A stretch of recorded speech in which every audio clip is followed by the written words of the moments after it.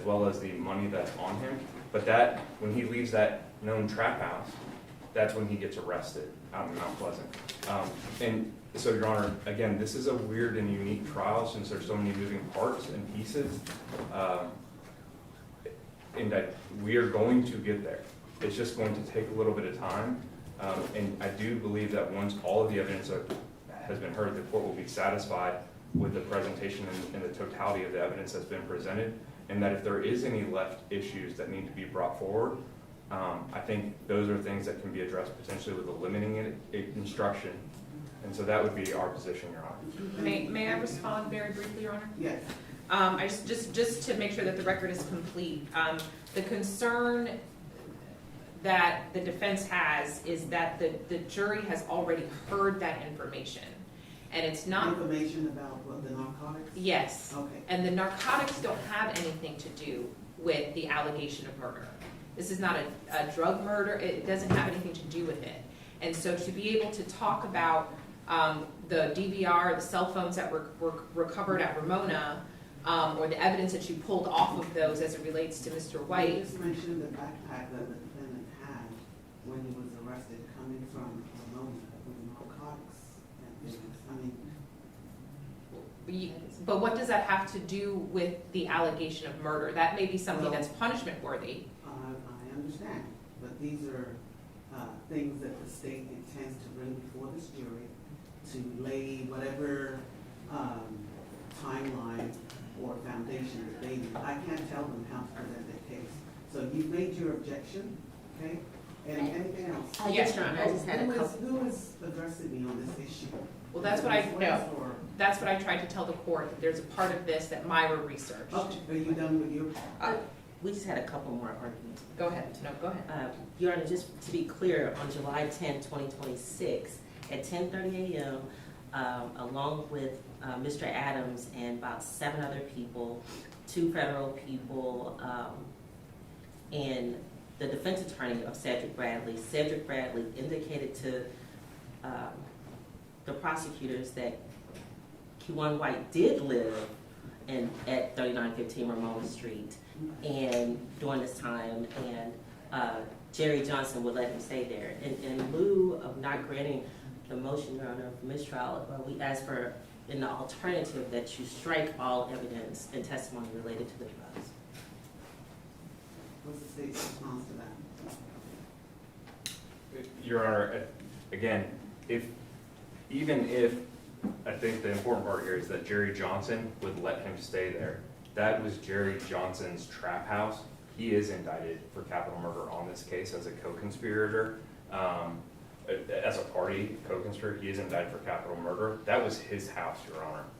It was his trap house. And he would let people stay in his trap house, just like trap houses, they let people who work in the trap house stay there. That doesn't mean that's their residence. I got the picture, and I'm not asking both sides to lay out the Okay. entire case. Sure. That I haven't even heard yet. So, I've heard the defendant's concerns. Reconsidered that motion to suppress, as well as evidence that was brought forth yesterday, and I'm denying your motion for mistrial. Your Honor, I also have something else to put on the record, Yes. not in relation to this.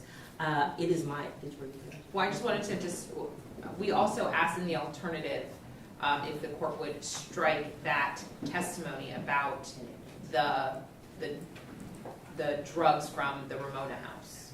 Because otherwise we have to address it. We have to keep going because we can't leave that impression with the jury. You can cross-examine, you can do what you need to do, but from what the state is saying, there's other testimony about the drugs that will come forth later on, connecting the Ramona house with the defendant. There is likely to be that testimony, but that doesn't go to the ultimate issue of guilt or not guilt. Well, I don't know that. The state is telling me that they're going to connect the dots. I think that. So I've heard your argument, I've overruled you. Ms. Matthews, is there anything else you want to yes, Your Honor, it's my understanding that at some point during this trial, the state plans to call someone from Mr. Kewon White's bonding company, the last name Alvarado. Mr. Kewon White was on bond for 2 offenses, which the state has put in their motion of extraneous, that we asked for unlawful possession of a firearm and an unauthorized use of a motor vehicle. We believe that they're calling this witness to show three things: that he had a large sum of cash with him, he paid the monthly bond amount early, like 10 days early, and he paid $600. We're saying that this is highly prejudiced because Mr. White was not arrested for murder at that time, so to indicate or give any kind of information to the jury that he was on bond is very prejudicial. Mr. White had 2 pending charges that he was on bond for, which I just described to the court, and none of these cases are attributable facts to the murder case or the murder charge which he now stands for, and unless the state can form some kind of connection to the money of the $600 that they're trying to say he paid by serial numbers from Markies Conway's bank or something, we believe that that's highly prejudicial to put information before this jury that he was on bond for 2 additional cases, or even to put information before this jury that he was checking into a bonding company for a murder case that he wasn't even arrested for yet. So we're going to ask that her testimony, or whoever they plan to call from the bonding company, be excluded. And that's an oral motion to exclude the witness, Your Honor. Thank you. What's the state's response? Yes, Your Honor. During Detective Barnes' investigation, Kewon White had become a suspect, and Did you say Cedric Barnes or Cedric Bradley? Detective Barnes, Okay. When Kewon White became a suspect, he went to that bonding location to get information. That's how they were able to identify known addresses, known associates, phone numbers, and during that, he also found out that after the murder, he went to the bonding company, and there's surveillance video that shows him with a large amount of cash immediately after the murder, and the bonding records show that he had not been checking in and not making his payments, and then all of a sudden, that just happens to the day of the murder, go in with a large amount of cash and pay weeks in advance his bond amounts that he had not been up to speed and up to date paying. Your Honor, we believe that is, while I don't disagree that it could be prejudicial in nature, the probative value to prove that this individual is coming into money all of a sudden when he had previously not had it goes to show the fact that he is being paid for this capital murder, which is an essential element in this case that we must prove beyond a reasonable doubt. And so it's not to talk about the charges that he had or the types of cases. It's to show that he all of a sudden had the financial ability. Not only did he have just the financial ability, he had a lot more money on him. And at the bond, the witness from the bond company will talk about how unordinary and unusual this was. And I think that all goes, and it's all circumstantial evidence and direct evidence to some extent, the money that he has on him, and all of a sudden coming into the financial position to pay to prove capital murder. And while I do agree that it could be probative or prejudicial, I believe the probative value substantially outweighs any prejudicial nature of this evidence. And Your Honor, just to be clear, we're talking about $600 he paid the bonding company. Where the record is clear and where there's nothing more highly prejudicial put in for against Mr. White, we're asking that it be excluded, because how can you say he was checking into a bonding company and he hadn't yet been arrested? So that gives a false impression to the jury, or lets the jury wonder what other crimes has he committed, and why is he checking into a bonding company? So, and that large sums of cash, they don't know what denominations, they don't know if it's counterfeit, they can't even tell you if it came from Markies Conway or who the money came from. I believe, Your Honor, When that you this say is. large amount of cash, you're talking about $600. I'm talking about wads of cash like this in his pocket. But- Wads. But they're saying Rolls he was, of cash in his pocket. not rolls, Your Honor.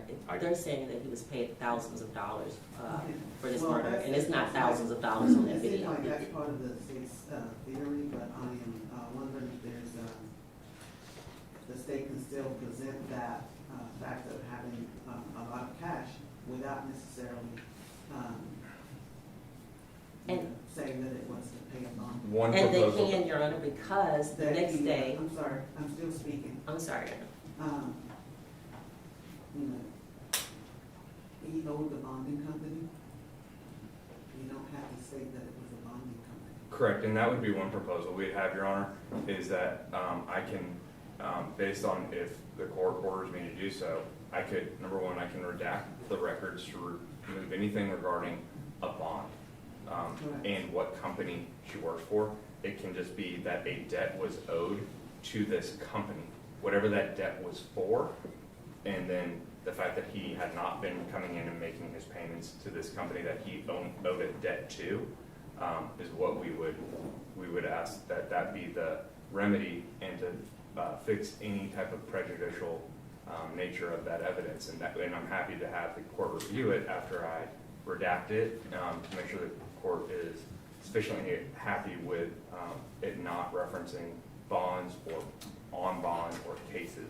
Right, you show it to the defense and make sure the defense is okay with the redaction, and then you all can present that to me if you have any disagreements. Otherwise, that would be the way to go. Your Honor, they also plan on introducing a video of him at the bonding company and the other people at the bonding company that's in this video, starting out cash. I think this is still Does how it show that it's a bonding company on the video?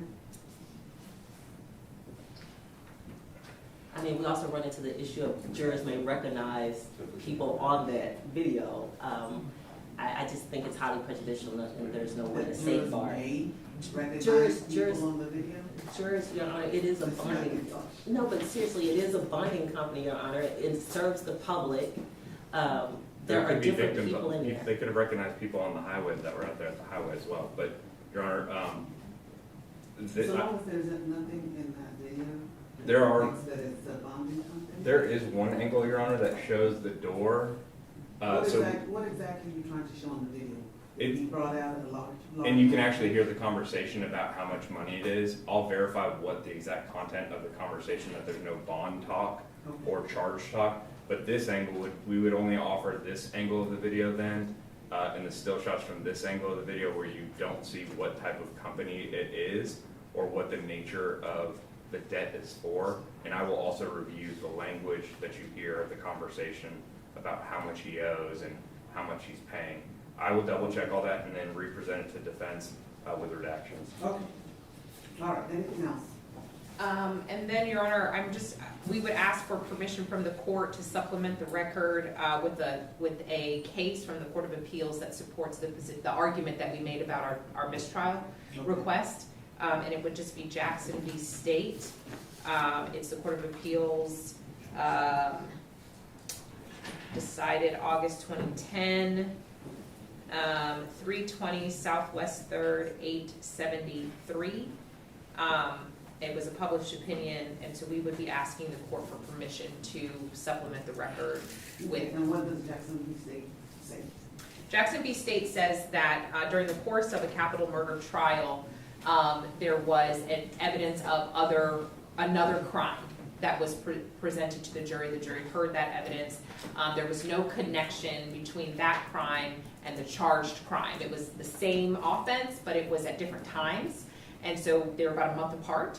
And so it didn't have a connection back to what that person was on trial for. Okay, this was a different offense that they were charged with, and the state introduced that. The state introduced it during the case in chief. the case in chief. That's correct. Thank you. And the Court of Appeals reversed that as being prejudicial to the defendant. All right, thank you. But can I print it and put it into the record? No, just do the citation. You don't have to submit that into the record. I mean, a paper copy. I mean, Okay, let's bring the jury.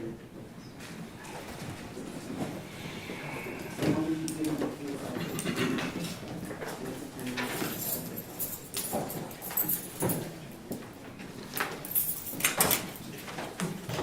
is this yours?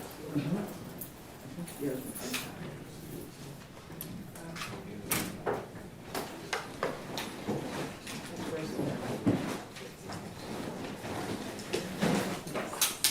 Yes.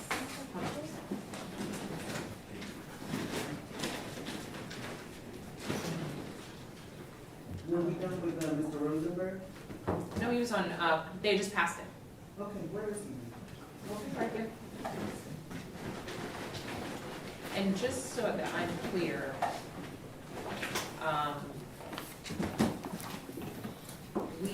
we have, because the jury has heard that other information, we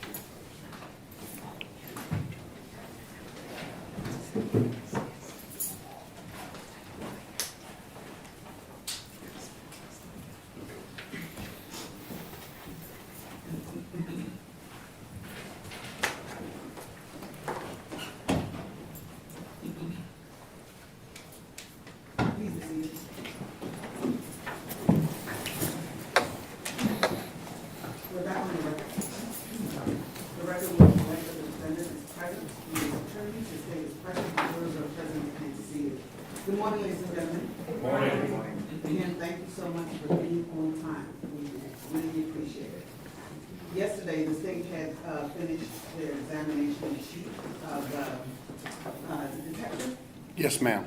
Rosenberg, and had passed him to the defense. Is the defense first? Yes, Your Honor. Go ahead.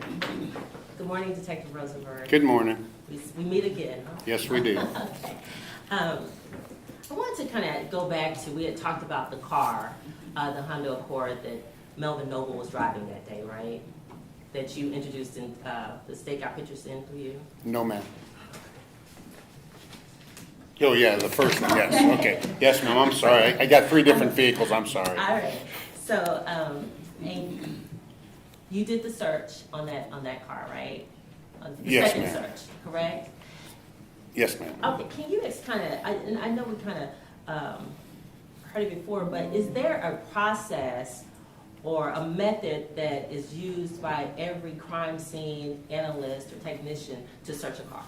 Yes, ma'am. And what is that process?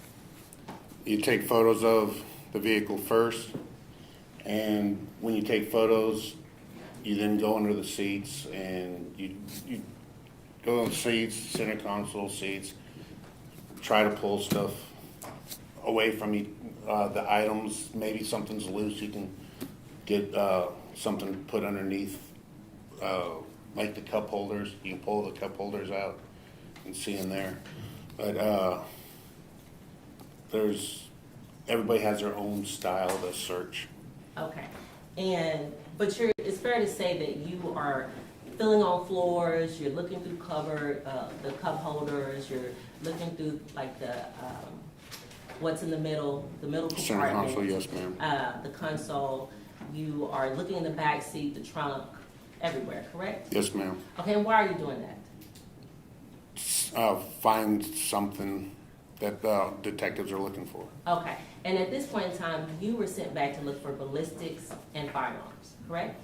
I believe just ballistics. Okay, so ballistics are small, right? Yes, ma'am. All right, and so we saw that there are a number of things in the car, as far as clothing, toys, things of that nature, right? Yes, ma'am. Okay, and so you would have to move some things around to look for the ballistics, is that fair? Yes, ma'am. All right, and so, because you were moving things around, you were able to fill in floors and everything, is that correct?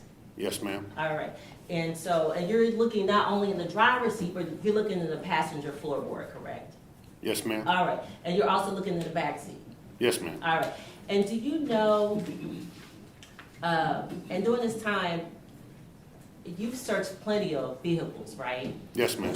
And you know that people have different compartments in their vehicles, right? Yes, ma'am. And it's not uncommon for people to find contraband or items in hidden compartments, right? Correct. And you did those searches and you found things like that, right? I might have found them, I might not have, because if they're hidden, we don't know they're there. Okay, that's fair. But you have done how many searches in November 2020 had you done at that point? Thousands? I couldn't tell you how many I've done. I'm not. It's a large number. Okay. How long had you been a crime scene analyst? In 2020.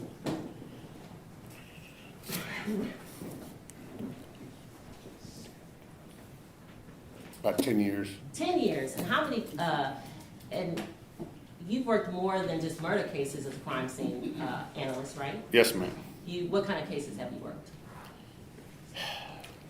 Basically every case you can think of. So you understand the importance of a thorough search, right? Yes, ma'am. All right, especially when you're looking for things that are small like ballistics, right? Yes, ma'am. Okay. And when you go back out, you went out, I believe you said November 16th, 2020. Yes, ma'am. And we indicated or talked to you and you said you couldn't remember what detective sent you out. Correct. But you had but at some point, someone said, hey, you need to go back out and search this car for the second time. For ballistics in the door. Ballistics in the door, okay. And I think you testified that ballistics can go through a door, enter a door, and fall within a compartment. There's different places that ballistics can land, right? Yes, ma'am. All right. Did you know at the point in time that you were searching the car that the decedent Melvin Noble had got out of his car, out of the driver's seat, ran around to the passenger side, and was looking in the passenger side before he was being shot at? No, ma'am. Okay. Do you know if the detective saw the video of the offense from the Kroger truck before he sent you out there? No, ma'am. And just where we're clear, who owns the auto pound on Big? City of Dallas. And how many people work there? I have no idea. Okay. What is the process to get a key to look into somebody's car? Or are the cars unlocked? It has changed since then. What was the process then? Back then, I believe they all had them filed in a filing cabinet. Okay. And And people who work there can access them, right? yes, ma'am. All right. And you don't know how many people work there, but do you go there often? Yes, ma'am. Do you see the same people, or have you seen the same people from November 2020? A lot of them are gone from then. Okay. And you said you've been doing crime scene for 10 years as of November 2020, right? So I Yes, guess you ma'am. started somewhere in 2010. Prior to that, in that time frame, did you see a lot of changeover with the workforce that worked at the city? Yes, ma'am. And so you don't know who had access to his car or who didn't, right? You just, Correct. and you obtained a search warrant, but that doesn't mean people who have access to the city pound or who work there, that doesn't mean they couldn't have entered the car, right? Correct. And on this particular day, you didn't find a firearm, right? Correct. And you searched for ballistics and you felt on the floors, right? Yes, ma'am. Okay. And you're the second analyst to go back out there and search Melvin Noble's car within 5 days, right? I guess. I don't know. Okay. But you do know you weren't the first, right? I don't know if anybody else went in the car, in the Okay. vehicle. All right. And as it relates to the pictures of the 3915 Ramona Street house, the house located at that location, when you arrived at that house, how many people were with you to search? I was the only one that went out there from Okay. crime scene. Were there any officers with you? There's officers already there at the scene. How many officers were there? There were several. And was there anyone there that lived at the house or frequented the house when you were there? I don't believe anybody was there. So you don't know how many people live in that house, do you? No, ma'am. You don't know how many people have access to that house, do you? No, ma'am. You don't know how many people have keys to that house, do you? No, ma'am. Do you even know who owned the house in November 2020? No, ma'am. And you're not here to tell this jury that all these guns belong to Kewon White, are you? No, ma'am. And you're not here to say all those drugs belong to Kewon White. No, right? ma'am. In fact, were any of those guns fingerprinted? No, ma'am. Okay. Were the drugs that you seized, were they fingerprinted, the bags? No, ma'am. So there's no way to attribute any of these guns, these drugs to Mr. Kewon White, right? Correct. And the state had you bring them today, or yesterday. And the state requested that you bring the guns and the drugs that's not attributable to Mr. Kewon White to court yesterday. I Right? did not bring them. Okay, but they got them in. They admitted them through you, right? Yes, ma'am.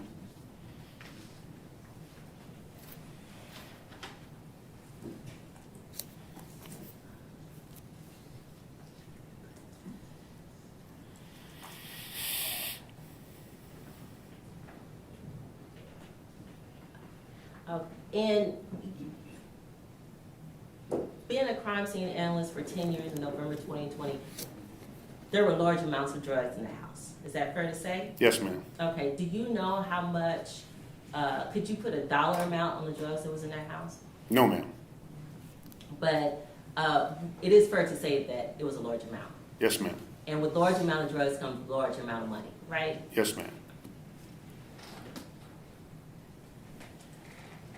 I pass the witness. Thank you for your time again. Statement? Just 1 second, Your Honor. Okay.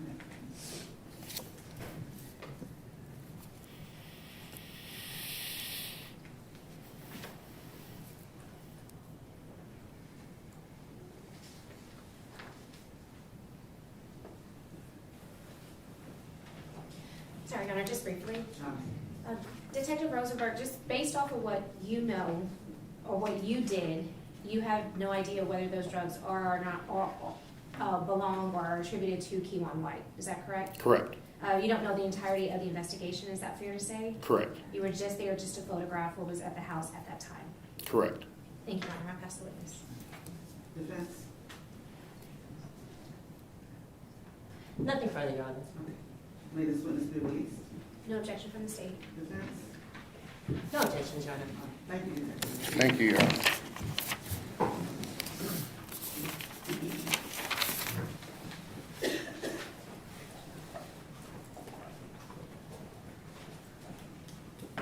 State, call your next witness. Your Honor, the state's gonna call Special Agent Wright, but prior to his testimony, I would like to offer some evidence that comes through business records that have previously been on file and tendered to defense counsel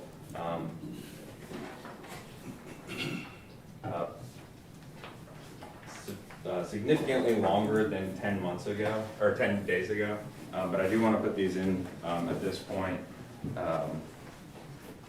There's quite a bit, so can I go through them for the record and then? Yes. So the first is going to be State's Exhibit number 976, which is a business record filed October 15th of 2025.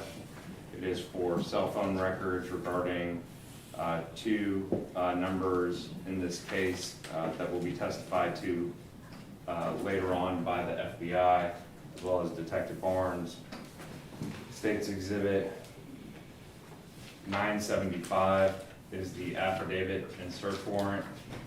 Both 975 and 976 would be for record purposes only. 977 would be for all purposes, and that is the associated cell phone records for both of those numbers contained on this disc. Those are, for the record, those are T-Mobile tracking number 3509603. The next set is going to be for T-Mobile tracking number 3492915. The first exhibit is 972, which is an affidavit for a search warrant. That would be for record purposes. It's the affidavit and search warrant, excuse me, for the records contained within this tracking number.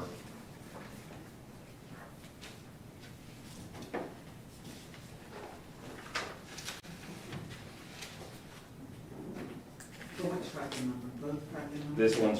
This one's for 3492915. State's Exhibit 973 is the notice of intent to use these business records that was provided to the defense and e-filed on August 19th of 2025, and that's for two cell phone numbers as well. State's Exhibit number 974 is the disc related to that tracking number. We'd offer that for all purposes.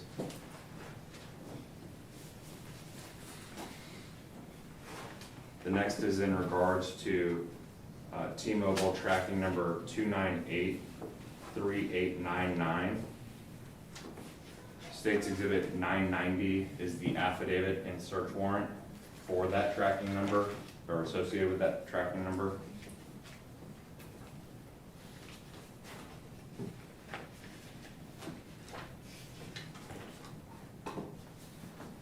State's Exhibit 991 is the notice of intent to use business records for that tracking number that was provided to the defense and e-filed on October 15th of 2025. 990 and 991 would be for record purposes only. Number 992 is the disk of those records, and that would be for all purposes.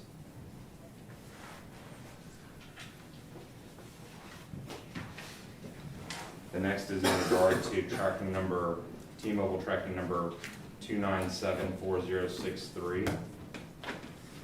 First exhibit is 978, which is a affidavit and search warrant for the records. That would be for record purposes.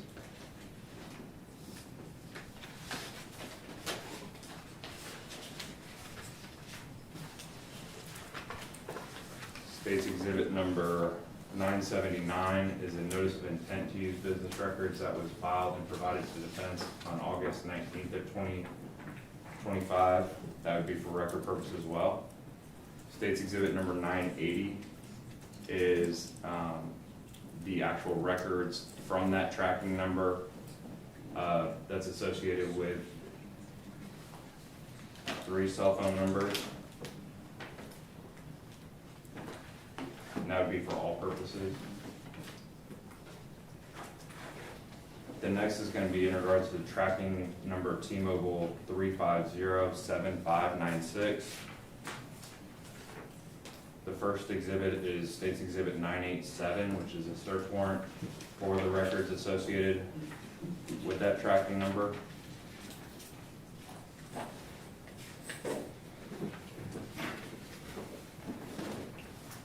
The next one is 988, which is the notice of intent to use those business records that was filed and provided to defense on October 15th of 2025. Both 987 and 988 would be for all for record purposes only. State's Exhibit 989 is the records associated with that tracking number, and that would be for all purposes.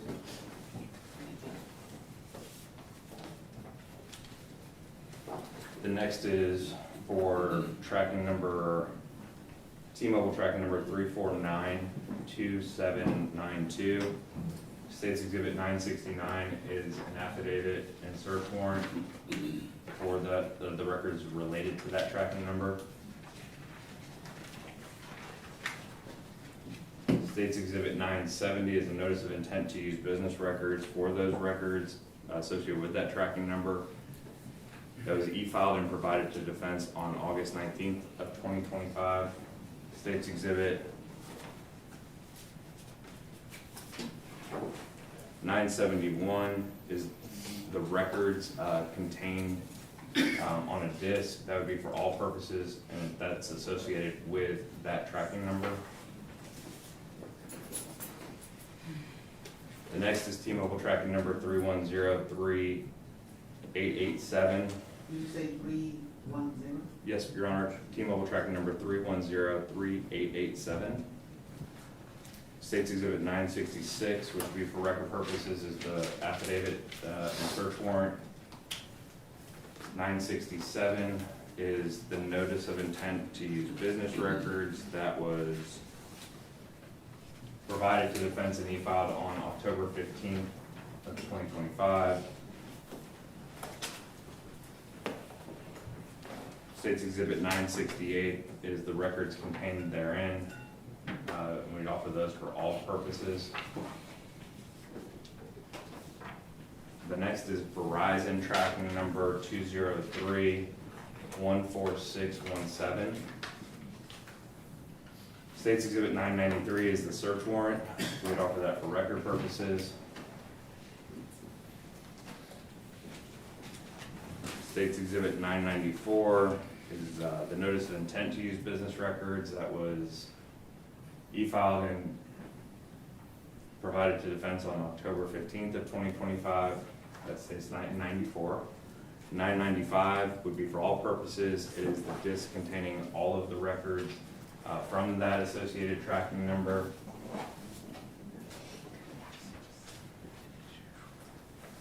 The next one is AT&T tracking number 3325747. The first one is an affidavit for a search warrant. That's State's Exhibit 984. That would be for record purposes.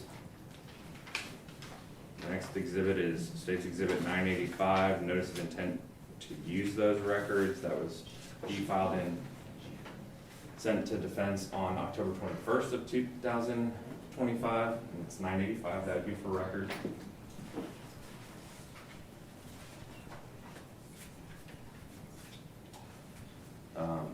State's Exhibit 986 would be for all purposes, and that's the records associated with that tracking number.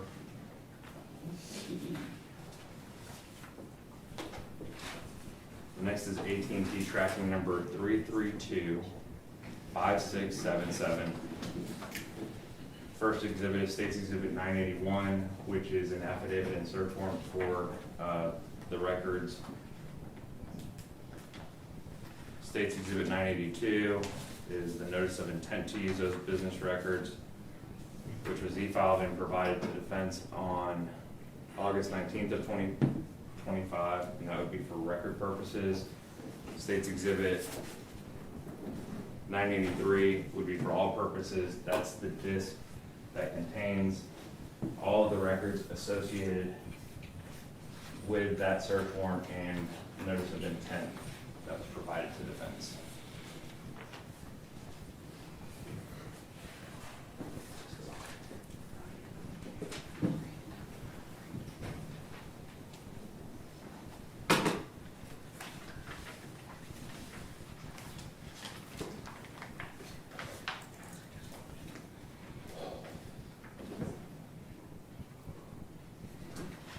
Your Honor, at this time, the defense would just re-urge its motion that we filed for the metadata related to all of the digital evidence. We've not received any additional information from the state related to the metadata, so we would re-urge that, and based on that, Your Honor, we would object. Thank you. All right, defendant's objection is overruled. State's Exhibits 976, 975, 972, 973, 990, 991, 978, 979, 987, 988, 969, 970, 966, 967, 993, 994, 984, 985, 981, and 982 are admitted for record purposes. State's Exhibits 977, 974, 992, 980, 989, 971, 968, 995, 986, and 983 are admitted for all purposes.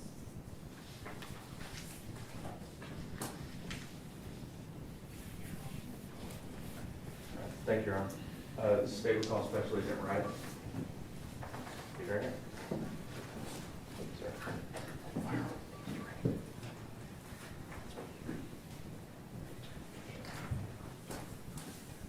Your Honor, I believe this firearm was checked yesterday by the bailiffs and declared clear. Is that correct? Yes, ma'am. Mr. Wayne, do you swear that the testimony you're about to give will be the truth, the whole truth, and nothing but the truth, and all you got? Yes, Your Honor. Thank you.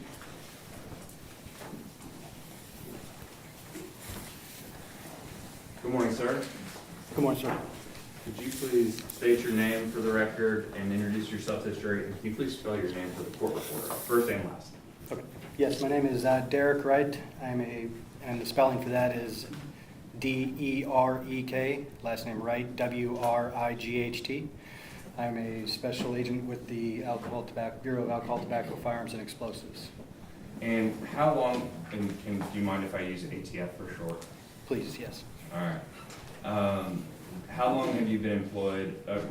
Actually, I know you've been employed with other law enforcement agencies. Would you mind just telling this jury just a little bit about your total employment in law enforcement? Yes, so in 2006, I became a police officer with the city of Albuquerque in New Mexico. I was a police officer there for a little over 10 years. I was a patrol officer, a field training officer, a gang detective, and then I worked as a task force officer with the ATF The last 4 years I was there. In 2016, I became a special agent with ATF and was reassigned back to Albuquerque field office. I worked there until 2022, which is when I moved to Texas and began working here. Part of the duties I took while in New Mexico still was I became a special agent canine handler, which is a separate designation within the ATF. And while I was doing that in New Mexico, I continued to do that here in Texas until last year, beginning of 2025. And at the beginning of 2025, what did you start doing? I became a group supervisor for one of the criminal enforcement groups here in DFW. And so you're no longer a canine handler. That's correct, I am not. So as far as your involvement in this case, what was your role as far as getting involved, or how did you get notified about this case?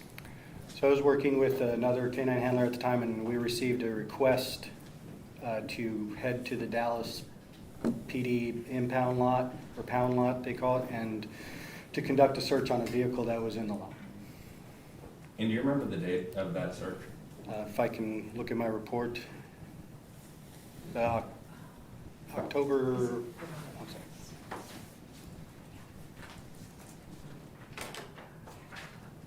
Is that- You can refresh, if it helps refresh your recollection, just please don't read from it. October 18th, 2023. And before we go into all that, can you just explain to this jury a little bit about the process of, one, you becoming a canine handler with the ATF, and then also the process of the training that goes into the canine and how that works as well? Okay, so the process to become a canine handler with ATF is you're initially interviewed by the personnel that are in the National Canine Division, which sits in Front Royal, Virginia, and that's where the training is conducted. When you complete the interview, they'll let you know if you were selected, and then you get a class date. You head to Front Royal, Virginia, where you attend a 12-week course. It's a living academy.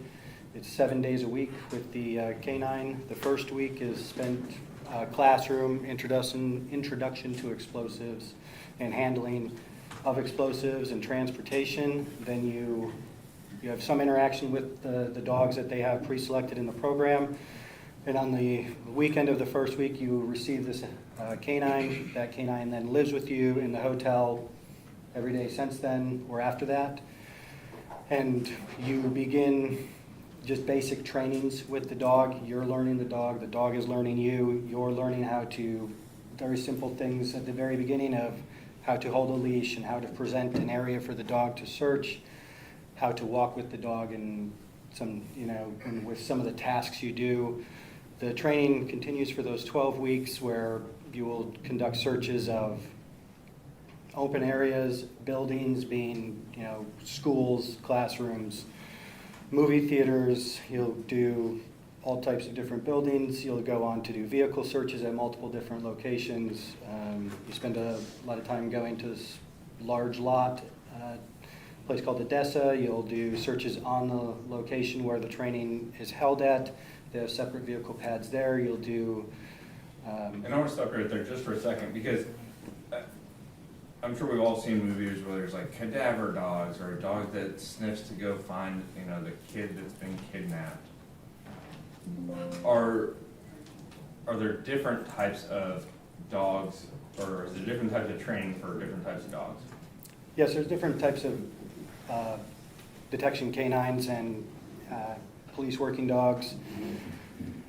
My dog, her name was Chewbacca. She is specifically an explosives detection canine. She does not do any dual purpose work. All she does is explosives. She's not going to do narcotics, cadavers. There's no apprehension. She's a Labrador retriever. Just explosives. And so, like during this time that you're doing the field searches, the open lots, the movie theaters, first of all, how old, and it's Chewbacca, Chewbarka, is that correct? That's correct. Like Chewbacca? Bud Barker, yes. Did you name her? I did not. Okay. At what age does a canine typically come to a handler? Generally, it'll be about a year, just a little bit over a year.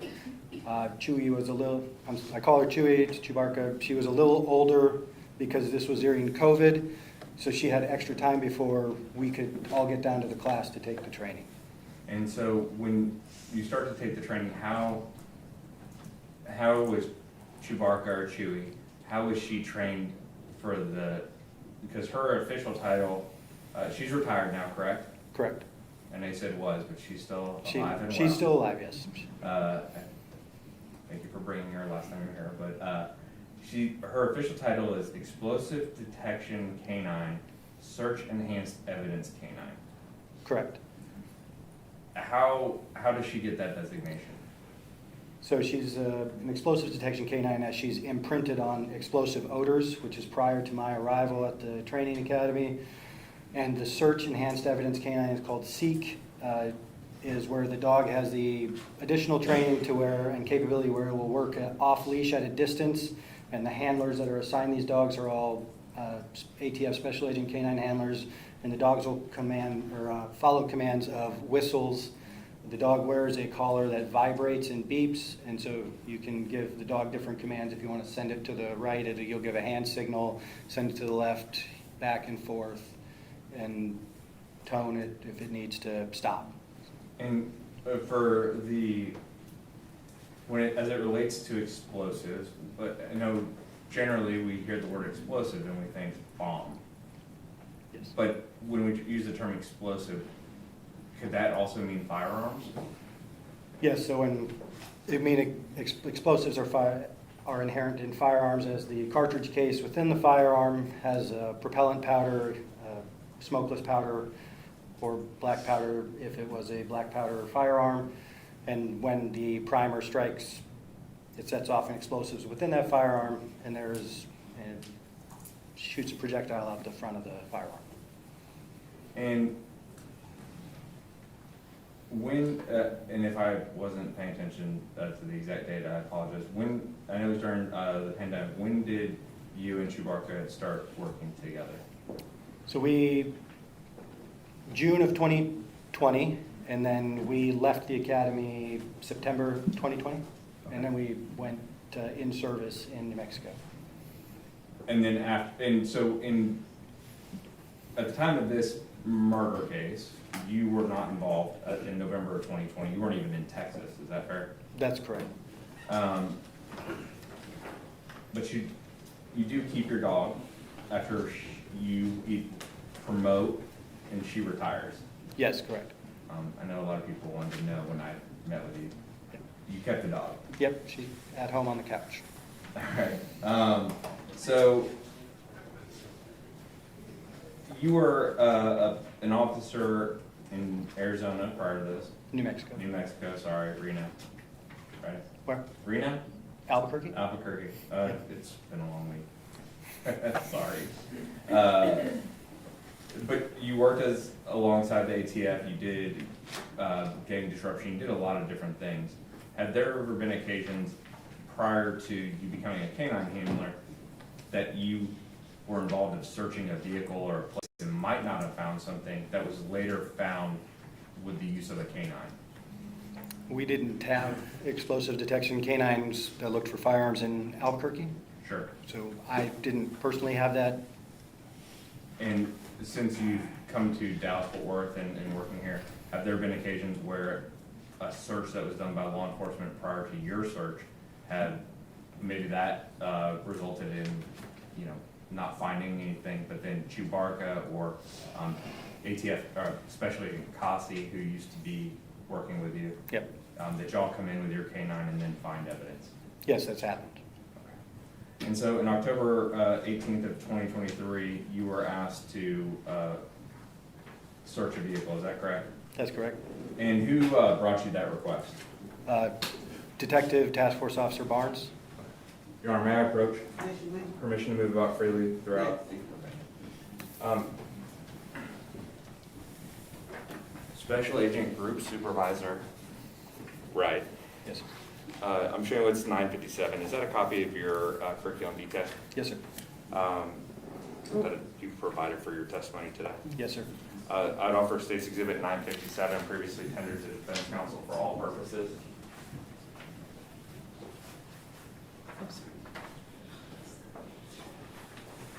No objection, Your Honor. Describe 957 again. Special Agent Group Supervisor writes curriculum vitae. See, oh, Yes, sure.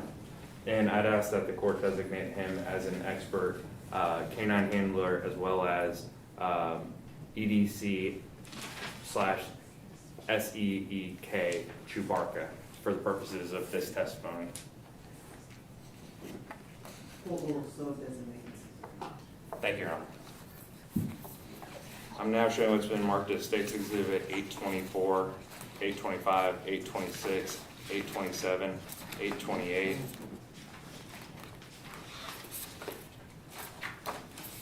$829 and $830. Would you please take a look at that? Yes, sir.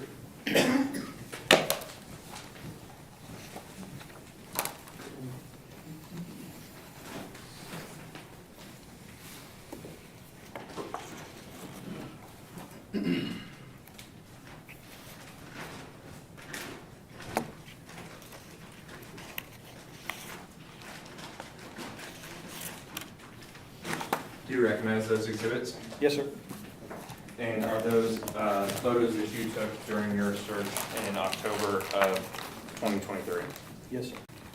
And I'm also excuse me. Showing it's been marked as State's 848. Is this a bag that was used to transport what I'm holding marked as State's Exhibit 831? Yes, sir. And do you recognize State's Exhibit 831? Yes, sir. What is State's Exhibit 831? It's a Glock 19 pistol, semi-automatic pistol, chambered in 9mm. Okay. State would offer State's Exhibit 848 for record purposes, 831 for all purposes, and 824 through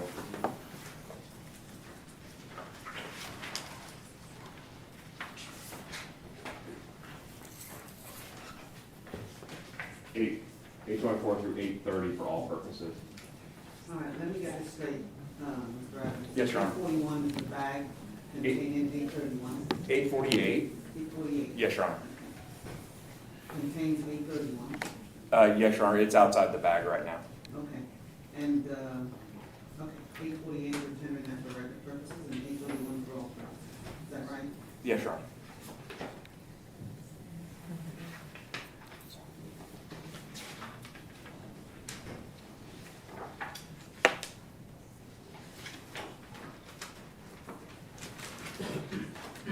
No objection, Your Honor.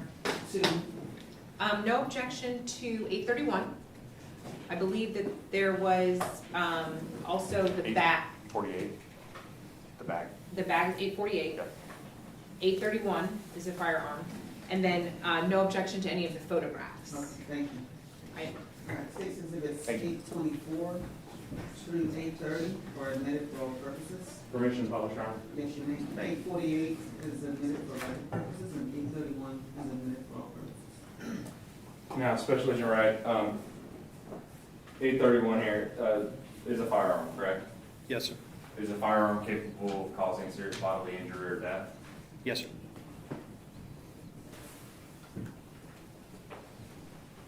Now, do you remember the location that you went to perform this search?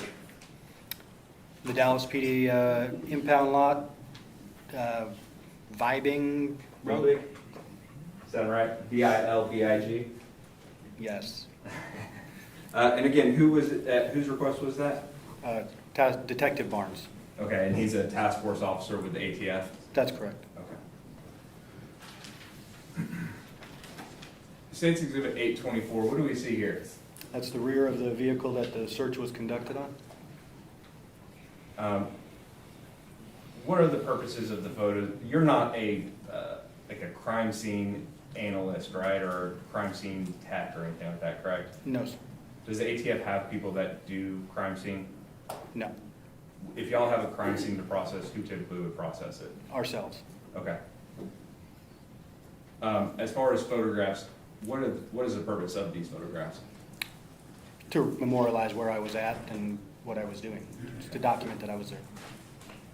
825, we see another photo, is that correct? Yes, Of that same vehicle? yes. Now, did you have, as you were requested, what was the nature of the request for the search? It was in reference to a homicide investigation. Okay, and were you looking, what specifically were you searching for? We look for firearms and firearms-related evidence, cartridge cases, projectiles, things of that nature. And did you have any knowledge of where anything may or may not be inside the vehicle? No, sir. State's Exhibit 826, what do we have here? That's Chewbacca Um, in the front passenger seat of the vehicle. Okay, and is that her official badge right there that she's wearing on her collar? Yes, sir. Walk me through, you get to this vehicle, explain to this jury, because they've probably never heard it from an actual canine handler with the ATF. You get to this vehicle with Chewbacca, what do y'all do? So we'll arrive at the scene. The detectives will let us know what they want done. We will, in a vehicle search, you'll start from the exterior of the vehicles and you work to the interior of the vehicle in a busy and cramped lot, like on the previous photo where the other car was right next to it. You're not going to go in between it, and so I had Chewbacca on a leash on this one, and we started, and we'll work in a counterclockwise around the vehicle, working counterclockwise, and then we'll go into the vehicle, door open on the front passenger side. Went into the vehicle, Chewbacca enters.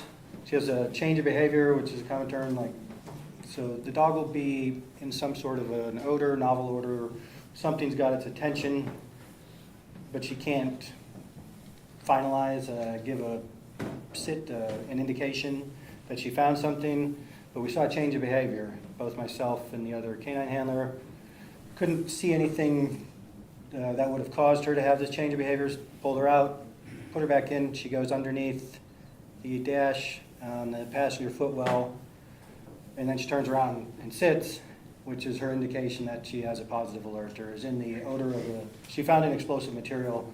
And at this point, she is a food reward dog. This is when I would pay her. I would give her food so she can eat. She exits the vehicle. Special Agent Canine Handler Kasi, who's now retired, reaches into the vehicle. He's looking around, and locates underneath the dashboard and where the carpet comes together. Yes, this photo. And this is 827? Yep. Special Agent Kasi pulls it down, and he sees that portion of a firearm, the top slide where the handle is. And then he notifies Detective Barnes, who comes over and calls a crime scene technician, and it's collected from there. Can you describe the difficulty in actually getting to this firearm? I would describe it as inconvenient to get the firearm if you needed it. It was well secreted inside the vehicle. Well secreted. And just looking inside the vehicle, you didn't see it, correct? No. And in fact, you saw a change in behavior, which is a clue to you that Chewbacca has something is going on, but she has not identified positively where it's at. Correct. Did it take her a minute or so? I say a minute, but did it take her some time to even, once she started to show signs, a change in behavior, how long did it then take her to sit to show that she had a positive identification? Not long. Okay. I couldn't give you a rough timeline. Less than a couple minutes to pull her out, put her back in. She's underneath there. She's adamant, it's right here. But she went in twice. It wasn't one search, oh, here it is. Yep, she went in, had the change of behavior. She's cramped in this tight area of the front seat of the vehicle. So maybe we need to reposition her, but we pull her out, put her right back in, and then it's underneath and then down. 829, what do we have here? That's a firearm magazine and the cartridges from the magazine. And the chamber, There was one in the chamber. yes, it appears. State's Exhibit 830, is that just the serial number there? Yes, off the slide. I'll pass witness, Your Honor. Yes, Your Honor. I'm sorry. What is your, I want to make sure I get it right, your title? Special agent. Special Agent Wright. Okay. Did you review any evidence before you went out there to the city pound? No. You didn't review any evidence? Okay, and what prompted you to go out to the city pound? Just a call from Detective Barnes. All right. And as of, you went out on October 18th, 2023, right? Yes, ma'am. Do you know that the car had been sitting or in the city pound since November 11, 2020? No, ma'am. Okay, and you would agree with me that's almost 3 years, right? Yes, ma'am. Okay, and did you know that there was a search performed on the car on November 11, 2020? No, ma'am. Did you know that there was actually 2 searches performed on the car on November 11, 2020? No, ma'am. Okay. Did you know that there was a second search, or a third search, should we say, performed on the car on November 16th, 2020? No, ma'am. All right. And so we're told or instructed to go out to the city pound on October 18th, 2023 with your dog, Chihuahua, right? Right. Okay. And when you go out there, can you tell us, it was sitting not inside, but it was outside in the parking lot? Yes, a wide open area. Did you have to get a key to get in? Ooh, I don't remember. Okay. But did anyone come out there with you from the city out of town to get you inside the car?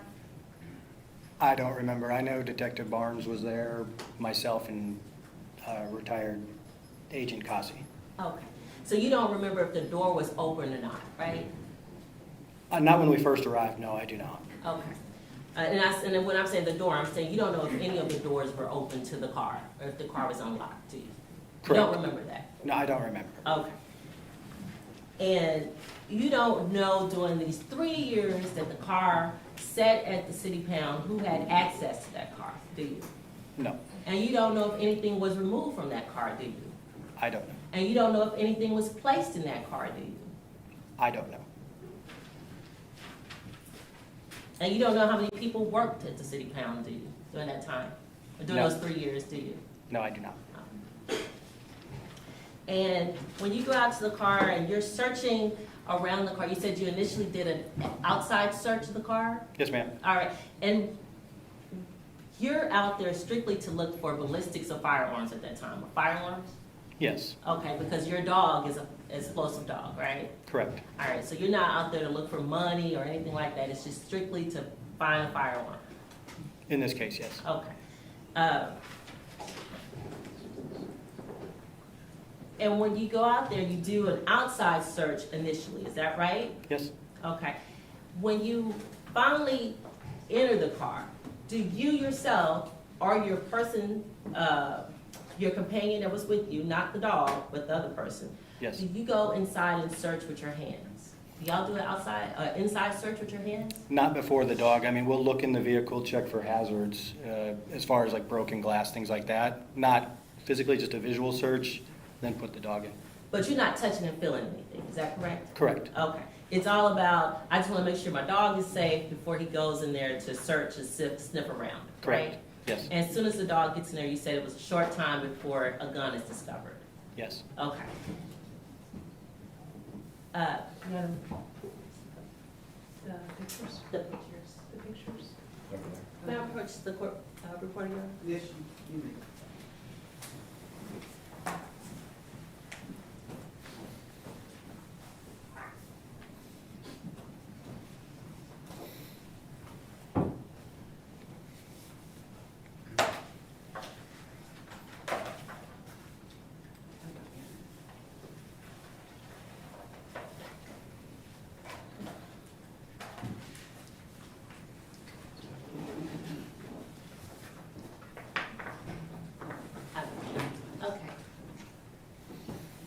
And I'm showing you State's Exhibit 826. Okay. All right, is it fair to say where the dog located, Chewbacca, located the gun was up in this area right here? That's correct. Is that fair to say? Okay. And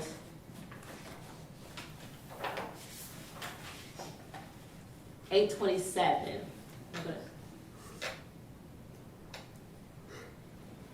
Was the 827 is showing where the gun was actually located, right? Yes. Okay. Do you remember if the carpet was sealed off? Did you have to tear the carpet to get to it? No, and Dan Cossey, the retired agent, is the one who reached in there and he pulled the carpet down. Okay. And he saw. But it's not like you had to use any scissors or to open the carpet up, right? Correct. You didn't pulled have it to down. use the box cutter or anything like that. Is that right? Correct, yeah. All right. What he was able to do is go in there with his bare hands and pull the carpet down, correct? Yes. Okay. And you're on my approach again. You may.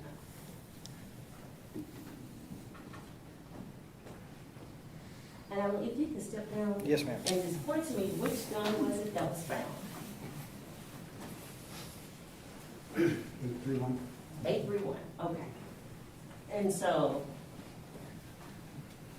you agree with me that this is kind of bulky, right? It's not like a piece of paper that is flat, right? Correct. And Correct.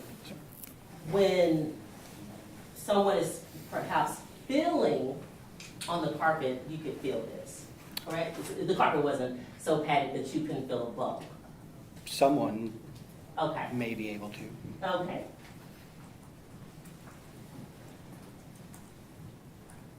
Because it's not like the gun doesn't have some kind of mass to it where it's bulky, where you can't, where it's not going to show some kind of indentation in the carpet. Is that right?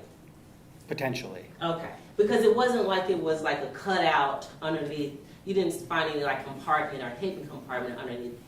Literally, the gun was just hidden underneath the carpet. Is that right? Yes. Okay.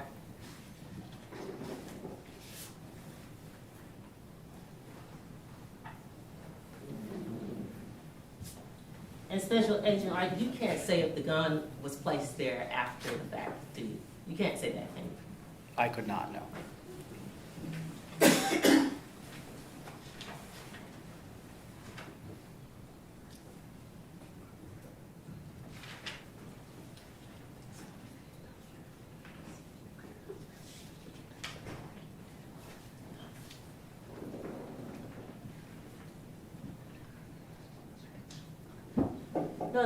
No other questions, Your Honor. Thank you, State. Another brother from the state, Your Honor. All right, may this witness be released? No objection from the state. No objections from the defense, Your Honor. Thank you, Special Agent.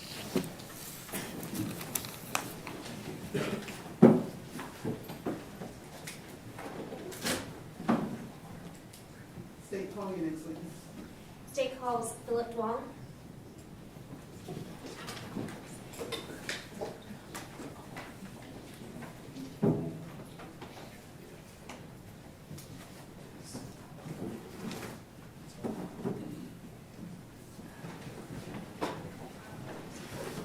Good morning. You swear that the testimony you're about to give will be the truth, the whole truth, and nothing but the truth, so help you God. I do.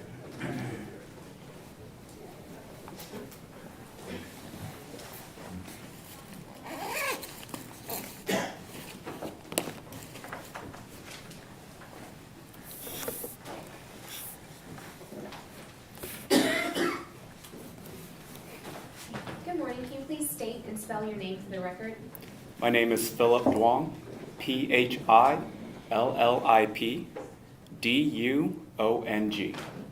are you currently employed?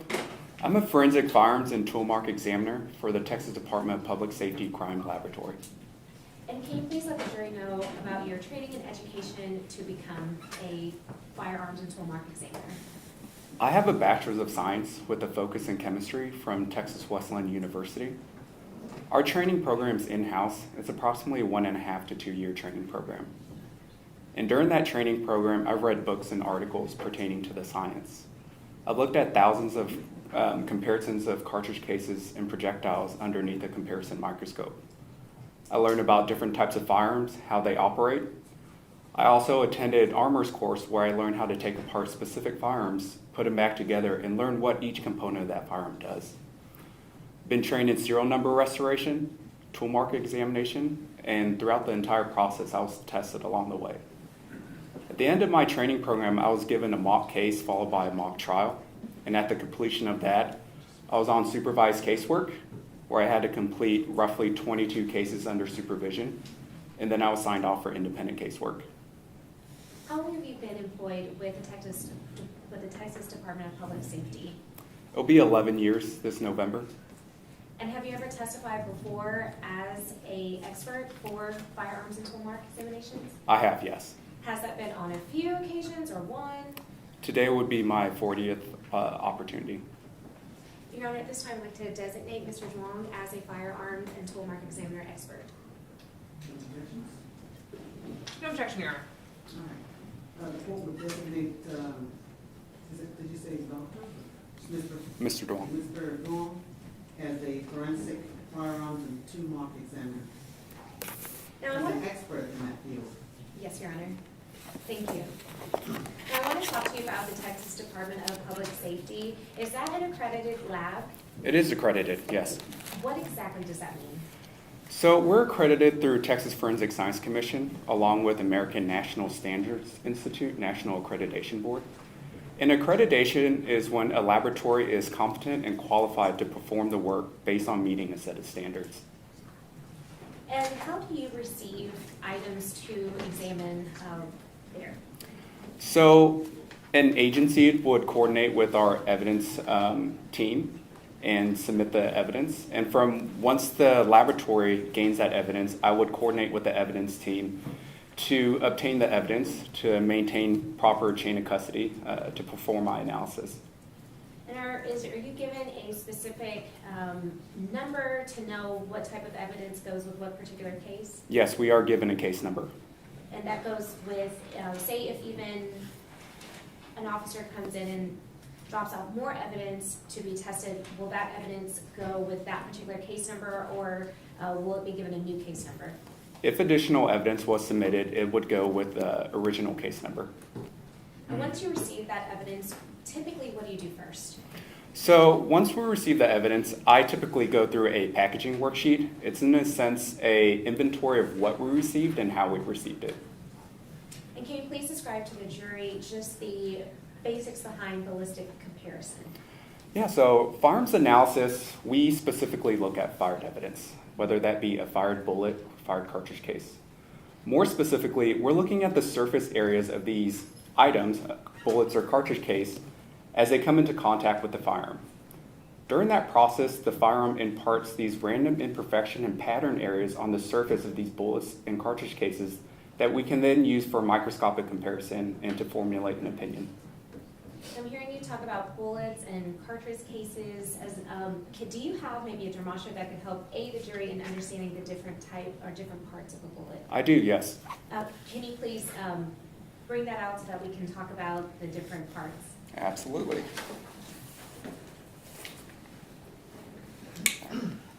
So what are we seeing here? So everything together, this is an unfired cartridge, unfired ammunition component. It's comprised of 4 parts. There's a primer, a cartridge case, a projectile, and inside of that there's going to be propellants, these powders, gunpowders. Okay. And can you please explain to the jury how you conduct comparisons? Yeah. Like I mentioned, we're looking at the surface areas of these bullets in these cartridge cases. We're using a comparison microscope that has 2 separate stages that allow us to view 2 items at the same time. And with that, we are looking at these characteristics on these cartridge cases and projectiles to see if they're either in agreement or disagreement with one another to formulate an opinion. You talked about characteristics. Can you please explain what a class characteristic is? Class characteristics are measurable features that indicate a restricted group source. These are determined prior to the manufacturing process, so they include caliber, direction of twist, the number of lands and grooves, the shape of the firing impression, These are examples of what class characteristics are. Can you please explain what an individual characteristic is? Individual characteristics are marks produced during the manufacturing process. These are random in nature. They can be, like I mentioned, produced during the manufacturing process or through use, corrosion, or damage of the tool surface. And they are very specific to individual tool. Now, when you and I met, you kind of gave me a really good real-world example of how to explain individual and class characteristics. Do you remember that example? Yes, I do have an analogy. Do you think that would help in aiding the jury in understanding what class and individual characteristics are? Absolutely. Can you talk about that example? So my analogy, I like to reference vehicles. I drive a white Toyota 4Runner. It is a SUV. So the analogy is if I was to park in a crowded parking lot going inside a grocery store. When I walk out, I forgot where I parked. So I'm going to scan the entire parking lot looking for a white vehicle. So white is a class characteristic that exists throughout multiple manufacturers, if not tens, hundreds of thousands of vehicles. Then I'm going to start focusing on an SUV. That's another class characteristic. And then I'm going to continue to dwindle it down so that now there's only 4 white 4Runners in that parking lot that I'm observing. From there, I start looking at those dings on the door, the nicks in the windshield, certain areas that's very unique to that specific vehicle. And that's where it's geared towards individual. Now, after you conduct testing, do you ever consult with other scientists at DPS at the laboratory? So for every one of our cases, they go through 100% verification. And what that means is another examiner, another competent examiner, would reanalyze my work to see if they would come to the same conclusion as I did. And at the completion of a verification analysis, they're going to write verification on my notes to state that they agree with my opinion. And are all findings at DPS laboratory peer-reviewed? For firearms. For firearms. Yes. And at the end of your analysis, how are you memorializing your findings? So at the end, we're going to issue a report that is then sent to the local DA's office along with the submitting agency. And were you asked to do an examination for this particular case that we're here for today? Yes. Your Honor, may I approach? Yes, you may.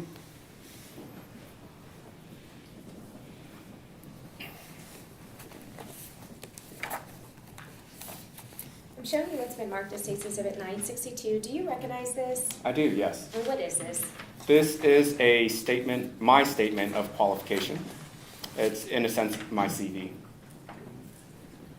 And I'm showing you what's been marked as State's Exhibit 856A. I believe this will be your original report that you conducted in this case. Do you recognize that?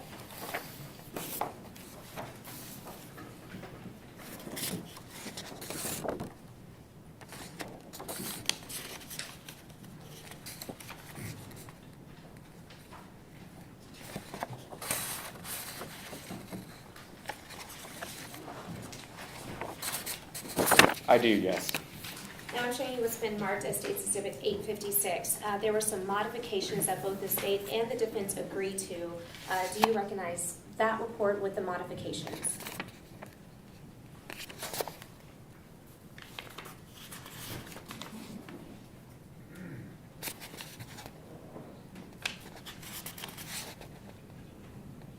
I do, yes. It's a copy of my report with modifications.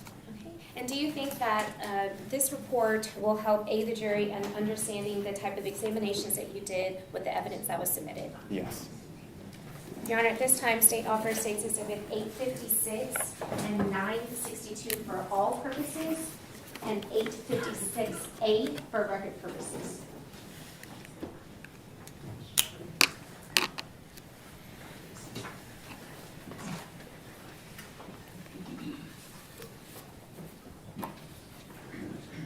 No objections, Your Honor. All right, thank you. State's Exhibit 962 and 856 are admitted for all purposes. State's Exhibit 856A is admitted for record purposes. Permission to publish, Your Honor? You may.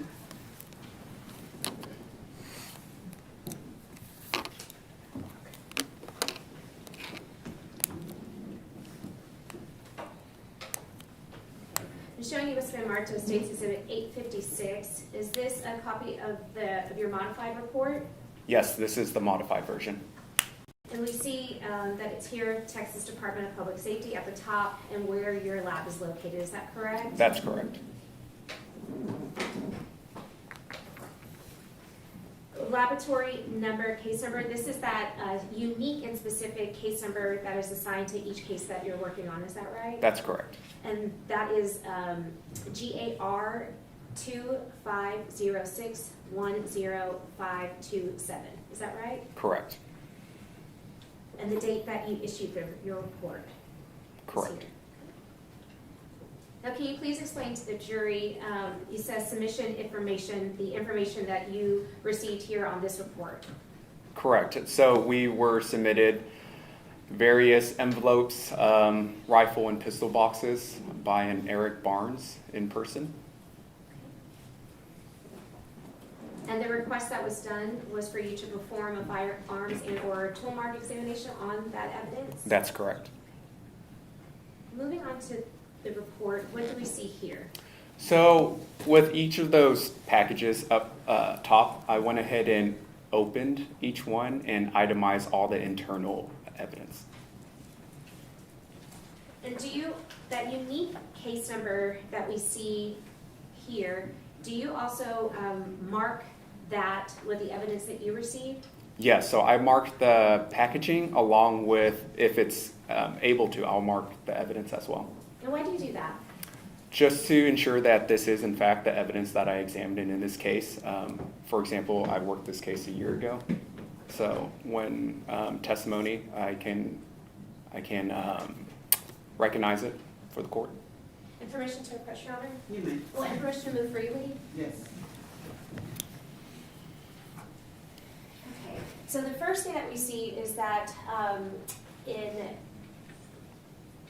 item 301, it is a 7.62-39 caliber Romanian model rifle. Can you explain what type of firearm that would be? It's just a rifle that's capable of chambering and firing 7.62 by 39 cartridges. I'm showing you what's been marked as States Exhibit 508.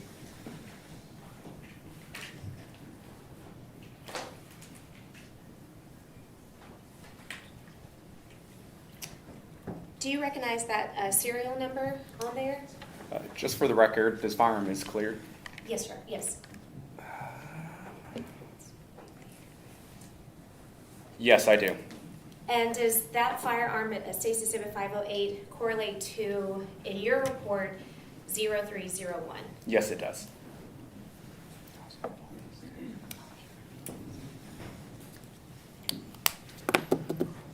I'm showing you what's marked as States Exhibit 509.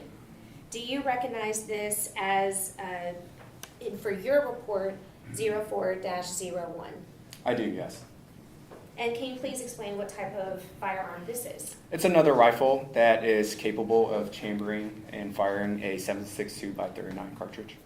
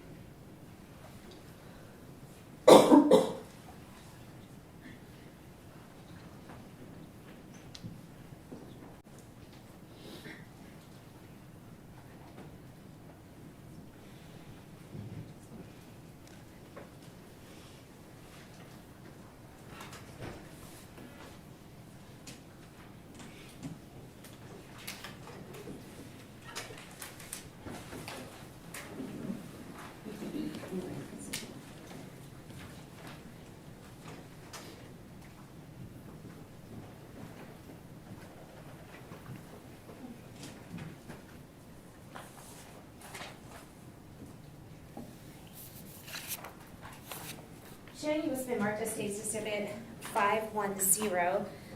Do you recognize this as being in from your report as 0501? Yes, I do.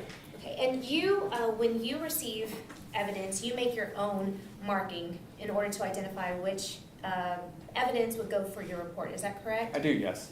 Now, there's additional markings on here, maybe from the agency. Is that correct? That's correct. So typically what the agency may mark as evidence, you mark it as something different. That's correct.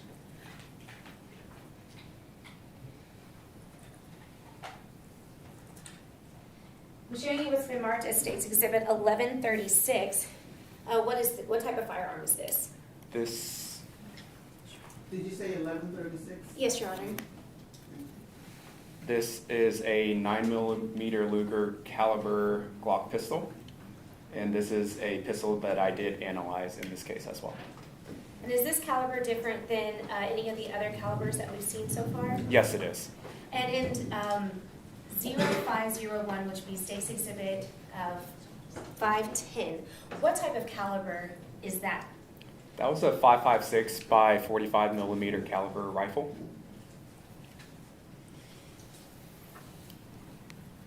And what's 1136 referenced as in his report? In It- his report? It is referenced as 0601. Thank you.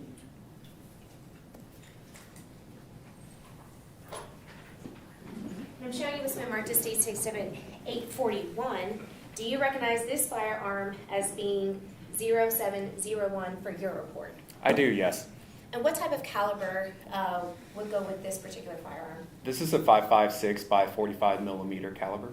And what type of firearm is this? It's a rifle. So safe to say, not State's Exhibit 831, but these were the firearms that are listed in your report. Is that correct? That's correct.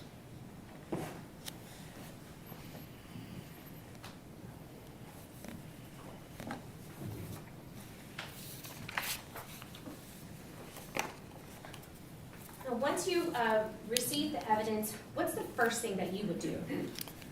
It varies from case to case. Sometimes I jump straight into analyzing the fired evidence, and other times I'll start with the firearms that were submitted.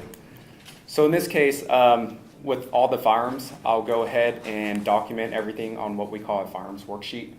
We indicate the make, the model, the serial number, certain safeties, trigger pull, magazine capacity, and once we ensure that that firearm is in fact safe to fire, we'll go ahead and generate 3 test fires inside of our range. From there, we'll obtain the known test bullets and test cartridge cases that we generated, and we're going to look at those test fires underneath the comparison microscope. Like I mentioned earlier, we're analyzing those class characteristics along with those individual characteristics to see how reproducible they are and if they are able to be identified to one another. Oh, then what do you do next? So once I go ahead and generate all my test fires with all my firearms, I'll go ahead and compare the submitted fired cartridge cases and projectiles from the scene to those known test fires that I generated and formulate an opinion. Were you able to do that in this case? I was, yes. And you were being submitted for different cartridge cases. Is that correct? That's correct. Do you remember roughly how many there were? If my count is accurate, I examined 44 cartridge cases.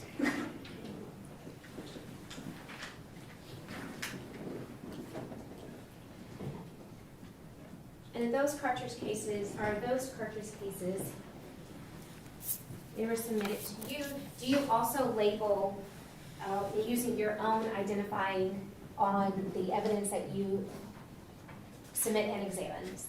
I do, yes. And do you put that on every single individual bag that you get? Every individual bag, along with I scribe each individual evidence as well.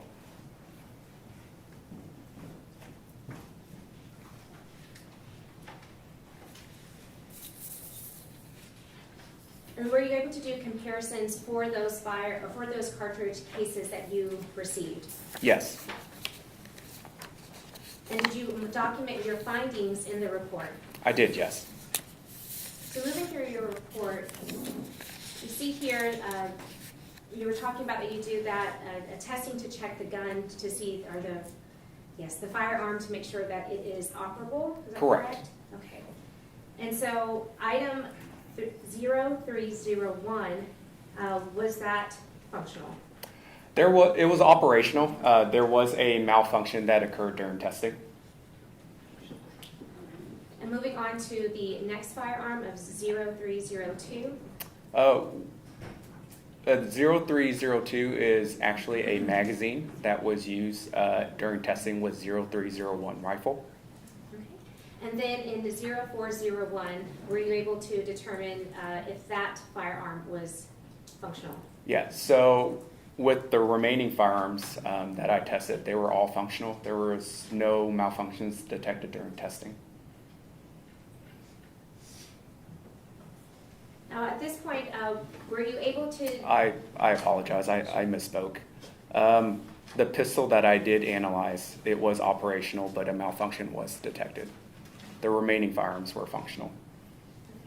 And moving for your findings, we see that items 0801, 0823, 0827AA, and so on. Can you please explain to the jury what this finding means? So those are actually in fact related to the submitted bullets. Okay. Did you want me to talk about the opinion regarding those bullets? Yes, please. Okay, And there's a screen right next to you. I appreciate it.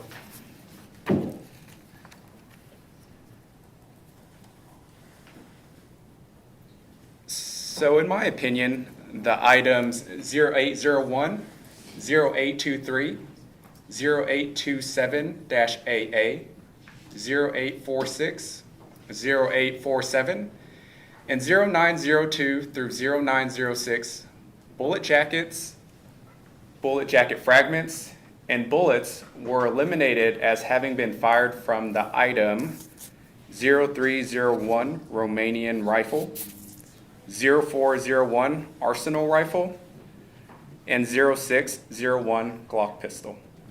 And so when you're doing your examination and comparison, do you first compare fire cartridge cases to each other? Yes. And then do you try to look to see if any of the firearms that are submitted, whether they are comparable to those firearms? Like I mentioned earlier, I look at class characteristics. When I'm looking at those fired evidence cartridge cases, I'm making a mental note of what kind of class characteristics I'm looking at. Is it SUV? Is it a truck? Referring back to my analogy. And from there, I can look at all the test fires that were generated from the submitted firearms to determine if those class characteristics are in fact in agreement with one another before I go about my comparison.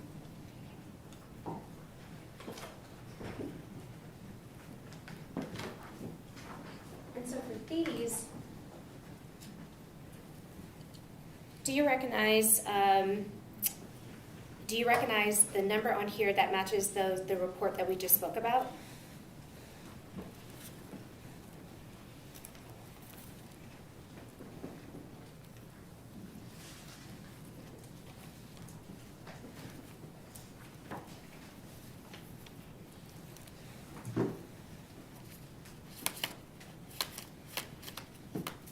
I do, yes. Okay, so just to help, What were you showing the witness? I was just about to get that, Your Honor.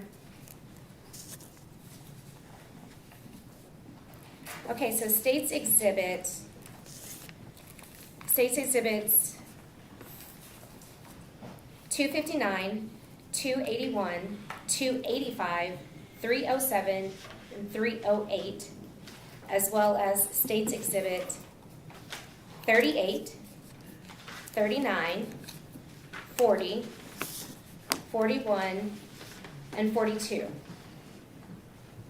Just so that jury understands, were you able to do a comparison for these? Yes, I And was. it would help if you describe what these are. Okay. So the jury can follow. Sure. State's Exhibits 259, 281, 285, and 307 and 308.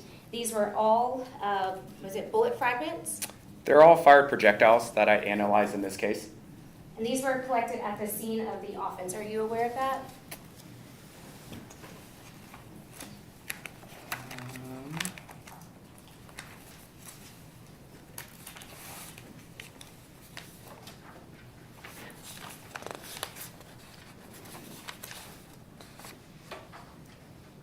Yes, based on the submission form, it just said seen. And Stacy Exhibits 38 through 42 had previously been admitted as the projectiles located from the autopsy. So with these projectiles and bullet jackets, were you able to make a comparison on whether they came from any of these firearms? Based on those projectiles, I was able to eliminate it to 3 of the firearms based on the modified report. And 2 of the firearms, it was inconclusive. And so the ones that you were able to eliminate was 0301, is that correct? That's correct. And that would be State's Exhibit 508. You were also able to eliminate it from 0401, and that would be State's Exhibit 509, as well as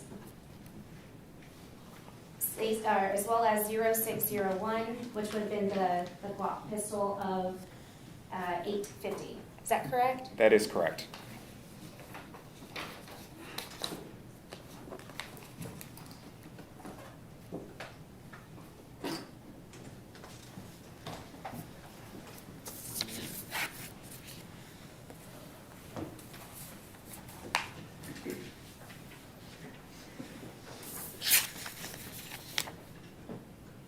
Okay, then let's move along to the next conclusion that you had, which were the ones that we just spoke about, where you were saying that they could neither be identified nor eliminated from being fired from 2 particular firearms. Is that correct? That is correct, yes. And can you explain why that's different from why you were able to eliminate one but not being able to identify or eliminate these firearms? The class characteristics were similar. However, the individual characteristics were neither in agreement or disagreement for me to identify or eliminate. There just wasn't enough there. And that was from 505-1 and 0701, is that correct? That is correct. And 501, that would be from State's Exhibit 510. And 701 would be from State's Exhibit 841.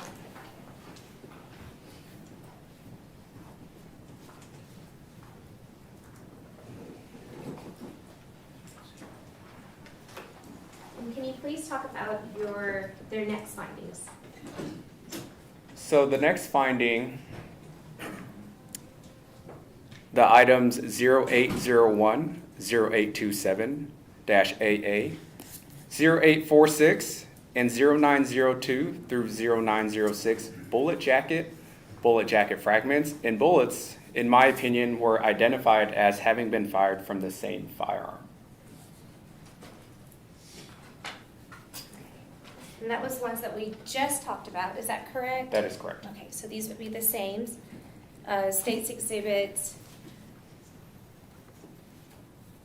259, 285, and 307. So the bullet fragments that were found at the scene, as well as State's Exhibits 38, 39, 40, 41, and 42 that was taken from the autopsy. You believe that these are all fired from the same firearm? That's correct.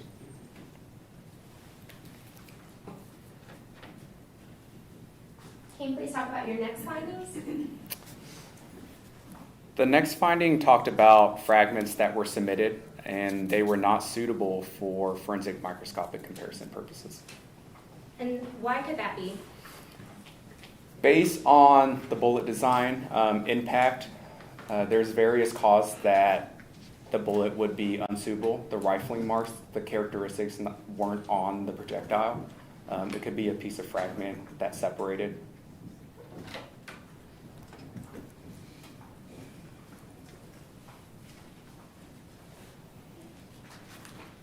I'm showing you what's been marked as State's Exhibits 260 through 280. Do you recognize these?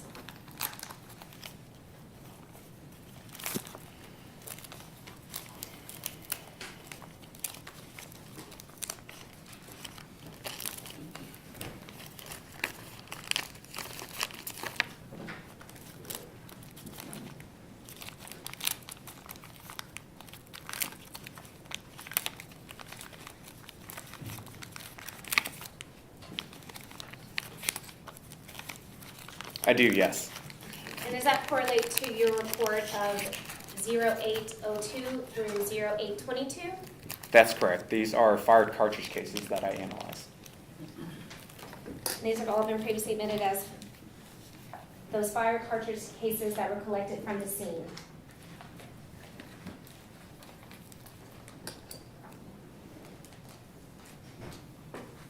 I'm showing you what's been marked as States Exhibit 282, 283, and 284. Do you recognize these? I do, yes. Again, these are fired cartridge cases that I analyze in this case. And does that correlate to 0824 through 0826 from your report? Yes, it does. Again, these were the fire cartridge cases that were collected from the scene. And I'm showing you what's been marked as States Exhibit 287 through 304. Do you recognize these?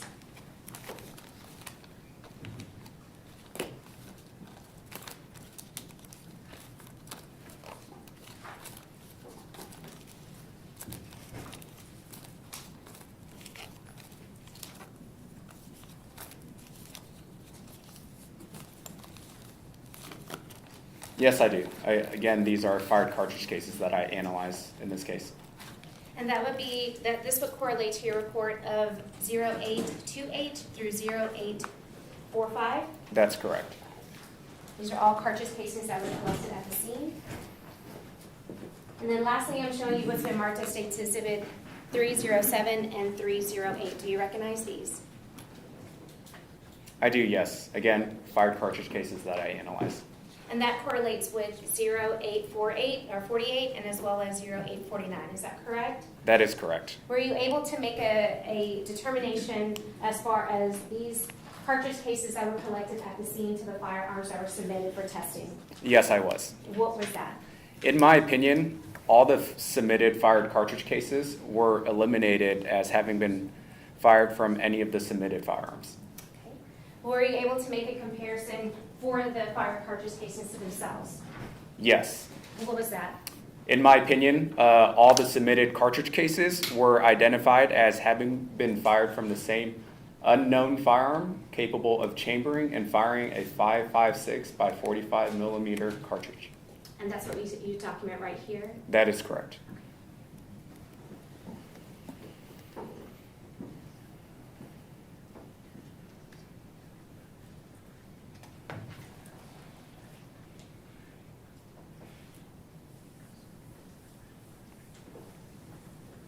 Is it common not to have a firearm that's been submitted come back to cartridge cases that have been submitted?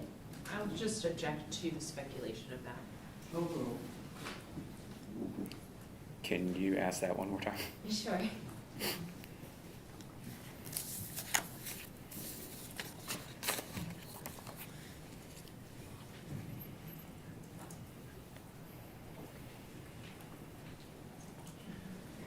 There are certain times where fire cartridge cases are submitted, but you don't have the firearm that those fire cartridge cases were fired from. Yes, all the time.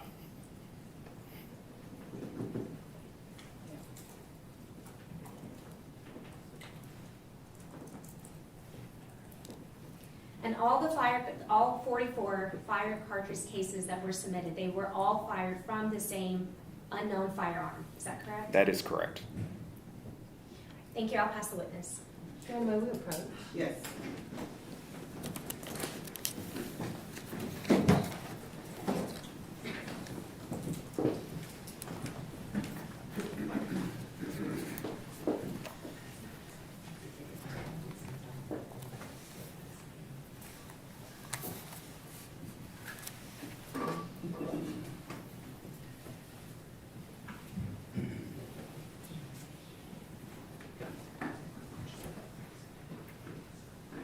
All right, ladies and gentlemen, let's take our mid-morning break, 15 minutes, and be back at,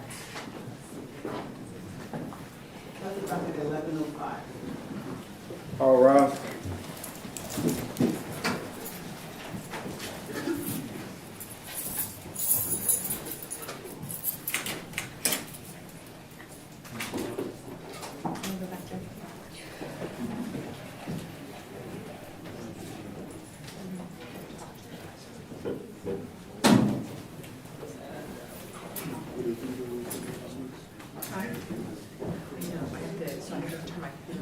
restart it, so I got to take it away.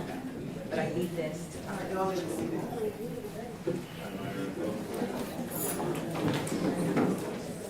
But you take, yeah, take that. Mario. Good to see you, sir. Thank you for being here on such short notice.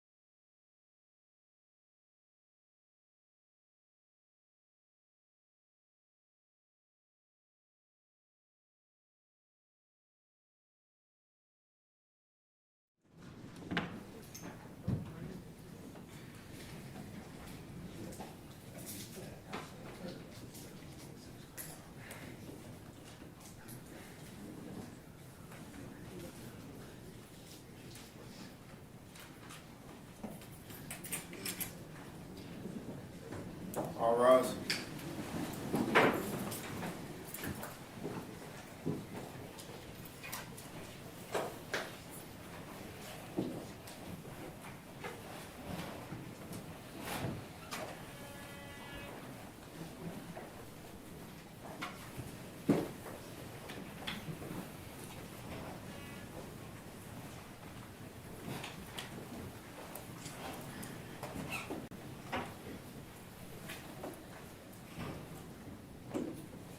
Please be seated.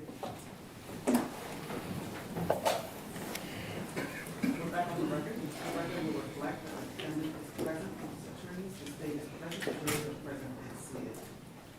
And before the break, the state has passed Philip Gong.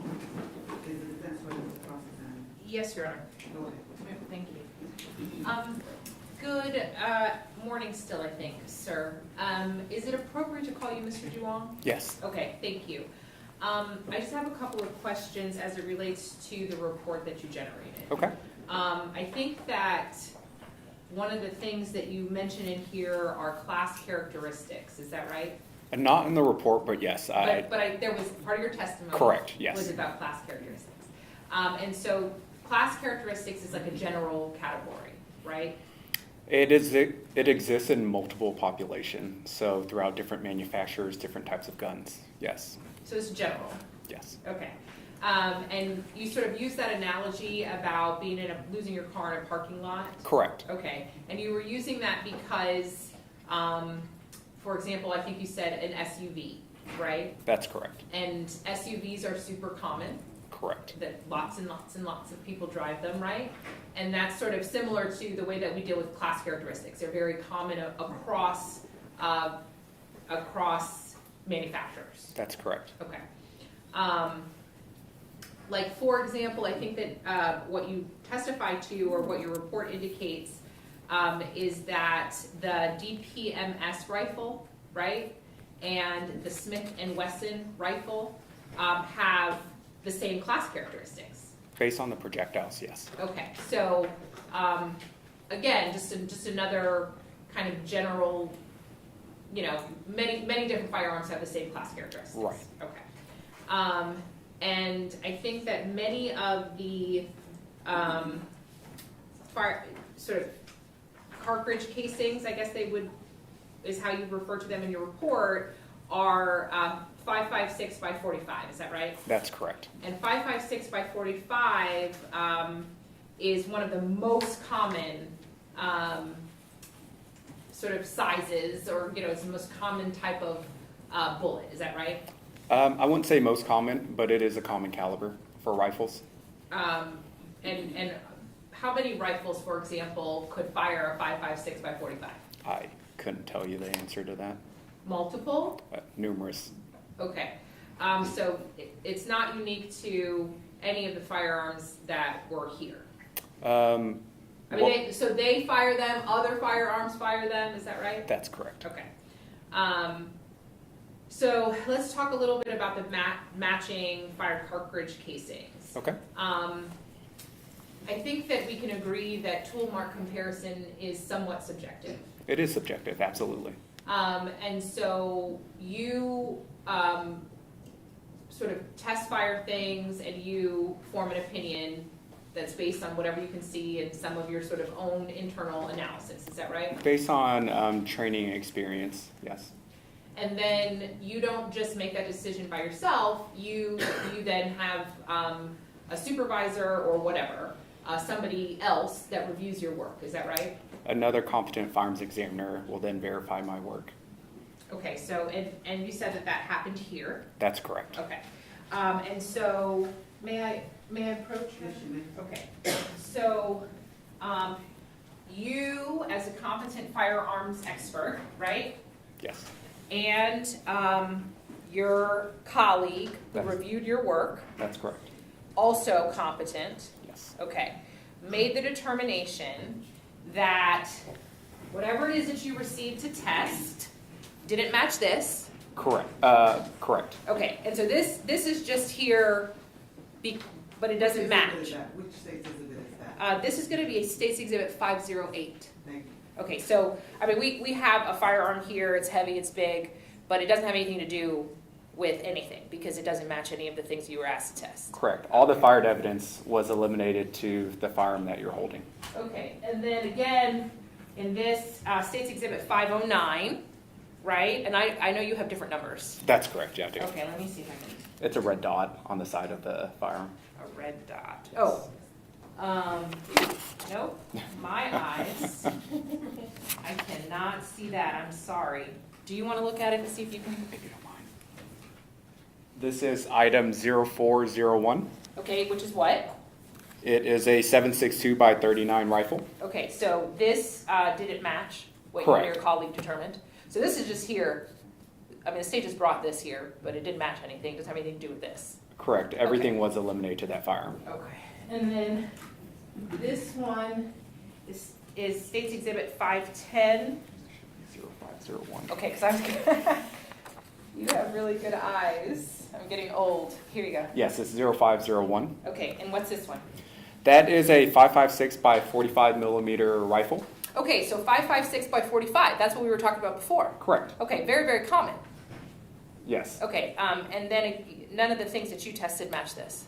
All of the fired cartridge cases that were submitted was eliminated to this firearm. However, the suitable fired projectiles were inconclusive to this firearm. Okay, but my question is the things that you were, the FCCs that you were collecting or testing or whatever, Yes, that they don't go with this one. correct. All the Okay. fired cartridge cases were eliminated. Okay, so this, again, just here, Correct. like doesn't have anything to do with this. Correct. Okay.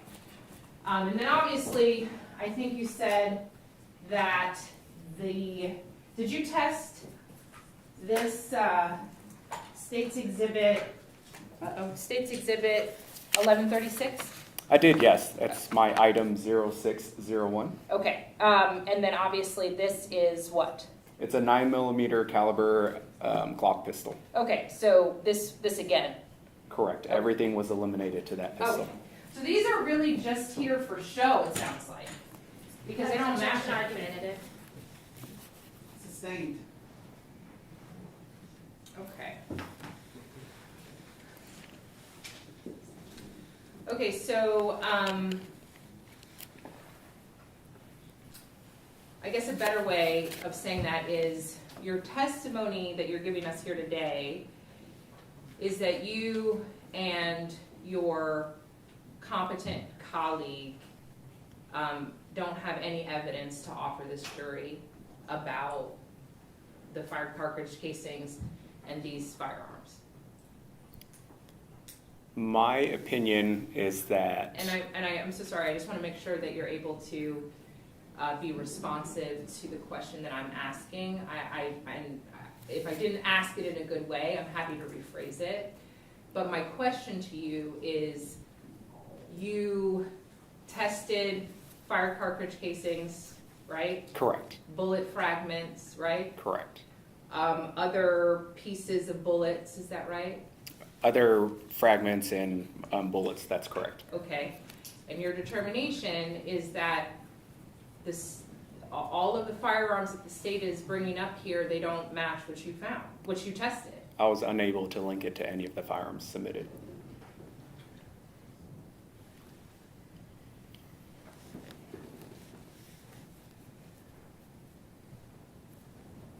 Okay, and then as it relates to the fired cartridge casings that you did test, I think your testimony was that you believed that they came from the same firearm. Is that In my right? opinion, they were identified as Okay. having been fired from one gun. And that's in your opinion, and that's together with your with your colleague. That's because I want to describe them correctly. The way that you described your sort of supervising person colleague is that they're also sort of a competent firearms person. That's correct, Okay. yes. And so does that other person share that opinion? Yes, they do. Okay. So together, you guys are saying that you think that they came from the same firearm. They did come from the same firearm. Do you know which firearm? I do not know. Do you know if it was a bolt action firearm? I do not know. Do you know if it was a semi-automatic firearm? I do not know. Okay. And or a fully automatic firearm? I don't know that. And that's based on sort of and those were 5.56 by 45s, right? That's correct, yes. Which is super, super common. It's a common caliber. And the characteristics are somewhat subjective as it relates to being able to make that determination. You have to use some amount of sort of opinion to sort of complete your picture. It is a subjective science, yes. And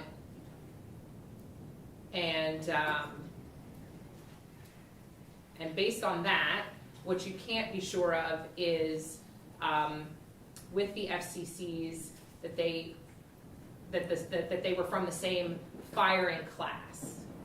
Is that fair? Can you ask that again? So maybe I'll ask it this way. Can you be sure which firing class the FCCs came from? What do you mean by class? So, and maybe I should say, as it relates to the subjectiveness of your determination, as it relates to the fire cartridge casings that were that were produced to you, you can't say what brand they were. Correct. The class characteristics are not unique enough to determine a make and model. Thank you, sir. I'm going to pass the witness this time. Thank you. State. Thank you, Your Honor. When you do your report, you form your own opinion, is that correct? That's correct, yes. And then it is peer reviewed to make sure that your findings are correct. That is correct, yes. And in order to eliminate any sort of firearm, you have to do a microscopic examination in order to eliminate any firearm, is that correct? We're comparing based on the class characteristics among other characteristics as well. And so what evidence that may be collected, we won't know if it's relevant or not until you are able to do that testing. That is correct.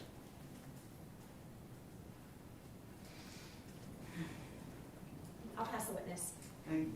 Defense. Just maybe in 1 minute, Your Honor.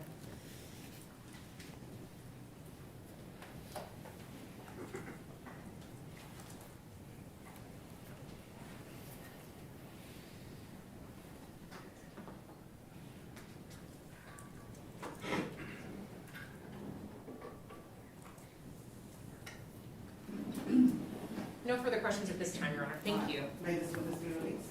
No objection from the state? No objection. Thank you, sir. Thank you, Your Honor.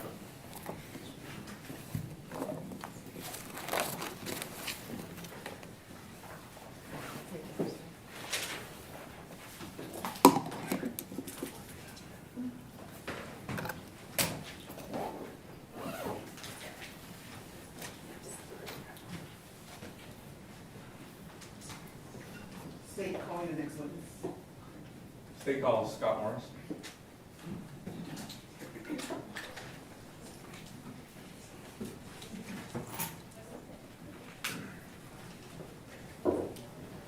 Everyone? Do you swear that the testimony you're about to give will be the truth, the whole truth, and nothing but the truth to help you God? I do, Your Honor.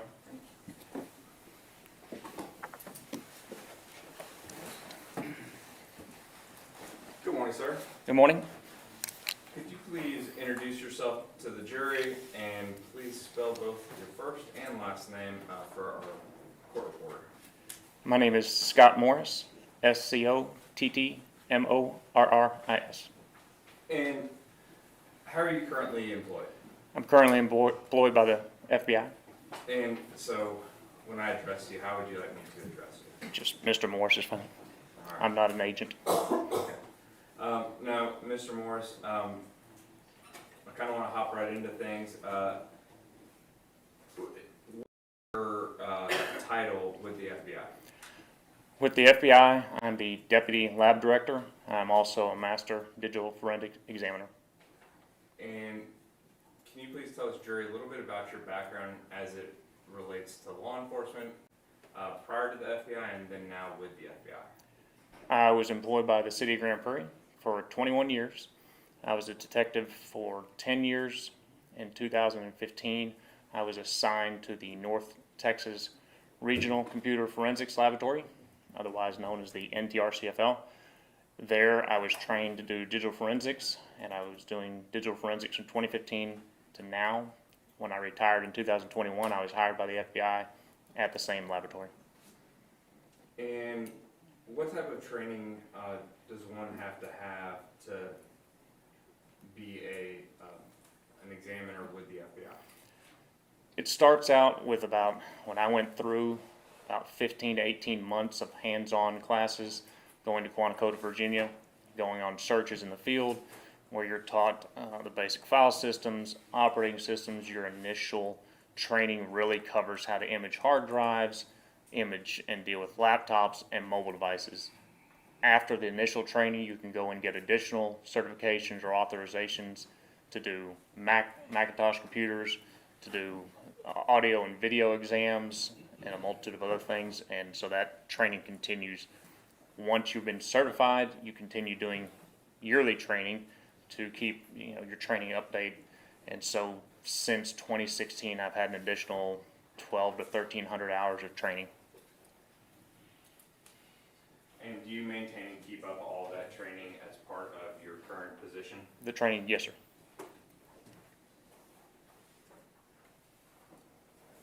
Is all of your training and background maintained within your CV?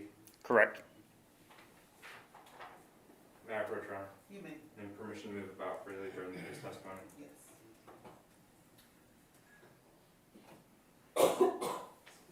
Now, Mr. Morse, I'm showing it's been 963. Is this a recent copy of your CV?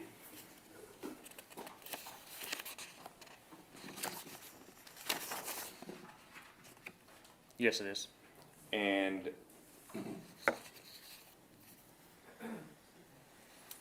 contains your law enforcement experience, your experience with the FBI, of course, all of your relevant experiences as it relates to your testimony here today.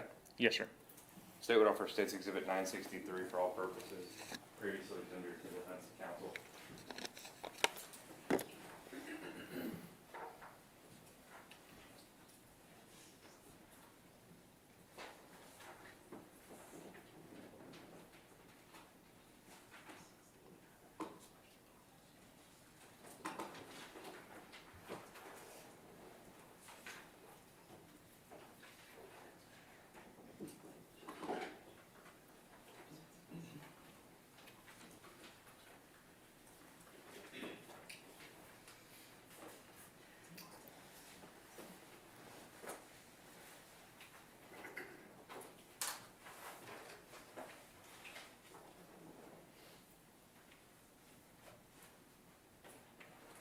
No objection. All right, State's Exhibit 963 is a met for all purposes. Thank you. Permission to publish. Yes, you may. And the jury will have this back there with them to look at. I'm gonna bring all of this up here now. Have you had a chance to review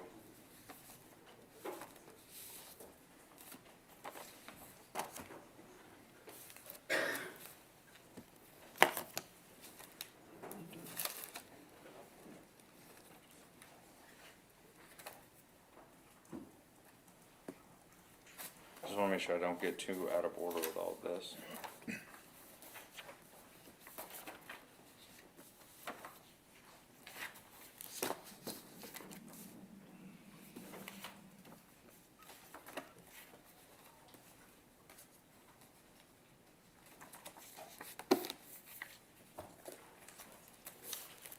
And Your Honor, after he checks to see what they are, I will say what they are for the record.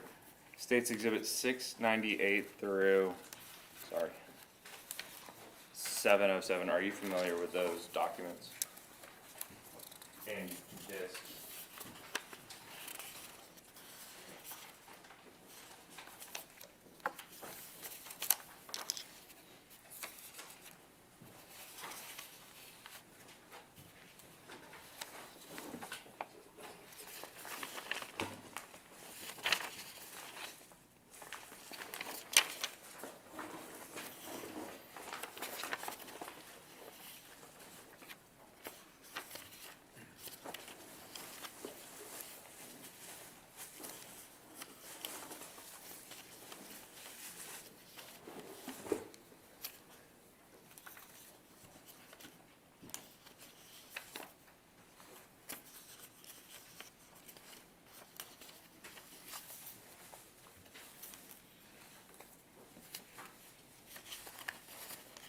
Yes, I've seen, these are reports and search warrants that I've already reviewed, and then my report of examination, which I created, as well as the hard drives I created.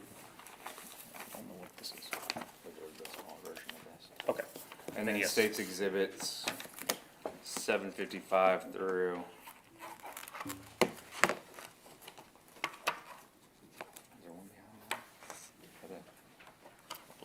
Okay, 755 through 793, are those still shots from one of the extractions you did? Yes, they are. Now, State's Exhibit 712, again, I'll read everything off of the record. State's Exhibit 712. Some of the examiners that are going to be called in this case are now retired, is that correct? Correct. 712, is this an extraction that was done by Jackie Northrup that you put onto that drive Yes, it should be. on 712? On 712, yes. Okay, and then 699 is your extraction, correct? Correct. And then 752, 753, 754, and 795, are you familiar with these? Yes, these are videos these are discs that was created by the district attorney's office that came from my hard drives. Just, I can't remember how big, a terabyte, 2 terabytes, 3 terabytes? The data, I think, is only about 1 terabyte. 1 terabyte? Give or take. The condensed version of selected videos from your hard drive? Correct. Okay. The cell phone extractions you did were from phones 501, 503, 505, 504, and 506. We just double check those real quick to make sure those are the phones. And those have been admitted already for all purposes. Can you just verify that those are the phones, though?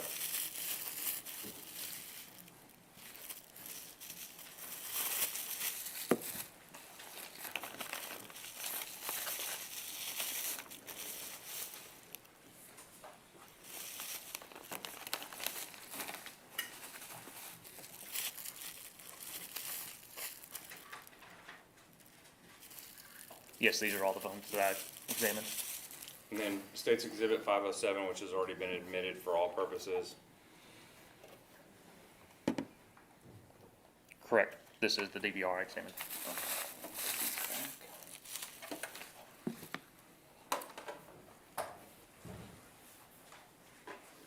And as it relates to Ms. Northrup's examination, she's the best person to testify to her actual examination, but since she's retired, you placed the contents on this for the purposes of this trial. Correct. Your Honor, I'm gonna offer State's Exhibit 712 for record purposes now, which will then be testified later by the examiner who actually did that examination.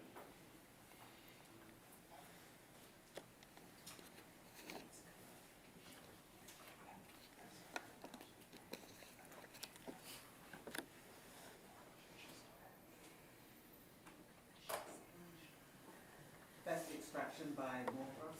Correct.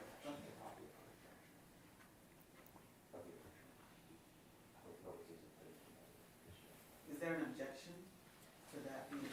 I was admitted trying for to record ask- purposes? I was trying to ask the state if I understood that this witness is going to be here to testify later, so I was just asking that question. Correct. So, I mean, we would just object just because she'll be here later, but. 370 to 375. And she can authenticate or she can identify her own work product. Thank you. The objections overruled. State's Exhibit 712 is admitted for record purposes. Thank you, Your Honor.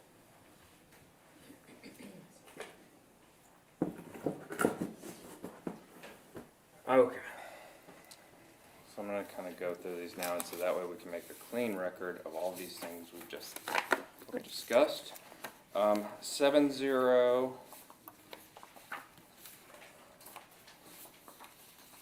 2, 3, 4, 5, and 698. Those are all search warrants, correct? Yes, sir. Those are all what? Search warrants Okay. for the different pieces of evidence that you did examinations on. Correct. State's gonna offer State's Exhibit 698, which is a search warrant for the Night Owl DVR system, for record purposes only. State's Exhibit 702, which is a search warrant for a black Apple iPhone pursuant to a search warrant, for record purposes only. 703, which is a search warrant, again for record purposes only, for an Apple iPhone. 704, another search warrant for record purposes only, a Samsung phone. 705, a white and silver iPhone,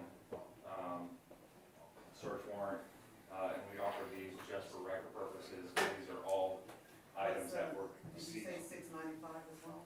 Yeah, 698, and those were all items that were seized from the 3915 Ramona House, Your Honor.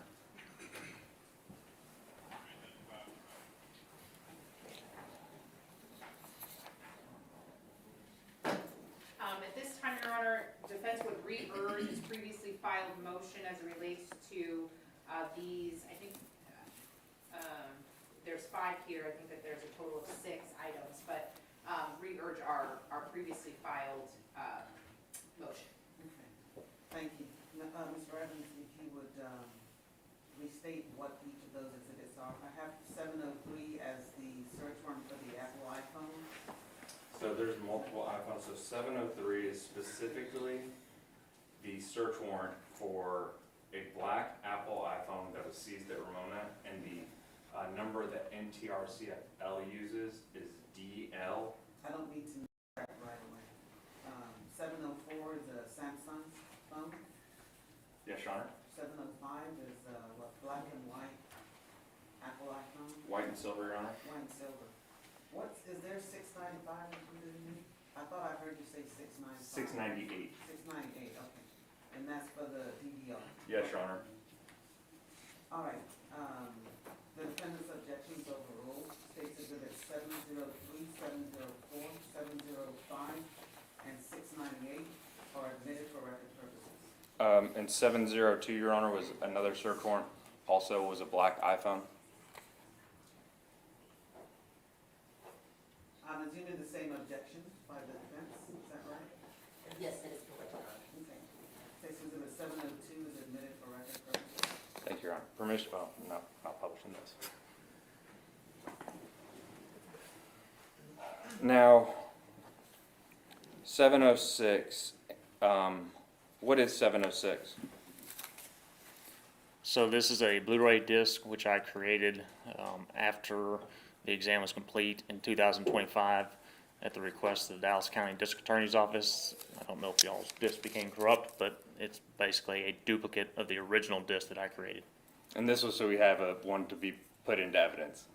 Yes. 699, you also did the same thing, and this is a copy of the DVR that you did. Yes. Of all the video plus selected video.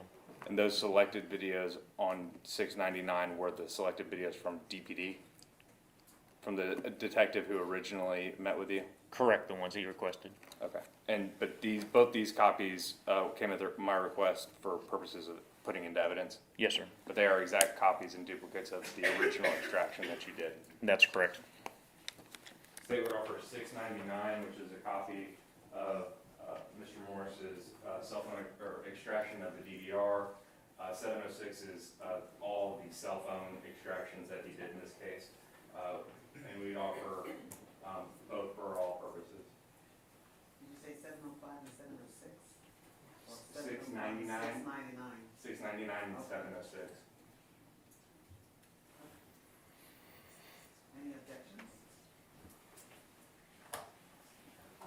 Mr. Adams, can I Mhm. just need to ask just a few questions? Just so I'm clear.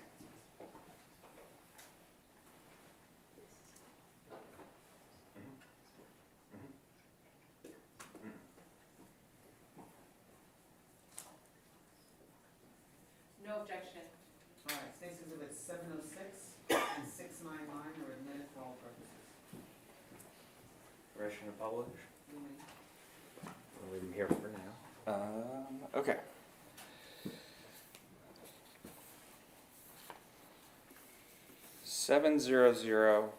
700, and 701. What do we have in 700 and 701?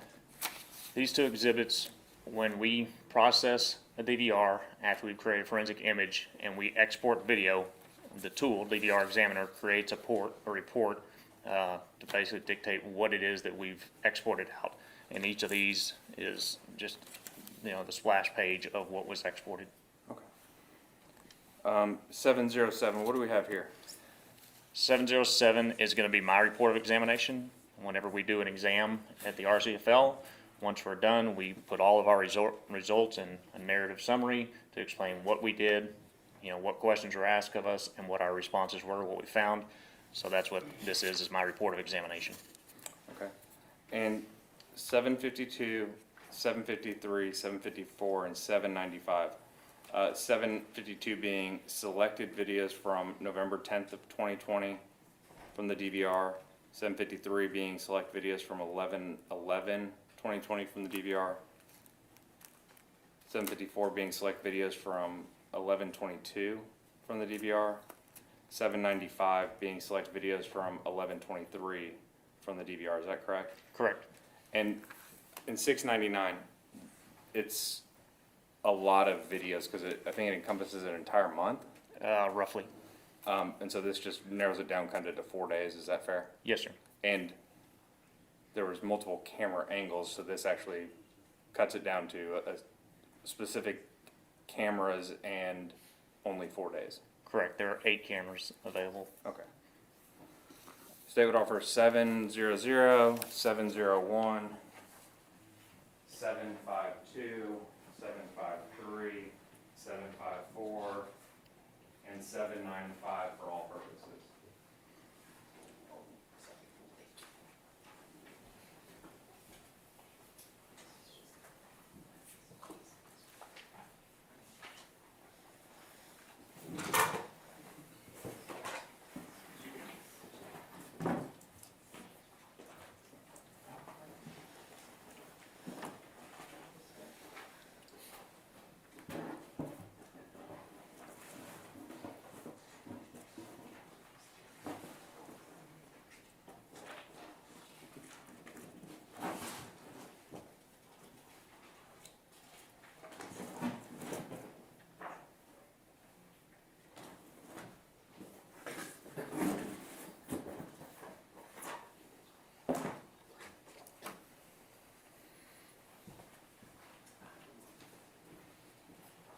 May I just ask Mr. Adams one question? Yes.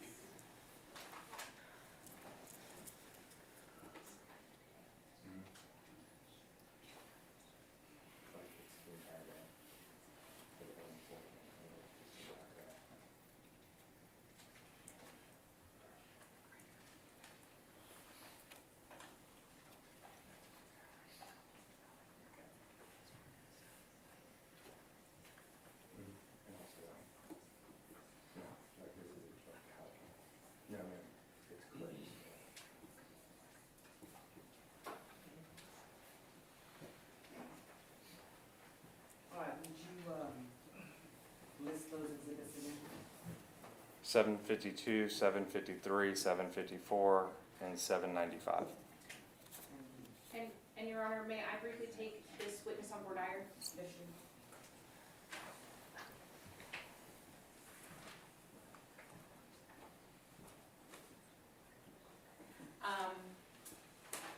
And you said Mr. Morris is appropriate. That's fine. Yes, ma'am. Okay. You did the extraction of like a DVR and cell phones, is that right? That's correct. And you're familiar with sort of the way that metadata is associated with information that can be digitally extracted. Correct. Can you tell me a little bit about what metadata is? So metadata is essentially data about data. So for instance, in a cell phone, you might have a text message or an image that's on the phone, and then there's actually data that explains about the image. It may say how it was sent. It may talk about the size of the image. It may give a date and time stamp. And it's Your kind Honor, of, I'm going to object to this line of questioning. That's outside the scope of voir dire of a witness. well, then may I sort of ask my next question to figure out whether or not it really is outside of the scope of voir dire? Go ahead. Okay. In your report, did you include the metadata of any of the digital devices that you examined? I would need that clarified on how you mean the metadata. I can explain what I'm thinking, or So I think my question is, on a cell phone, for example, Mhm. Your Honor, again, I'm going to object to this line of questioning. It's outside the scope of voir diring a witness. Same. okay, then the only other question that I have is, you're familiar with what metadata is, yes, and that it can be a part of digital evidence? correct, And that it can also be extracted? yes. Okay. Then I'm going to object based on the fact that from what I can review from this witness, I have not seen the metadata associated with the extractions that he did. Okay, thank you. Defendant's objections are overruled. State's exhibits 752, 753, 754, and 795 were admitted for all purposes.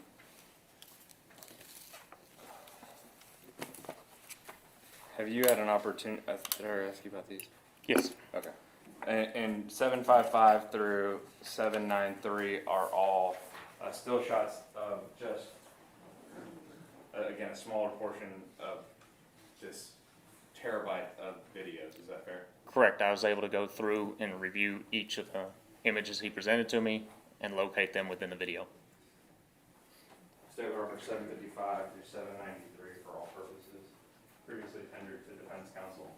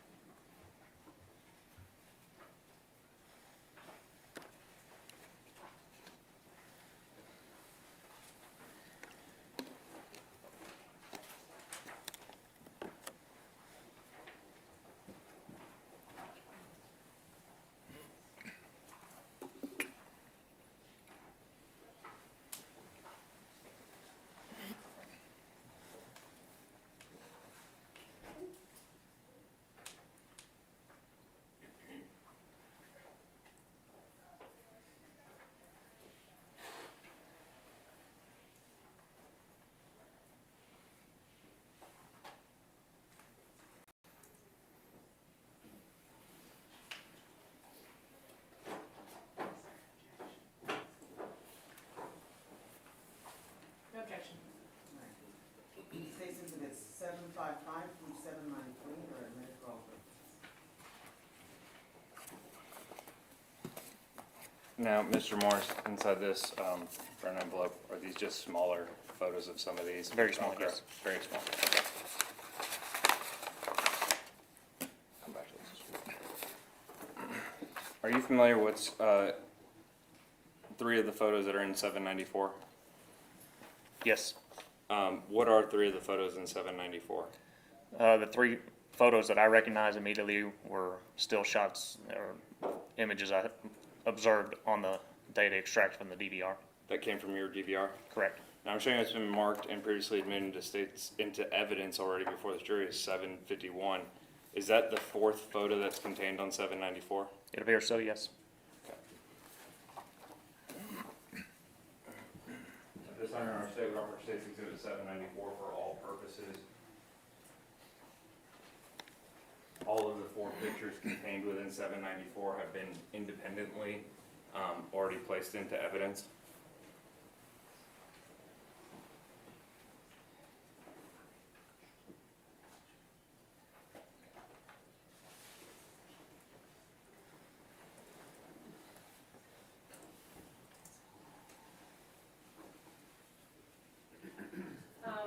We're going to object to 794 as just altered evidence. What's the state's response to that? Your Honor, it is, if the court would like to review, it is not altered. It is the photos that have already been in. It is just four of them put together and just smaller portions of them. Thank you. Defense objection is overruled. State's exhibit 794 and 751 are admitted for all purposes. Permission to publish. Issue. And the state would offer 794A for demonstrative purposes only for this jury.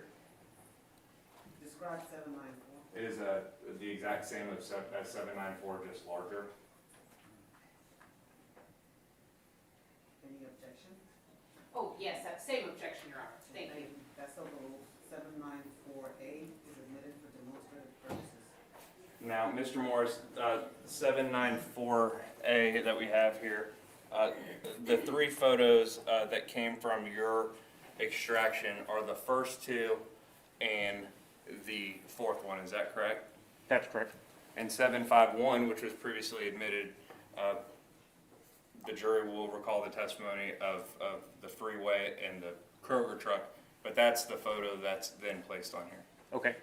And this location here came from the search warrant at 3915 Ramona Avenue in Dallas, correct? Correct.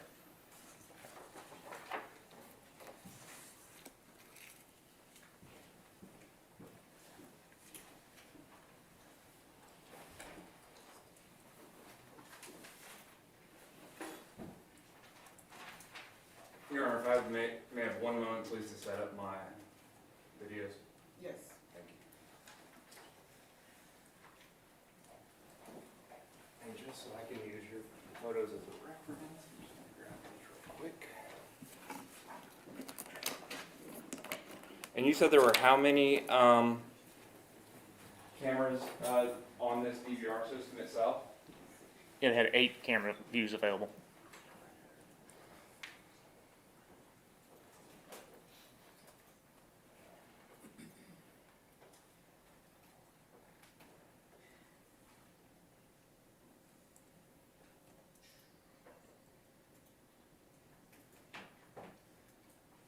First, I'm going to play for you a portion of a video from November 10th, 2020.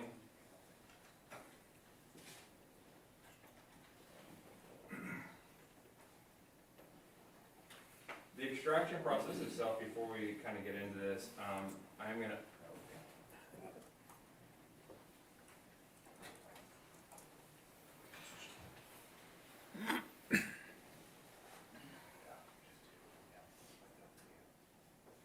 The extraction process itself, can you explain how that works for a DVR, please?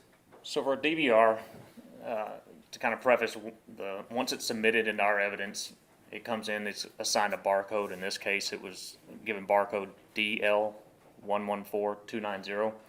Once I have the case, I'll take that from the evidence control facility within our laboratory. I'll do a physical inventory of it. I'll take pictures of the top, bottom, sides, kind of, so I know what type of state it's in. We'll then open it up and see what's inside it, figure out 1 hard drive, 2 hard drives, whatever the case may be. From that point, I will attach the hard drive to a piece of hardware that protects it. It's called a write blocking forensic duplicator. It protects that hard drive from being written to, so I can make a forensic image of it without altering anything on it.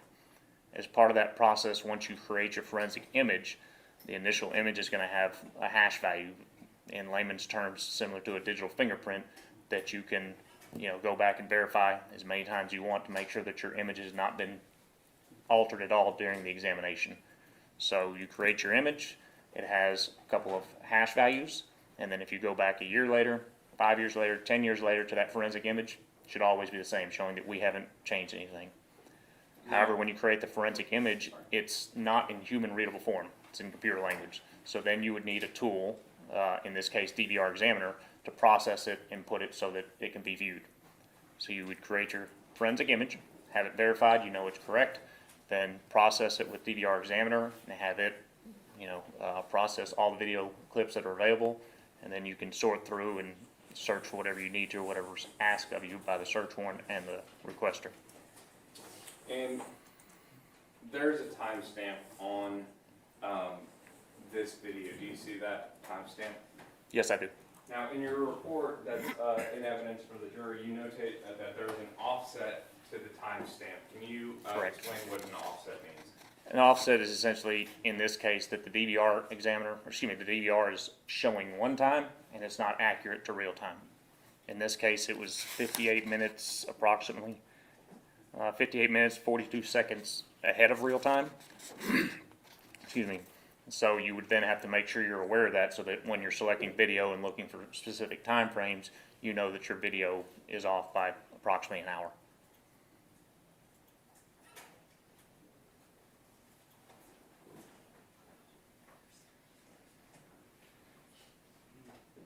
No video?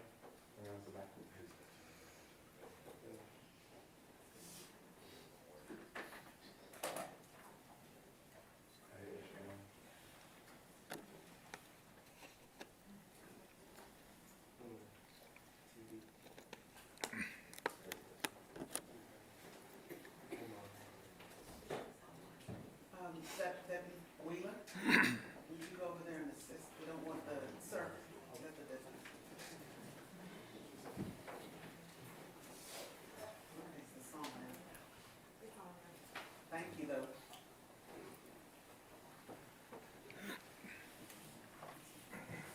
So regarding the offset and the time, can you talk about that just briefly? So here, like, if you look in the top right-hand corner, you'll see the date, November 10th, 2020. You'll see that it reads 13:09:33, so 1:09 p.m., 33 seconds. That's actually 58 minutes, 42 seconds approximately ahead of real time.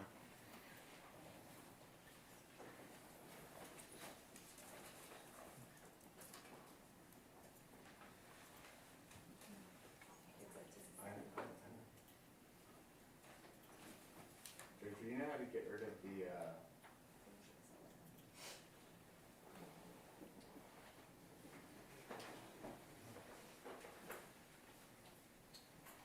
so it was 1 hour ahead, Approximately. and I think in your report you said it was 58 seconds, is that correct?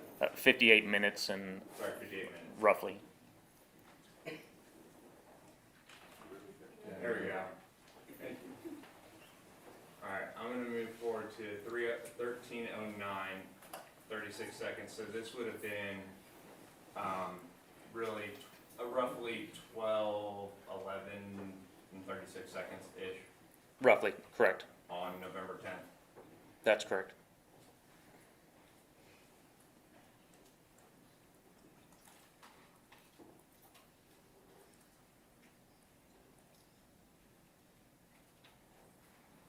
Now, you weren't involved in the actual investigation into this murder or anything, correct? I was not. So as far as individuals that we see in this video, not really anything that you're familiar with as far as that. No, sir.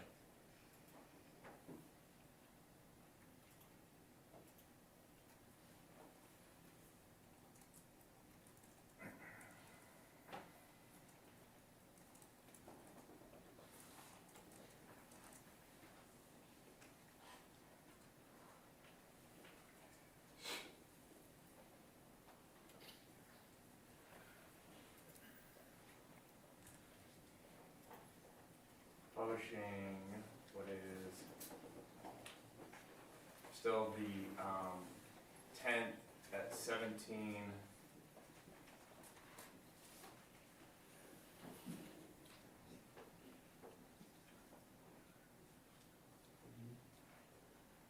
$17:32:40, and I'm gonna let this play for a second.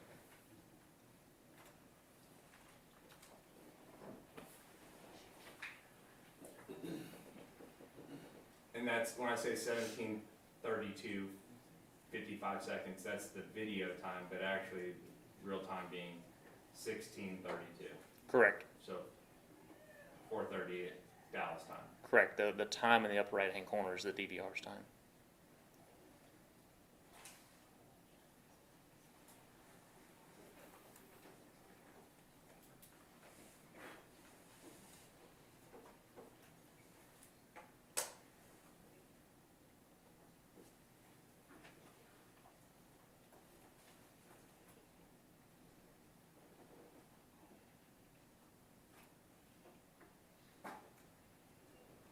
I see an individual coming out at 17:33:36, getting on a cell phone. Does that individual appear to be wearing the same clothing that's in State's Exhibit 794 behind you? Yes, sir.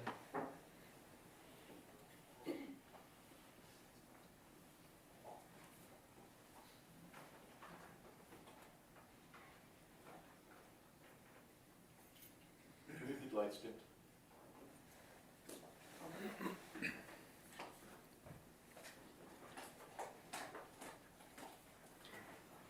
And this individual's about to walk back into the picture here in about 8 seconds.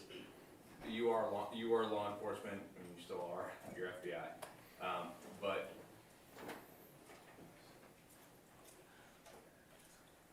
that individual walked out of the picture with a phone in one hand. Do you see him walk back into the picture at 17:34:26?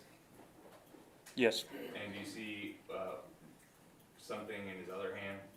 I do. And what does that appear to be to you, based off your training and experience as about law enforcement? That appears to be a firearm. I just rewound it to 17:33:46, and this was November 10th, correct? Correct.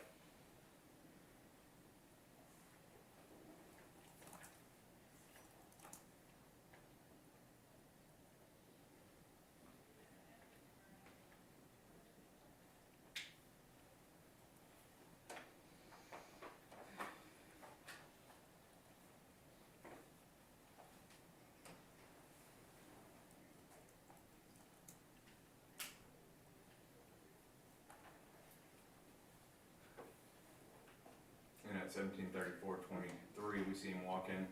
Do you see what type of a firearm that looks like? I would just object to, this individual was qualified as an expert in forensic extraction and digital evidence, and was not qualified as an expert on firearms. If you know, if you don't know, don't answer. I do not know what type of firearm it is. Okay. Do you see what's on the base of it? What type of magazine, or do you see that? It would appear to be, yeah. Right, I'm so sorry, sir. If I would just renew my same objection, he indicated that he doesn't know what type of firearm. Your objection sustained if the witness doesn't know what type of firearm or what the, whatever else is on the firearm, then he shouldn't testify. If he does recognize it, Your Honor, can he? Yes. If you recognize anything attached to that firearm, do you recognize it? It simply appears to be a larger capacity magazine. Okay.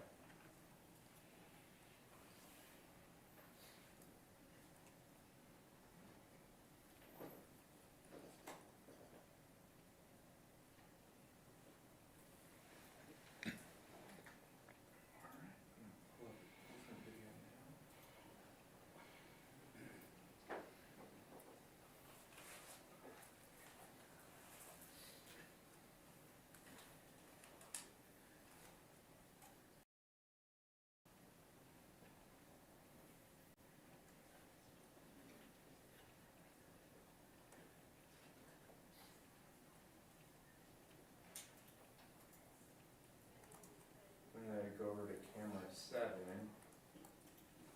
at roughly 18:02. Do you see a vehicle in that that portion of the video? I do.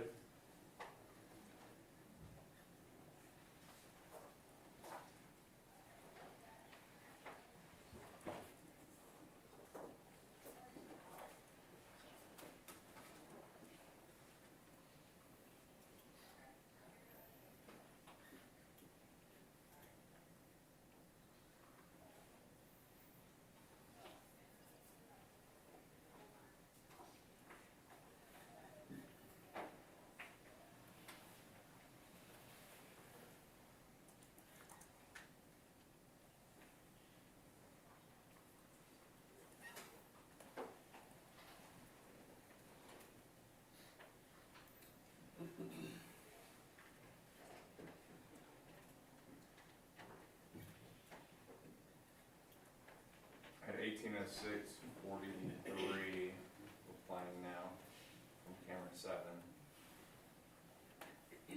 which again would be about roughly 5 p.m. in Dallas. 5:04-ish, 5:06, yeah, somewhere in there. Again, 58-ish minutes offset.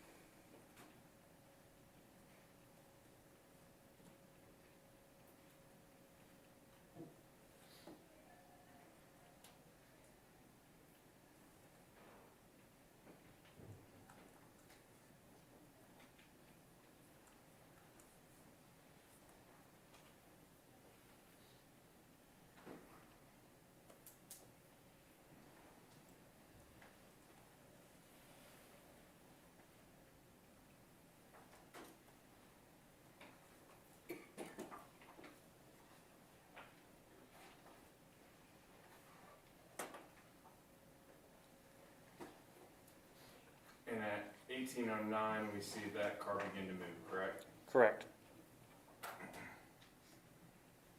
And drive out of view in the camera set.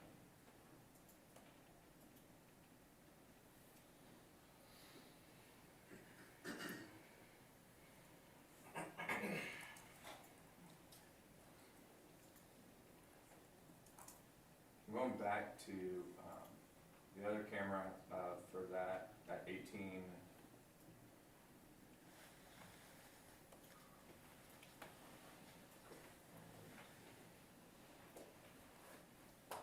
Eighteen oh six oh six. Do you see that individual again in 754? Correct.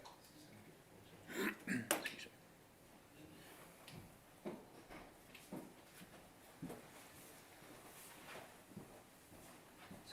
Excuse me, Your Honor, 794.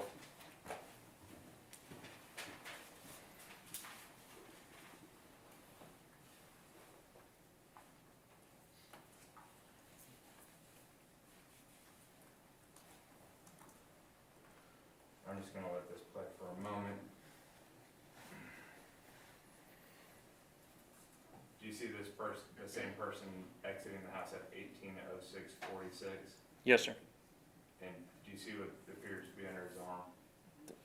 Appears to be the same firearm.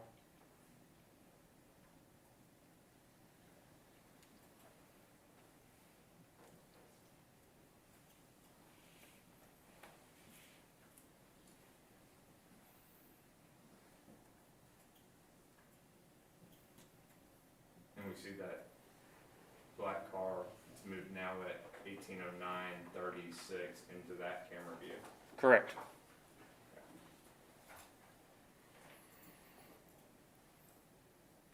I'm going to move over to November 11th.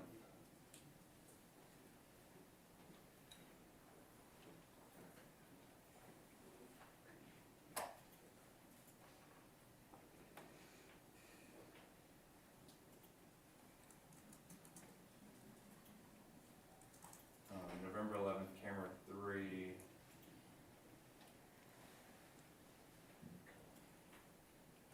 At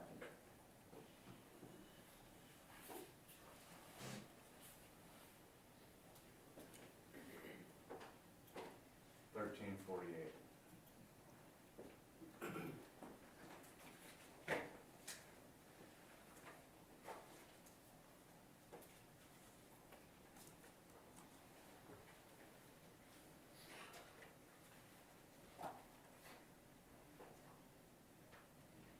See another car arrive, appear to be a different type of car.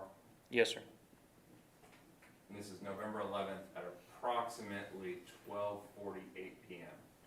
Correct. Are you aware of what time the murder in this case took place at? No, sir. Do you see the individual entering the house at 13:48:45 with a backpack on? Yes. Yes, sir. And do you see his pants and his underwear? Yes, sir.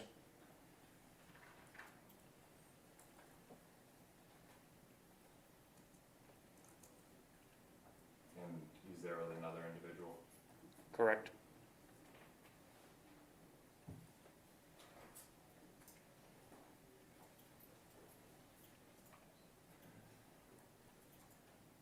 Now at November 11th at 14.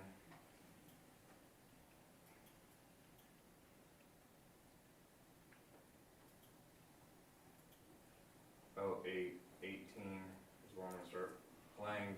Again, this would be approximately 1 o'clock, 1:10. Correct. Approximately. See that individual walk out carrying something. Yes.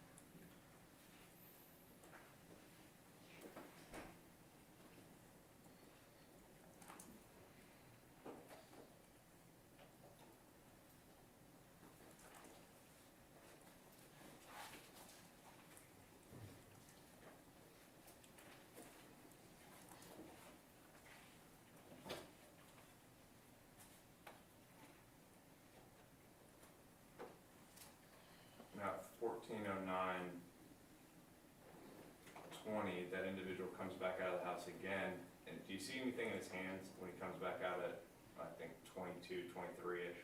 Yes, sir. Do you recognize what that was in his hands? I would only speculate that, Okay, well, don't do that. Okay. But you saw something in his hands? correct. That was at 14:09:26. We'll go over to camera 7 at approximately the same time. Bless you.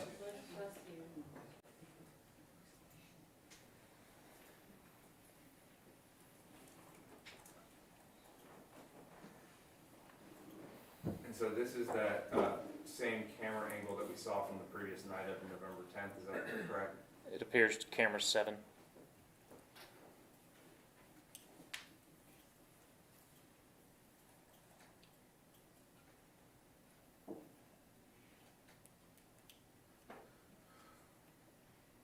I'm gonna start playing at 14:02:27.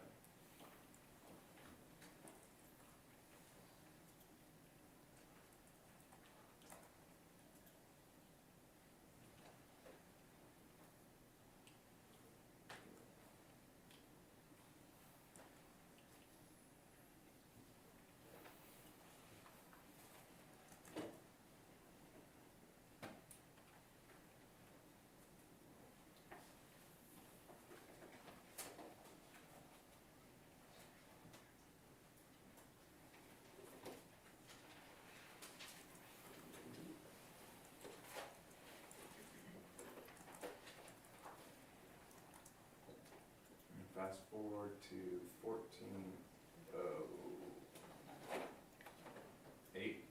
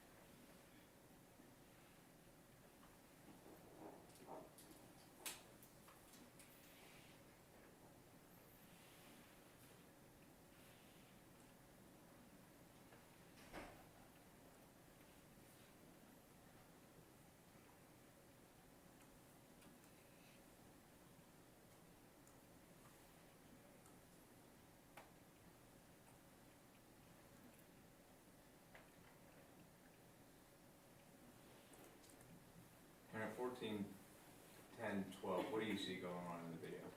The two individuals are standing near a barbecue grill burning something.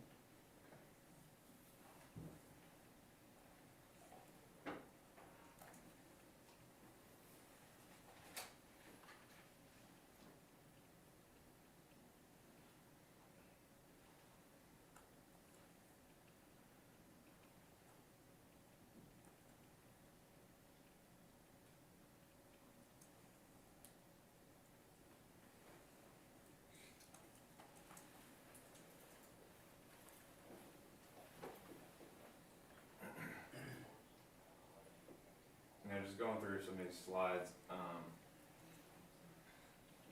we have November 10th, on camera 3 at 1310, we see an individual outside with what appears to be a firearm in his hand. Correct. What color would you describe that underwear as? Light blue. What about the coloring of that firearm? Black and brown, maybe. Now later that night, individual outside with something in his hand at 17:33:36 is in State's Exhibit 757, 758, 759. We see him enter back into the camera shot on camera 3 at 17:34 with what appears to be a firearm in his hand. Correct. Now there's been what's been described as barrel drums, but you said a large capacity magazine. Is that fair? Correct. What I'm holding here has previously been admitted as State's Exhibit 848. When you talk about a large capacity magazine, is State's Exhibit 844 a large capacity magazine? I would say so. Okay, and is the kind of a street term for one of these a drum? Sure. Okay. Yes. But that's what it appears that firearm appears to have on it. It would appear so, yes, sir. Consistent with that, please. Consistent, yes. And how long were you in law enforcement? 21 years. I understand FBI again, is it law enforcement, but.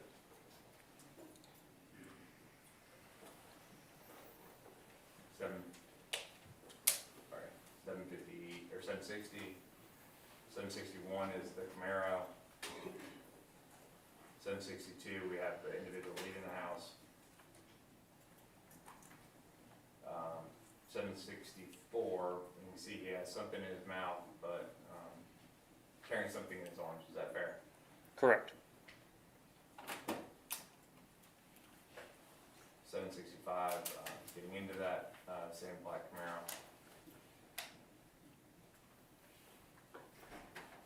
767, leaving that house at 18:09:20, which would have been roughly 5:11 p.m. on November 10th. Is that correct? Correct. In State's Exhibit 768, we see that an individual wearing. Can you describe the underwear that person has on? Light blue. And that's at roughly 13:48:42, which is roughly 12:50 p.m. Correct. on November 11th. In State's Exhibit 770, we see that individual walking out of the house at roughly 1:10 p.m. with something in his hand. Correct.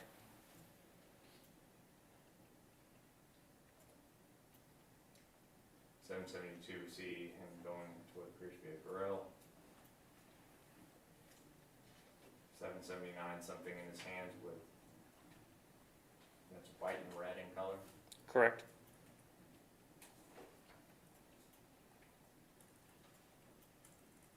776, the two individuals at the grill.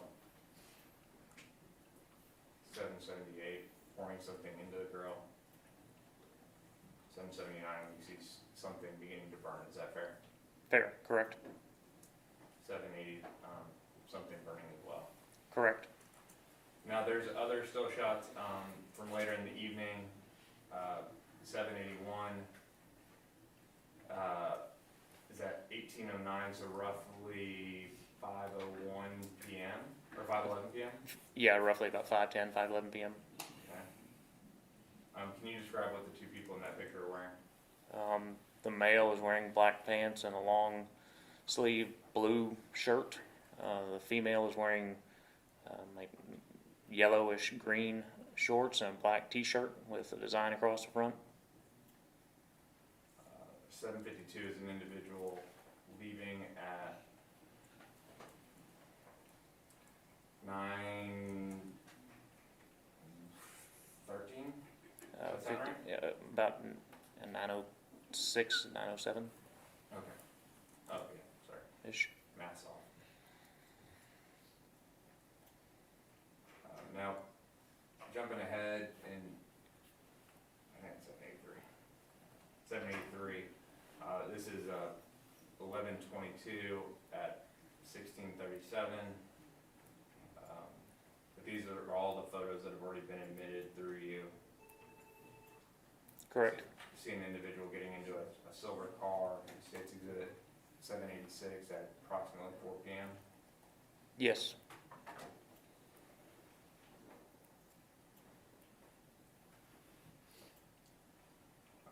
789, you see that individual in that jacket again going back to that silver car with getting a backpack, and 790,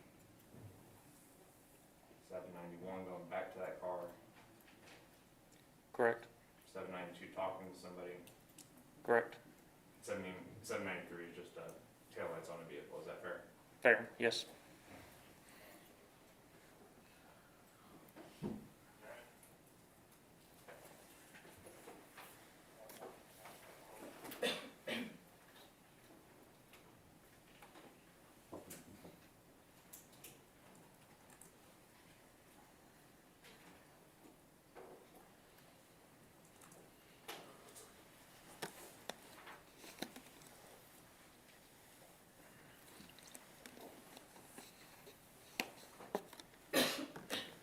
Your Honor, I'm done playing videos for the moment.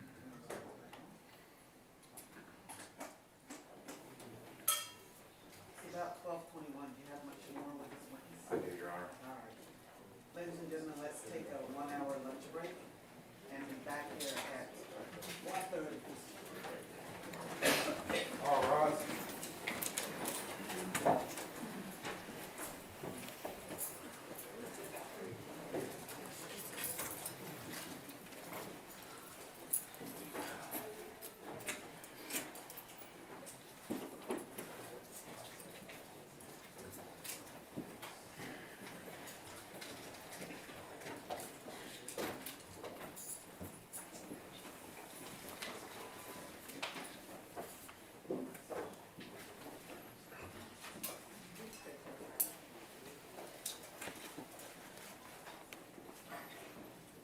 Oh, thank you. Y'all can sit down. May this witness step down for lunch? Yes. Thank you.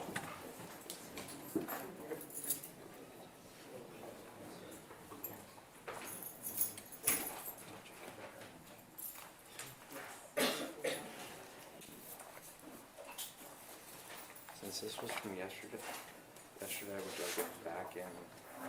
That's what I was doing, is keeping them by days, but I have a feeling I'll have to sort it out. In your judge card now?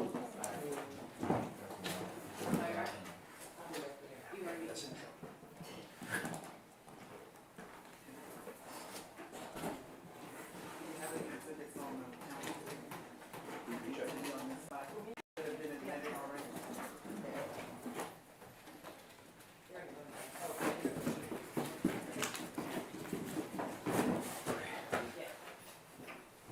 I think we're good. I was just trying to help her out. Oh, yeah, I appreciate that. Yes, ma'am.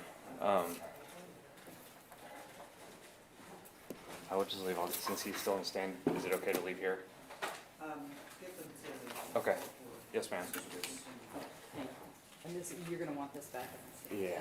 Yes, ma'am. Thank you. Keep it. Do you need us to do anything with anything? No. Okay. Thank you, Judge. Deputy will lock the courtroom. It's everybody.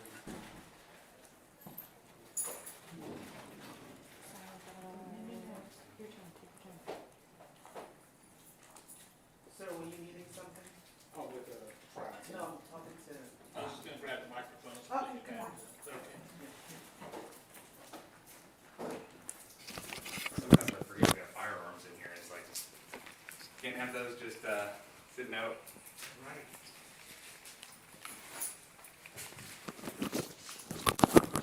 Thank you, Judge. You're welcome. We'll see you in a little while. Okay. Thank you, Judge. Thank you. Y'all have a good lunch. Yes, ma'am. You too.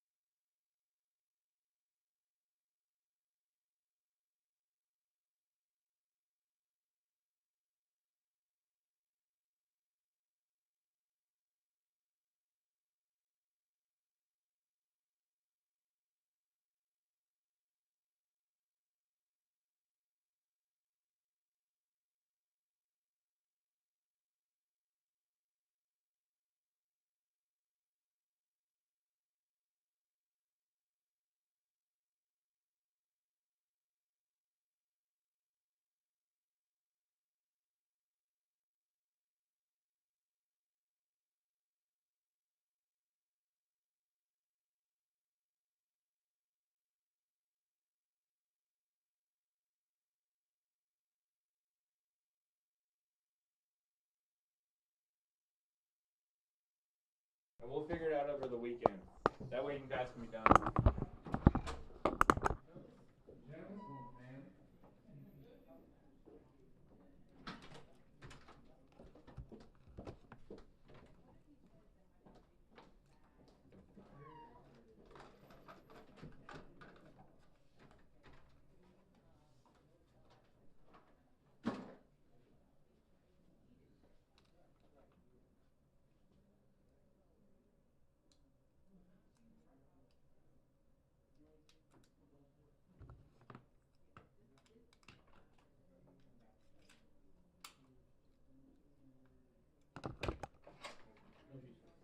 How many vegetables are you eating? Lettuce. That's it. That's it. Yep. Okay. Thank you. Mayo, mustard. Sure. Okay. Cool. Stop asking.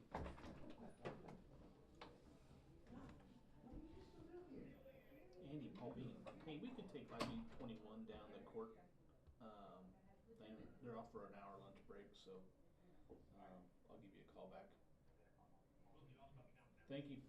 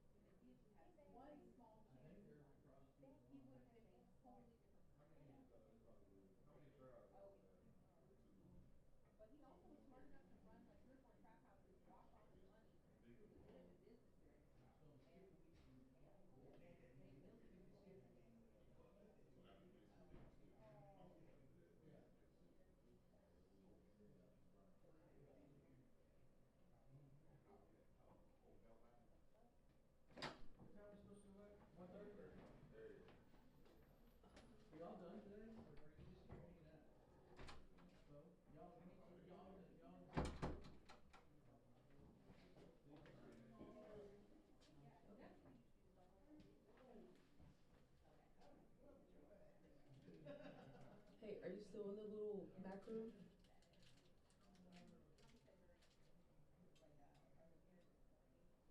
Okay, I came down here. So I was like, oh, I wonder if I was in there by myself, so I was gonna go chill with you. But okay, I'm gonna go back upstairs. Alright. Okay, cool. Alright. But I also think that there may be, will cell phone people also be doing the triangulation type stuff? Is that has to come into the plan? Because FBI has, they're gonna talk about the triangulation when it comes to that. So that's coming, that has to be in there.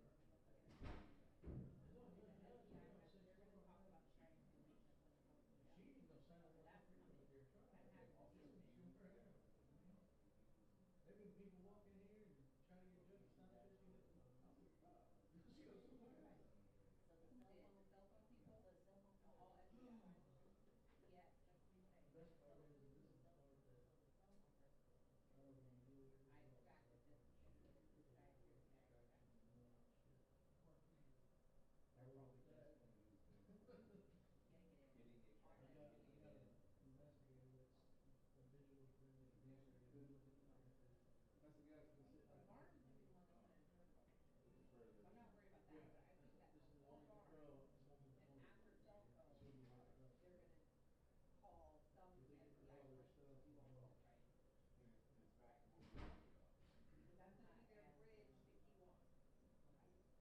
Because that's gonna be their bridge to Kewon. So y'all know who, like, I don't know what some, like, the order of businesses OPO. The pay of the statements, do y'all know what order they're in? Sometimes it does, sometimes it doesn't.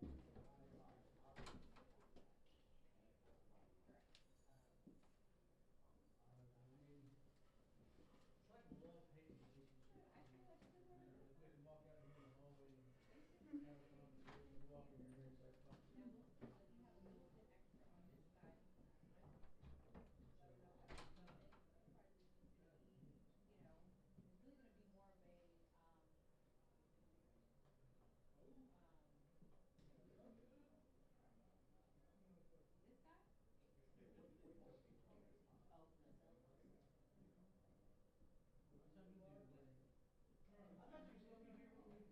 thought you was gonna be here when we finished last night. So what you're asking him, oh no, they have passed him, they said they have a lot more for him.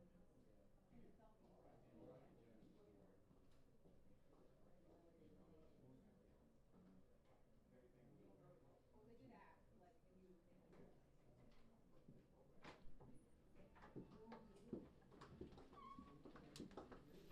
And it's locked. Okay, we can go to Rocky's Court. Okay. Just go down there past it.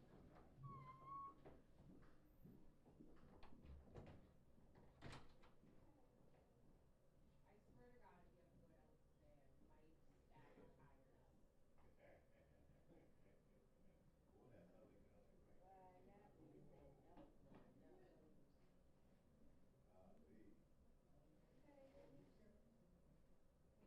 Wait, so, I feel like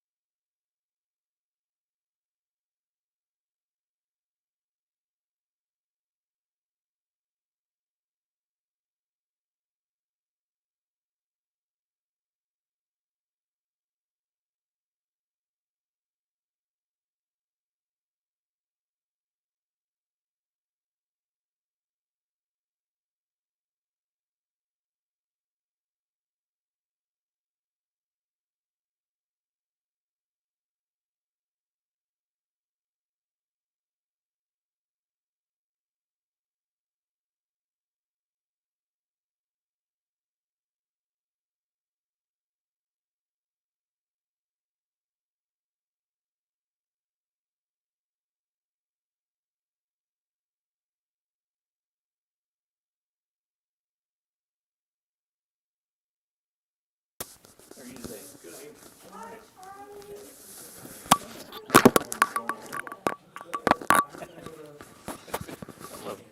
love it when I used to have days off. Yeah.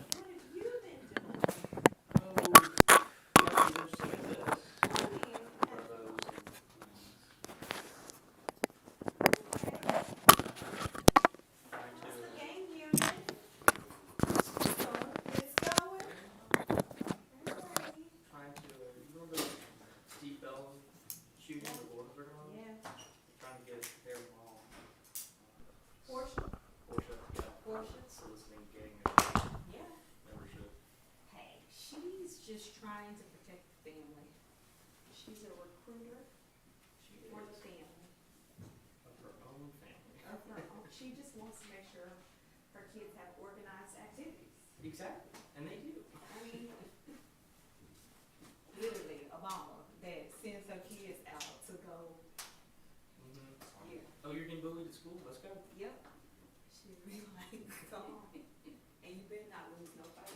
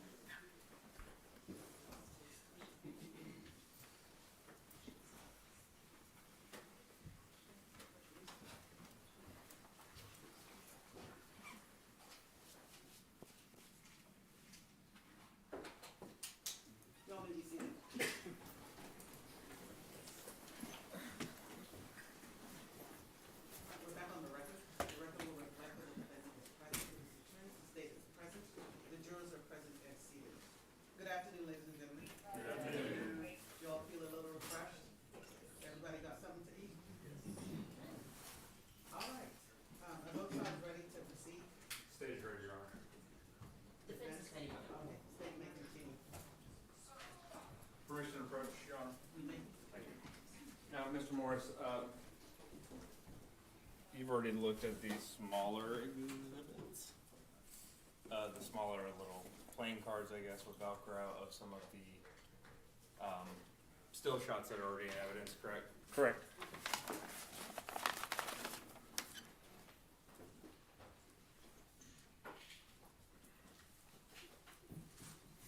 Alright,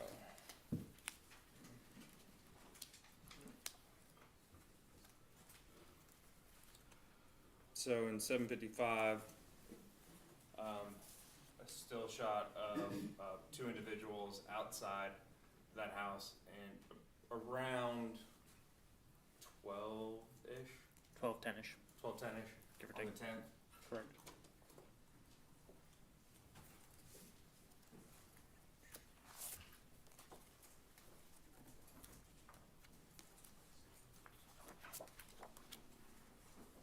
State's Exhibit 757, what time is that around? DVR time says 17:33, so minus the 58 minutes to hour that we've been discussing, 4:33-ish p.m. On the 10th? On the 10th, correct.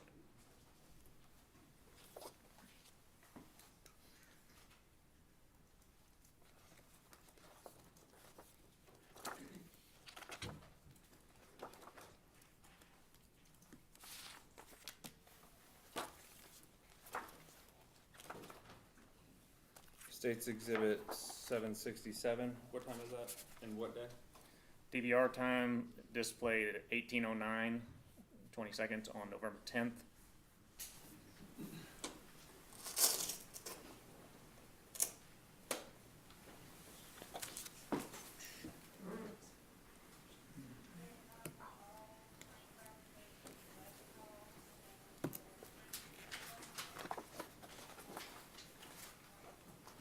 State's Exhibit 769, what do we have there? It states November 11th, 2020. DVR time is 13:48, So approximately what time?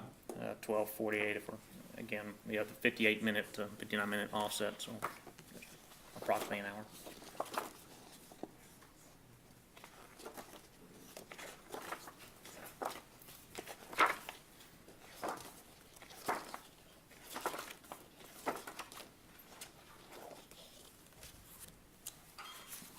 State's Exhibit 780.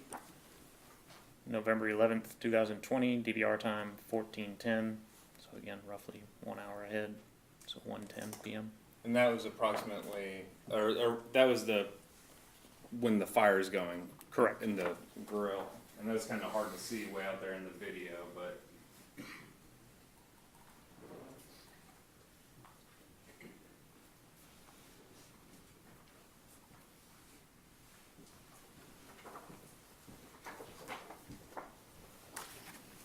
$781. November 11th, 2020, DVR time is 18:09, 31 seconds, so 17:09 approximately. Okay.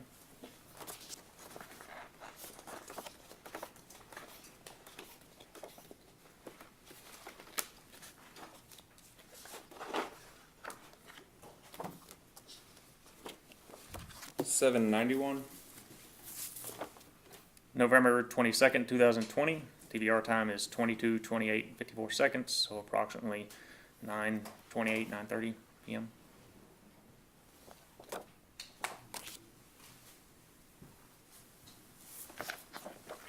$793. November 23rd, 2020, looks like 01:20:53 DVR time, so approximately 12:20 a.m. Just before 1 a.m. on the 23rd. Correct.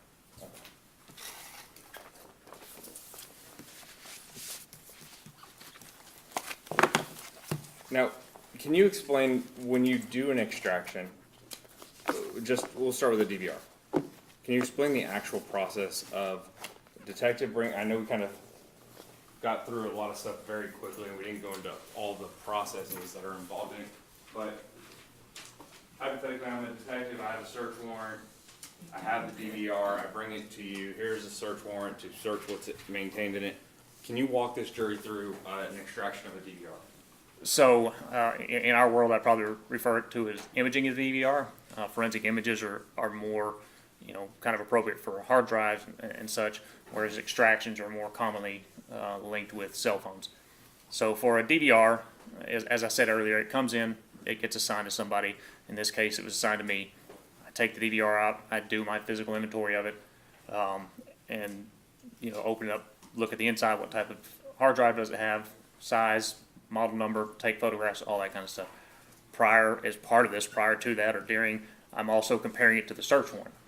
With the search warrant, I'm going to look and make sure the one that it lists a DVR or however the search warrant explains, it gives me the ability to look to that DVR.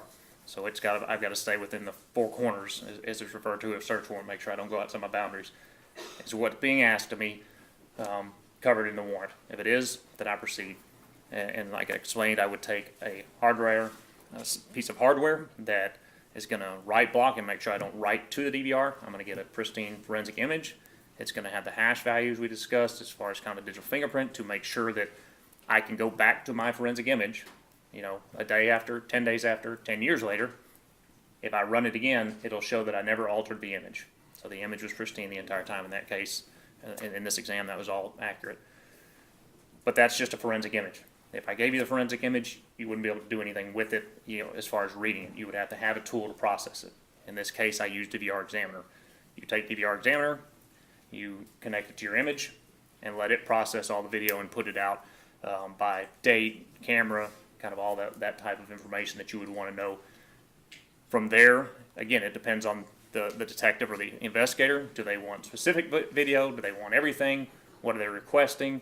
You have to make sure if you have the ability to get your offset, in this case we did, to figure out is your DVR time and date accurate. If it is, great. If not, how far is it off so you kind of know what you're looking for. And then you're going to export all those, whatever's being requested of you. For DVR Examiner, when it exports the video, you have the option to have a hash value with each and every video. So again, I can export the video, present it to defense or to the district attorney's office or the AUSA's office, and if they look at it, they can go back and check a day, week, a year, and make sure they didn't accidentally alter the video somehow. Because I've got the MD5 message digest, is what that is, hash value from when it was originally extracted from the DVR. So you've got that, and then when you export all the video, you'll have all the video come out. You'll have a DVR Examiner report that will list all of your videos, clip information, dates and times, and then the hash value. Okay. Just since you talked about like the date and time, the offset in this case at 58 minutes, is that uncommon to have a time off on a DVR specifically? No, because if you think of DVR, if it's connected to a network, then you might have more accurate time that gets updated all the time. If you have a DVR that you set up on, January 1st of a specific year, and then it just sits there and never connects to a network, never gets adjusted, over time, kind of like an alarm clock or a regular clock, it's going to lose a second here, lose a second there. If it's not adjusted for daylight savings time, you may lose some time there as well, so it's not uncommon. And the Earth rotates at 365 and a quarter days, I think. Sure. And that's sort of a leap year every fourth year. Correct. And then we also have daylight savings, so time gets thrown off if you never adjust it. It does, and so that's why we try to identify something stable.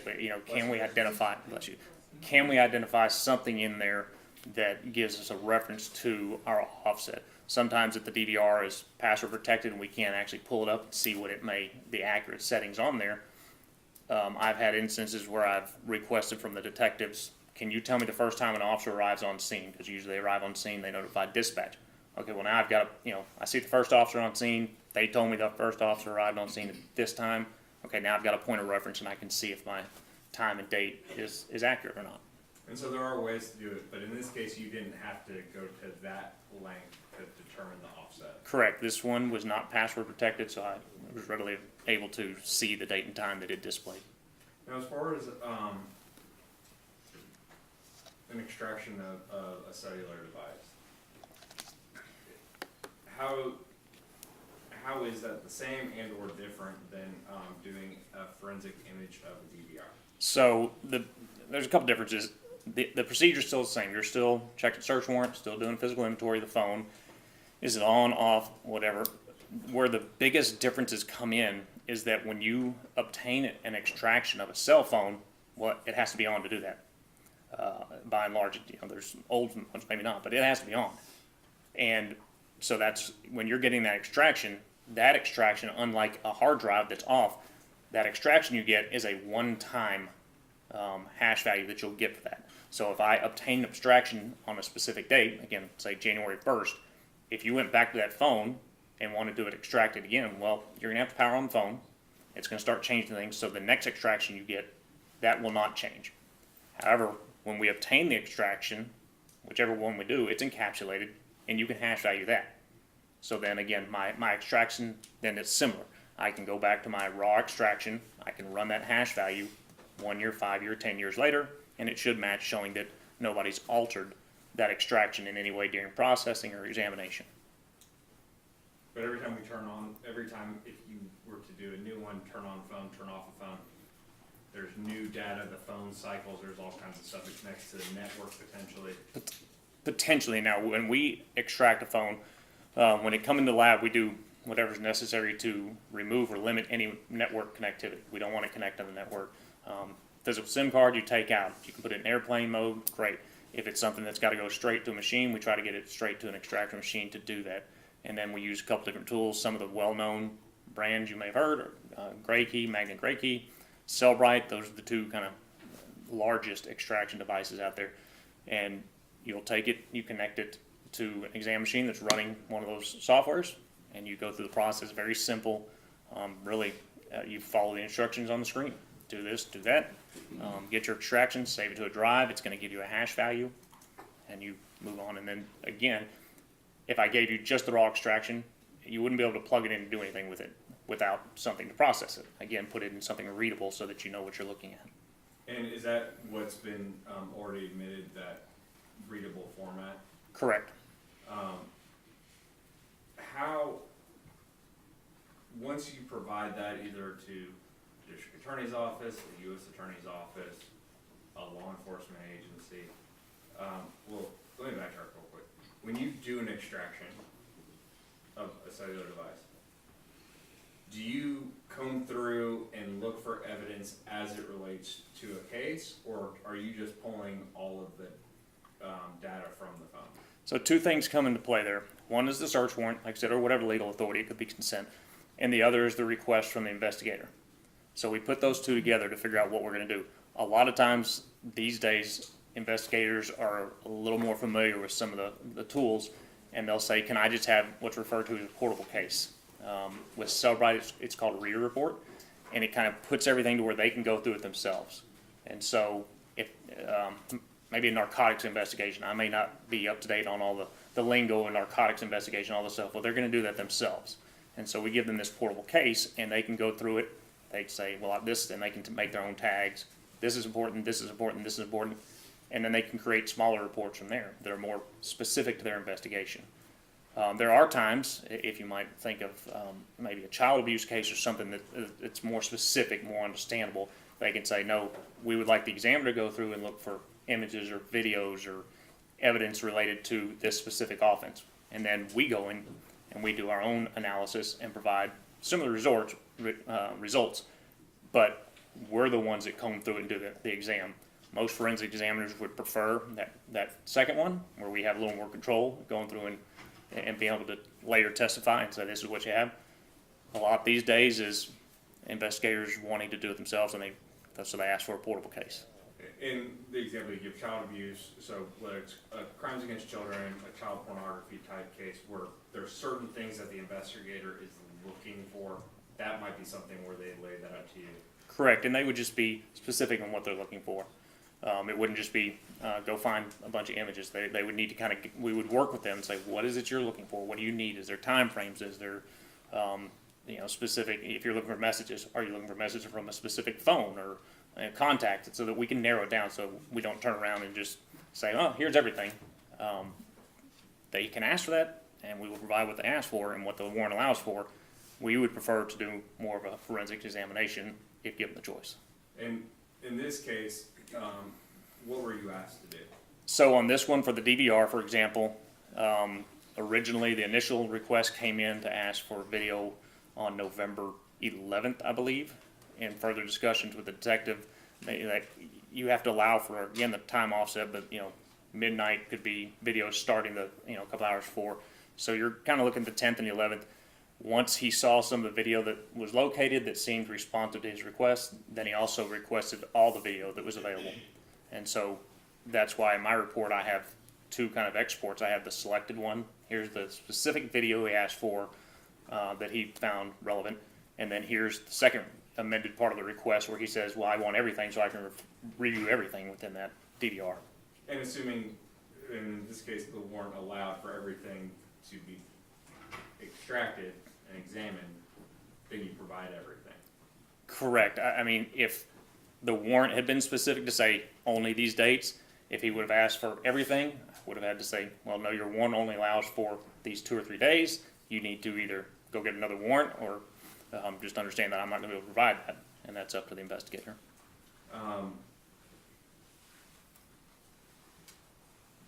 And so the warrants itself, again, you weren't asked to, outside of the first select videos, as it relates to the DVR only, it was just initially the select date and time area that he was looking at, and then you provided the entire copy based off of what the warrant allowed, correct?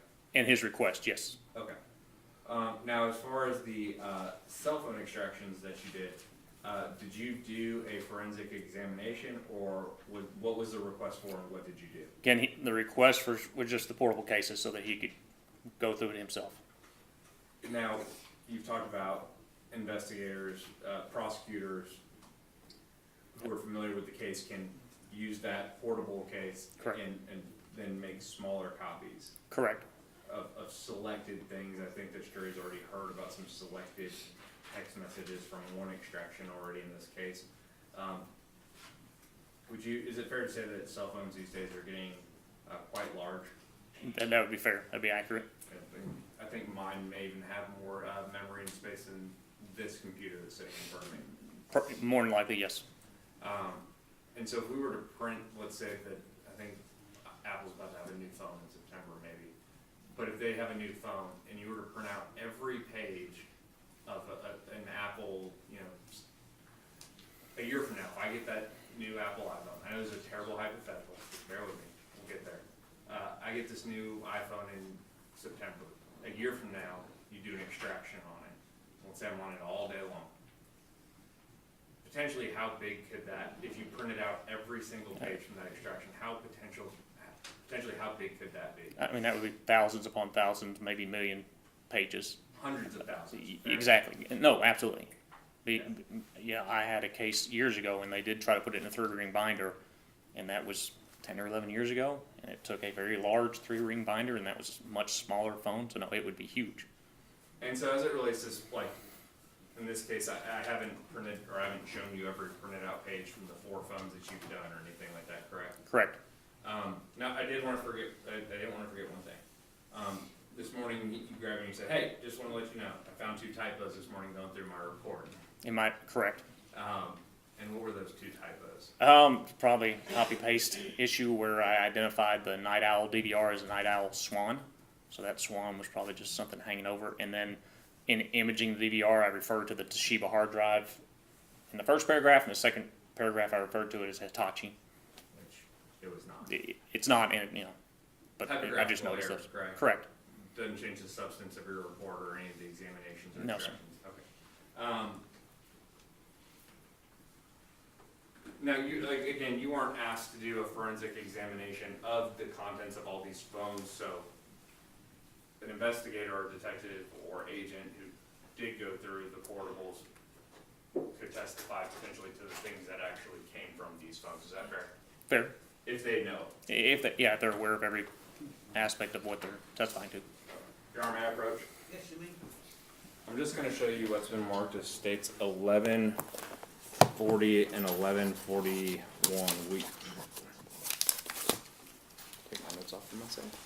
Would you please take a look at 1140 and 1141?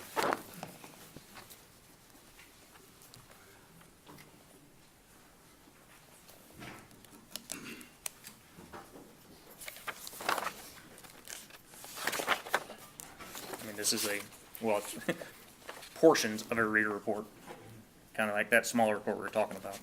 It's not all the contents, but it's some.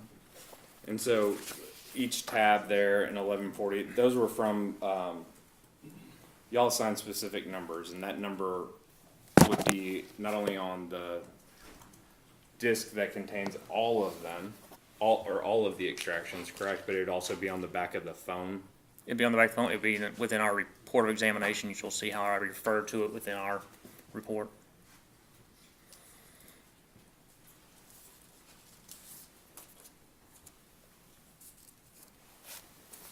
So here it talks about the reader reports for, and then it lists DL 114291 through DL 114294, and the DL is the beginning of the barcodes that we were using at that time. So the phones that are in evidence would be marked on the back DL 11, so on and so forth. And these smaller reports are from in 1140 are from DL 114294. Is that correct? One of them is, yes. And then 1141. How about that one? I would have to go back to my reports. I don't know which phone you handed me.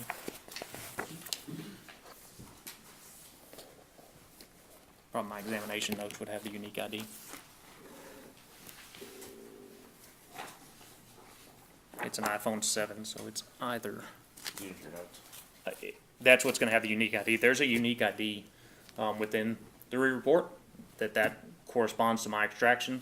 So on this first page, I would know that this is mine because it's going to correspond to my notes. Would it help refresh your recollection by looking at your examination notes? It would, because this is a very lengthy alphanumeric combination. I don't have that memorized.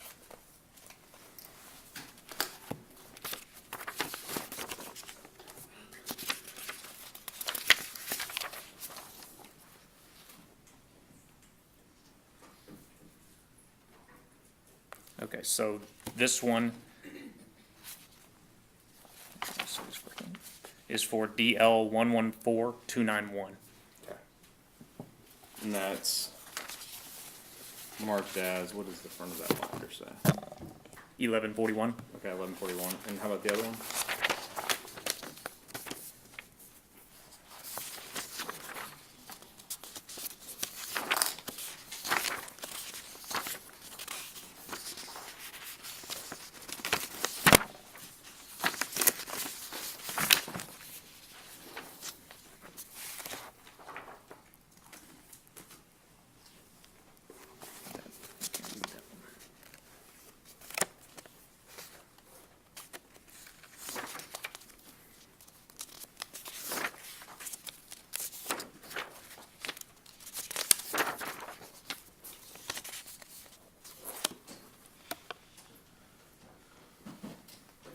So this is DL 114294.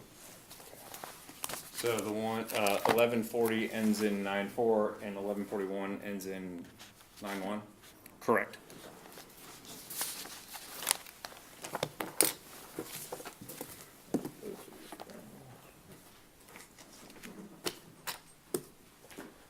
Your Honor, I'm going to offer State's Exhibit 1140 and 1141 for record purposes at this time, previously tendered to defense counsel. Thank you. Would you describe them again for the record? Yes, 1140 is some smaller generated reports from DL 11-42494, which is an iPhone, and 1141 is some smaller reports that have been generated from DL 11-4291, which is another iPhone, and both of those entire extractions have been previously admitted in The State's Exhibit. specific iPhone is referenced in DL and then 94.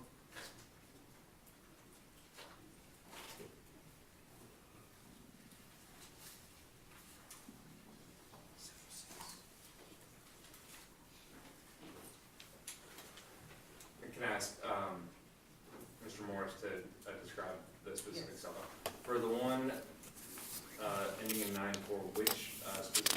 is that?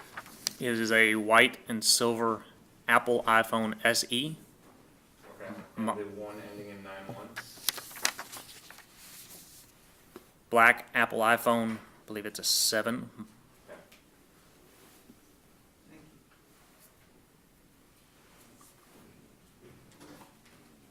you. No objection for record purposes, Your Honor. Okay.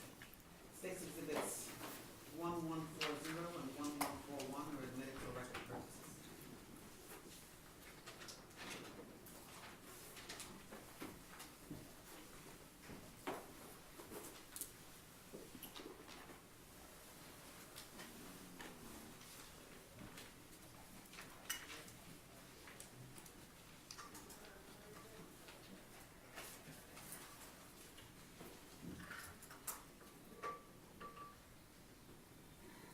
I'll pass it with Sean.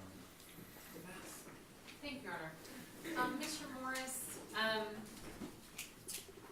I think that you described two different types of extractions that maybe it's your company, maybe it's all companies like yours can do for law enforcement. Is that right? Where you are extracting and you're creating a report and analyzing, and then you said that there's something called a portable case. The portable case, yes, could be used in either one, but we have kind of two different methods where I'm asked to do the bulk of the examination and provide results, or basically, can you just give us a copy of everything in the phone and we'll do the analysis ourselves? Right. Is that okay? And so, and you're saying that that's something that law enforcement can potentially ask you for, is that right? The portable case? Correct, yes, ma'am. Okay, and that, it's inside of the parameters of a search warrant generally, right? Correct. But ultimately, you can create a copy of something and then give it to law enforcement, and they can look at it, manipulate it, decide what things mean, put things together, and that doesn't have anything to do with you. Correct. I don't like the word manipulate, but yes, you're correct. They can go through it and identify what's relevant to them. Absolutely. Yeah. Right, and decide how things fit together, and that doesn't have anything to do with you. Correct. And as far as you know, when they're doing that kind of thing, it's really just on them, right? In other words, you have oversight when you're creating a report, right? Correct. You have like peers that review it, is that fair? Well, we do peer review on 100% of ours Okay, going out the door. okay. But what I'm saying is when you are charged with doing a forensic analysis and then generating a report, when Correct. that's on you, not Correct. when you created a portable case, but when you're doing it, Mm-hmm. you create that, you're doing all of the checks, you are doing the analysis as per the request that's been made of you, correct? In addition to the search warrant, yes, correct. And yes, you're combining those two things to make sure you're inside of the appropriate parameters. Correct. And then you generate a report, correct? Mm-hmm. And then that report is reviewed by another qualified forensic examiner Correct. to ensure that your work or the conclusions that you drew make sense. Correct. Okay, but when you do a portable case, you are having a peer review check that you, I guess, created the portable case correctly, right? Correct. All of our steps, yes, ma'am. All of your steps, Mhm.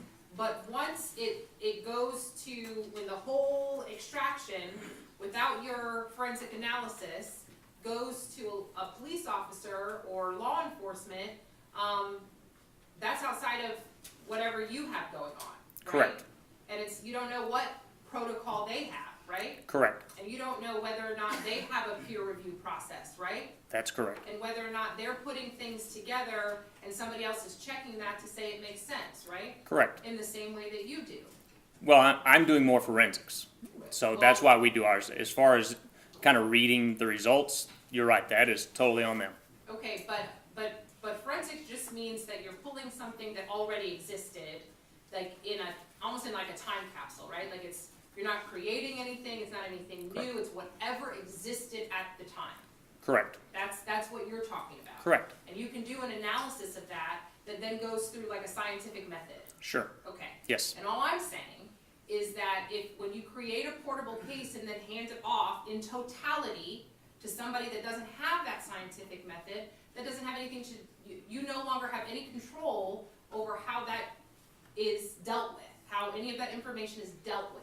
Correct, and that's why I said we prefer to do what you're describing. We prefer to do the forensic, and have a little more control over it so we can have a better understanding of what we're putting out there. Right. And furthermore, there's a reason that in your profession there are these steps, right? Correct. Because the steps were created or put into place because it protects against all kinds of different things within, digital evidence, right? Correct. And so really, for example, in your organization, you would never produce something or put something out that didn't go through your steps. Correct. And so you can't testify here today or ever about how, say, law enforcement, once you give them a portable case, how they are treating that forensic information or how they're interpreting it or whether or not it is generally accepted in your forensic community and things like that, right? Because they're not a part of your forensic certified community. Sure, so if I'm answering correctly, I can testify that, for instance, a text message came from my extraction. We can go back and I can testify and say absolutely. Now, how it's relevant within the overall investigation, you're correct. I don't have that information for a situation like this. But you can say that something came from your extraction, but you can't put it together with anything else you can simply say things, we extracted this, and that's all that you can say. On this one, it was a very straightforward, we would like this information, and I say, here you go, here's your information. So yes, absolutely. And This was what I would refer to probably, and I think a lot of forensic people would agree, it is a more fairly basic level, clean cut, search and find, if you will. right. But again, you don't have anything to do with once it leaves you. Correct. Once you create that portable case, it doesn't have anything to do with you. Correct.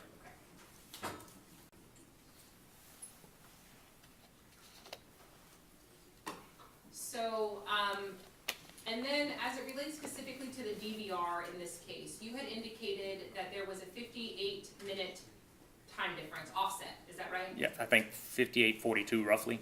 Okay, and in your report, you indicate that the instrument identified that. Is that right? Initially identified that there was this offset.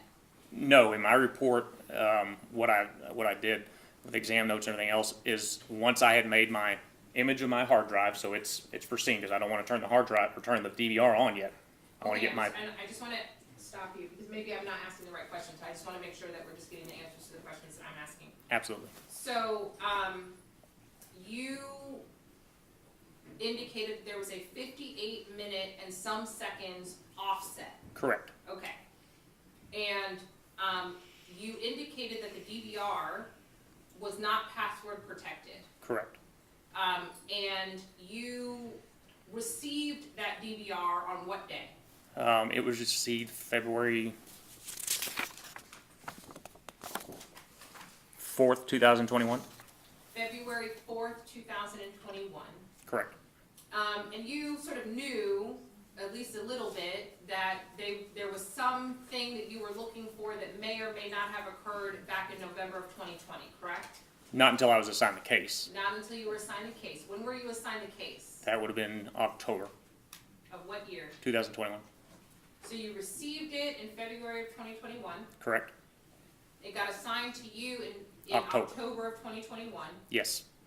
Was it assigned to somebody else in between? No. Did anybody else work on it in between? No. And then you generated a report about your analysis in, I think it was November of 2021, is that right? That's correct. Okay.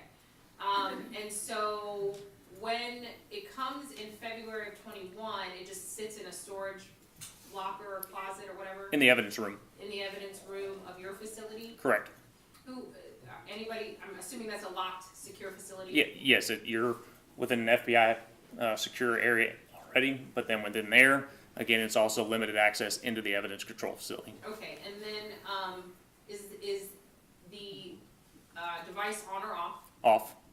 And it kind of just sits there? Correct. You explained that turning it on, you realized that it wasn't password protected, correct? Correct, after imaging the hard drive. after imaging. Not prior to. After you imaged the hard drive, you determined that the device was not password protected. Correct. And that's the device that's not password protected, not whatever, I mean, you know that because you created an image of it? I mean, I don't get the connection that you're making between I made it the image and then I learned that it wasn't password protected. Sure. So, again, I don't want to turn the DVR on before I make my image. So you remove the hard drive from the DVR, disconnect it, you create your image, plug it back in, now we turn it on. Because it's kind of like a phone. If it's off, nothing's changing. So the DVR's off. Okay, so you Is don't- that, and so then once I've made my image, now I reconnect the hard drive, turn it back on, and then that's where I determine it's not password protected, and I can see the date and time displayed on the monitor. Okay, and so the date and time that displayed on the monitor, once you turned it on, you had determined was 58 minutes and some seconds off. Correct. Okay, and and then you also determined that you could manually manipulate the date and time. I didn't change the date or time. No, Maybe I I'm not misunderstand what you're saying asking. You did it. I'm saying if it's not password protected, somebody could go in and manually change the date and time, or adjust it, or correct it, or whatever. Yeah, if you plug the DVR back in and it's not password protected, somebody could go in there and change things. Okay, and so you don't know whether or not before you received it, anything like that occurred. Correct. Prior to its arrival and me inventorying it, I don't know the history of it. Okay, so, but what you can tell us is it doesn't require a password to make those types of manipulations. That's correct.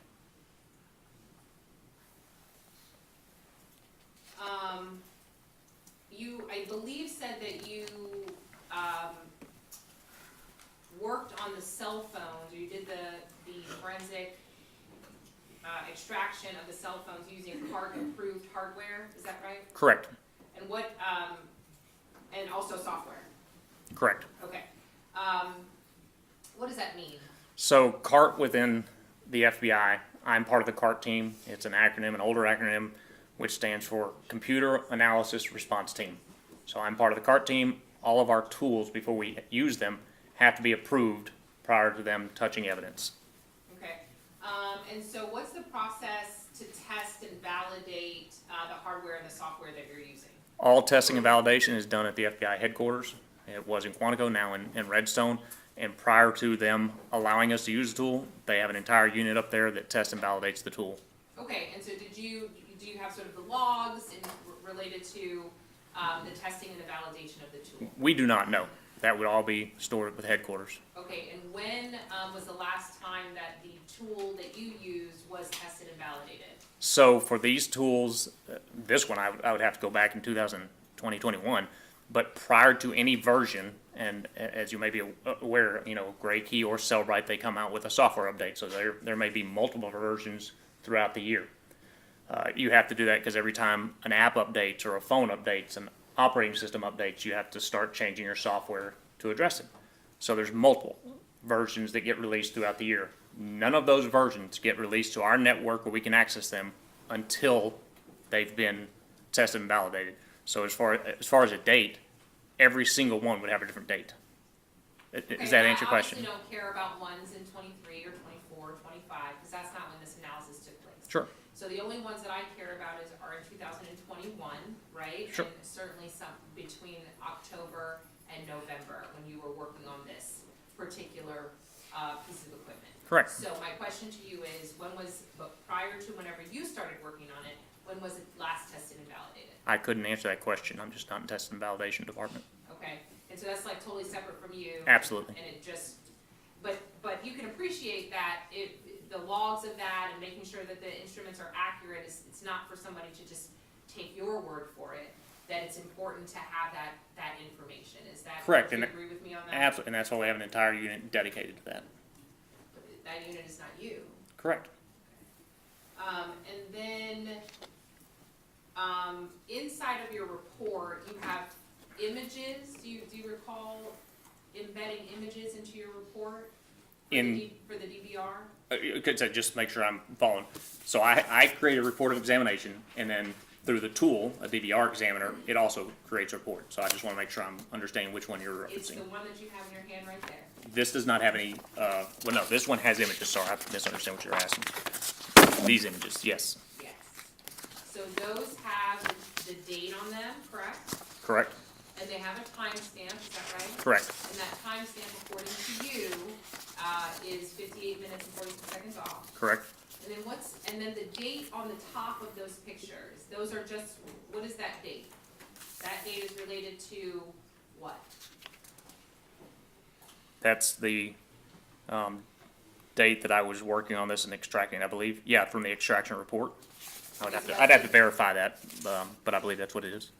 Okay, so the dates that are just embedded above the image, you're saying those are the dates that maybe you were working on it? Correct. Okay, and those don't have any relationship to? No, they're not within the image, no.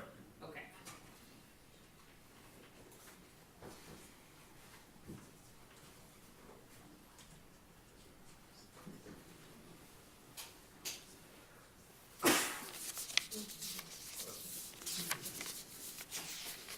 I'll pass it. Just very briefly, Your Honor.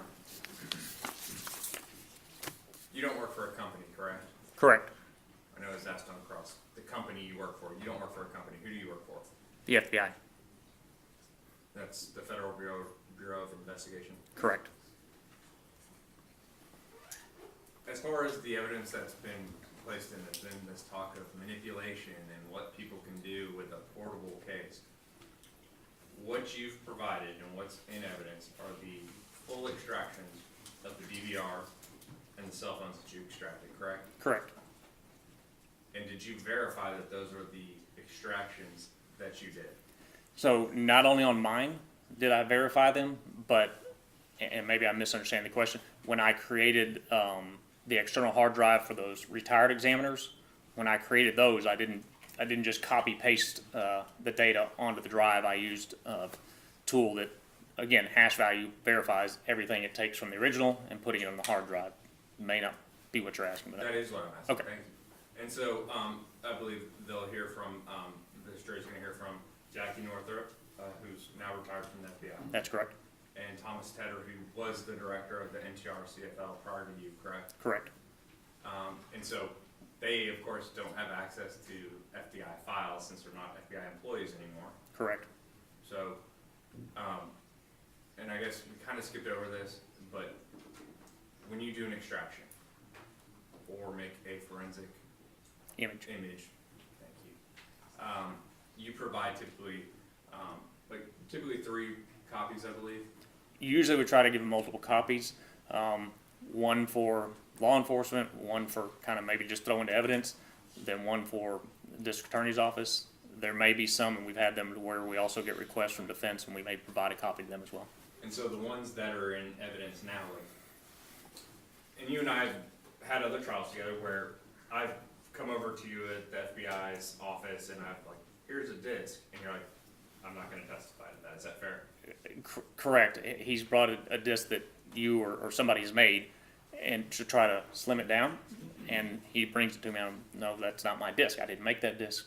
I don't know what's on it. If I'm going to testify, I have to testify to my own disc or hard drives or whatever that may be.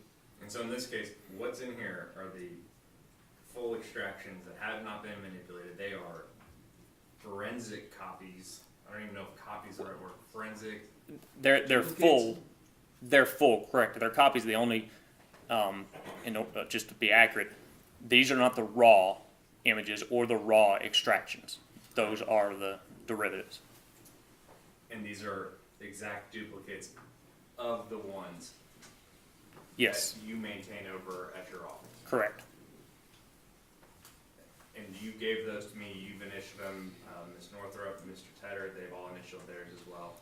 Correct. And even with those, when we get requests, whether it be from the defense or prosecution, it's not just make a copy and they come by and pick it up. There's, I don't know if I have them here, there's going to be a report and there's going to be examination notes for every one of those, even though it's just a copy. It's still going to have a technical report that goes with it that says, here's the tools I used, here's the validation I used, verification that everything was the exact same. And even those go through peer and admin review.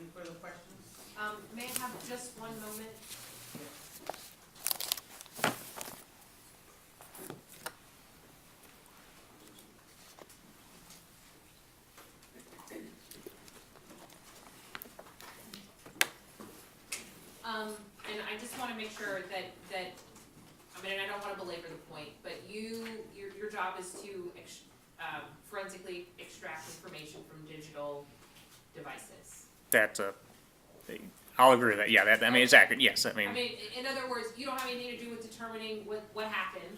correct. You don't have any responsibility in, knowing why something happened. Correct. And in fact, you don't have any information about, the parties, the people, the whatever involved on anything that's alleged on November 11th, 2020. Correct. We're objective.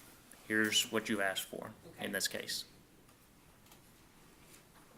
And therefore, you can't identify any of the people. I mean, you can say that this picture is the same picture that I extracted, but beyond that, you can't say this person is this person or that person is that person. Correct. Okay.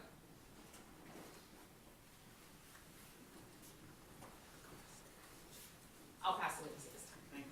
Anything else for this witness? No, Your Honor, nothing further for the state. All right, may this witness be released? No objection. No objection. Thank you. Thank you. Thank you, Your Honor.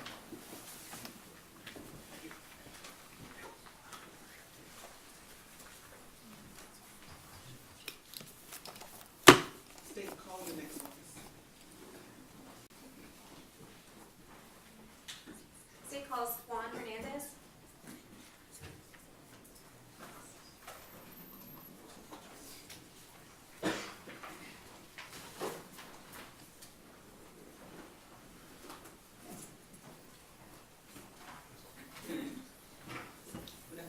Good afternoon. Good afternoon.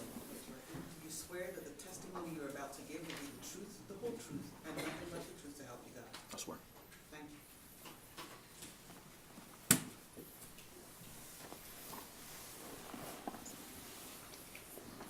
Can you please state and spell your name for the record? Yes, Juan Hernandez. First name Juan, last name Hernandez. And how are you currently employed? I work for the Mount Pleasant Police Department. Where is Mount Pleasant? It's about a 2-hour drive east on Interstate 30. How long have you been with the Mount Pleasant Police Department? A little over 17 years. Now, this jury has previously heard what it takes to become a certified police officer, training, field training. Is that kind of the same thing that you went through? That's correct. And what is your current position? I'm a narcotic sergeant. Were you working the night of November 23rd of 2020? Yes. Do you recall what you were doing that night? I was working highway interdiction on Interstate 30. You said highway, Interdiction. what's highway interdiction? It's basically the enforcement off of highway, and we look for people that are transporting drugs, large amounts of U.S. currency, etc. Is that common kind of out where you are? It's very common off of Interstate 30, yes. And do you recall stopping a vehicle that night? Yes. What kind of vehicle was that? Gray Challenger, Dodge Challenger. Your Honor, may I approach? You may.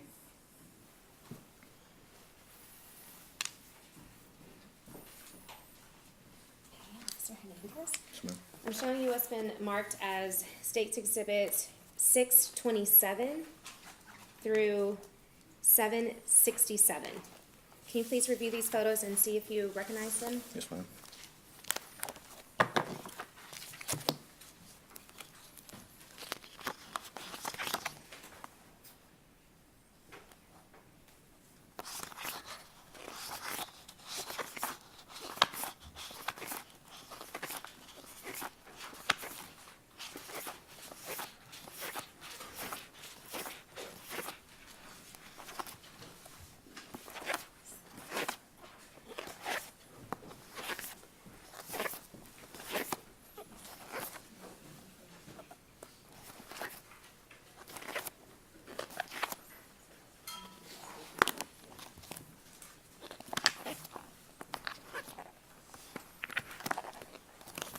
Yes, ma'am. And I'm showing you what's been marked as State's Exhibit 630. Do you recognize this disc?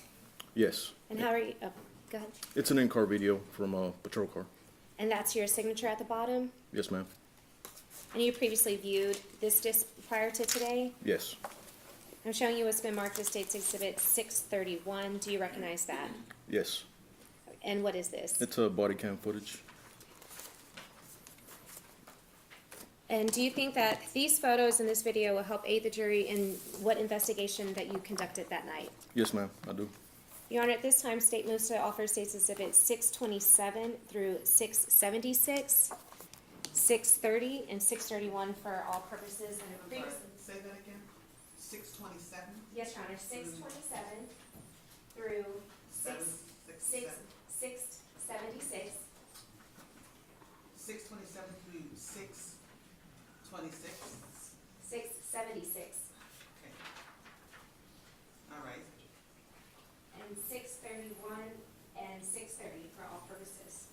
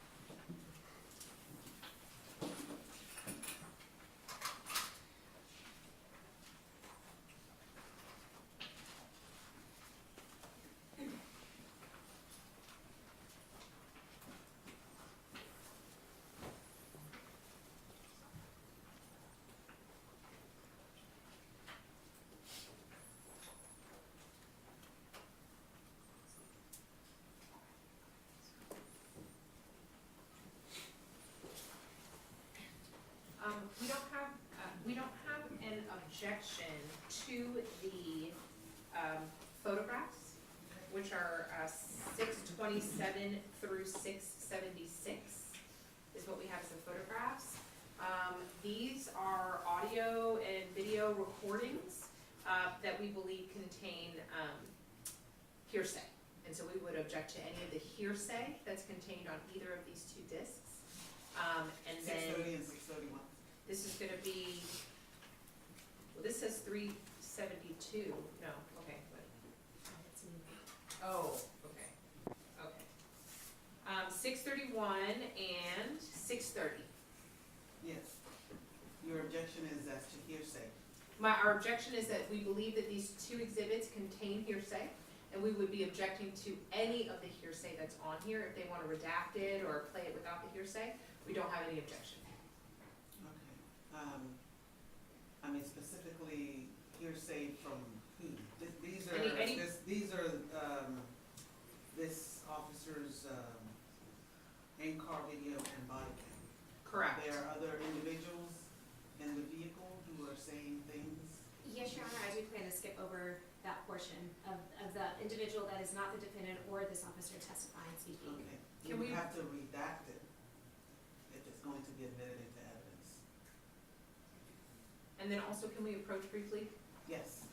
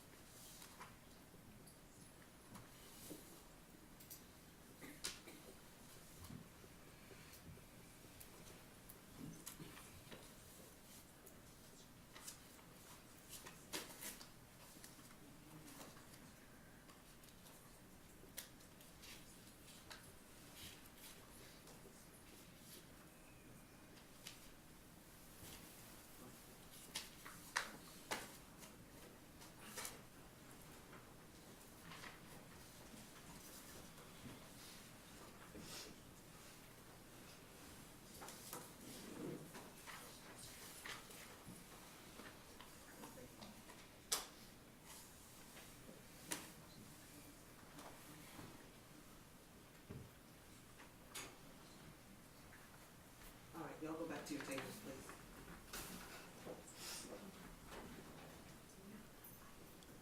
Go back to your seats, please.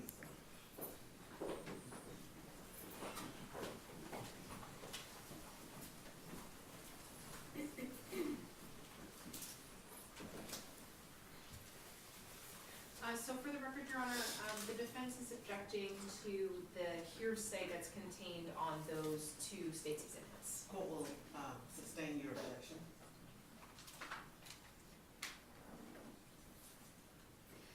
Officer Hernandez, can you please explain, around, or I guess that night you were on patrol and you said you saw a vehicle, speeding by? Yes, ma'am. Do you remember roughly around what time that was? It was around 2:39 a.m., I believe. And this was on November 23rd of 2020? Yes. And what did you do once you saw that vehicle speeding by?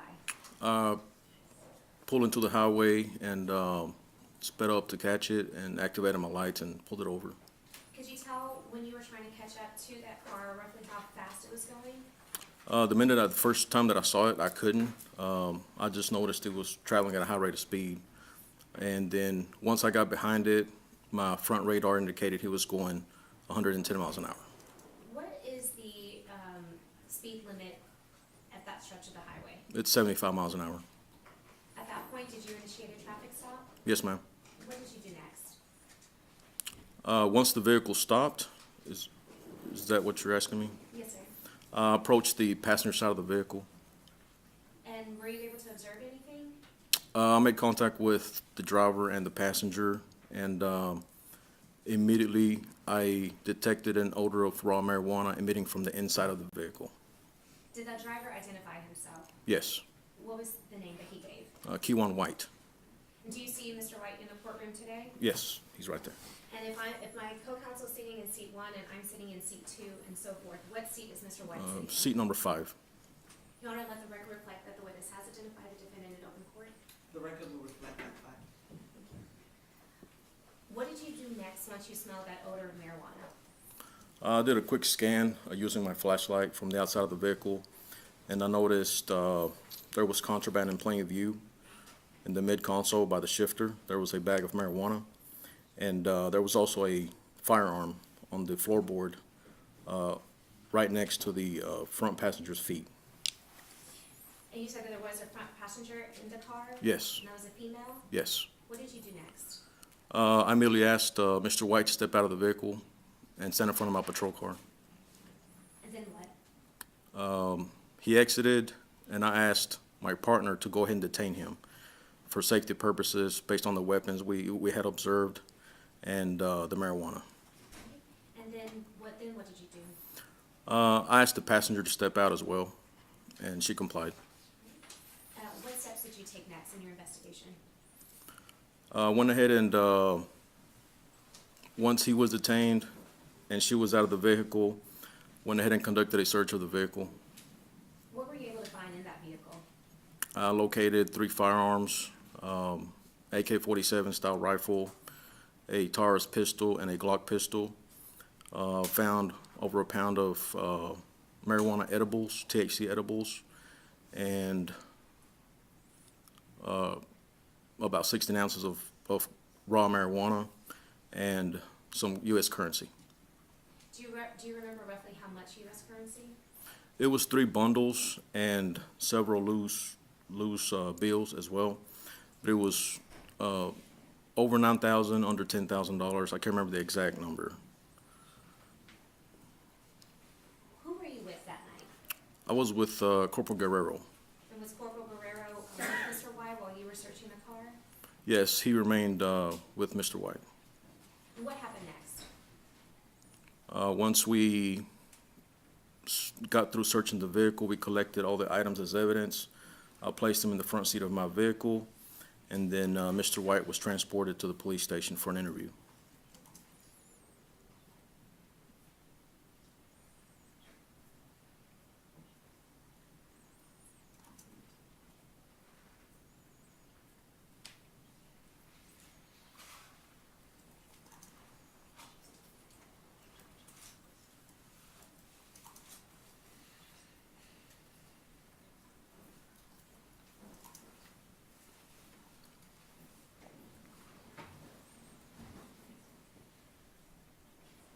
just a moment.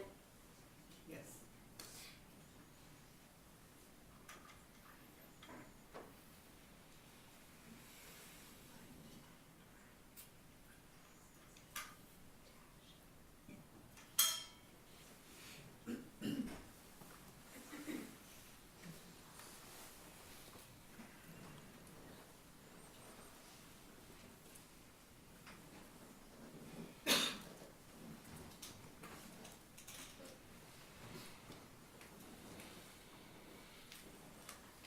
Are those state's exhibits,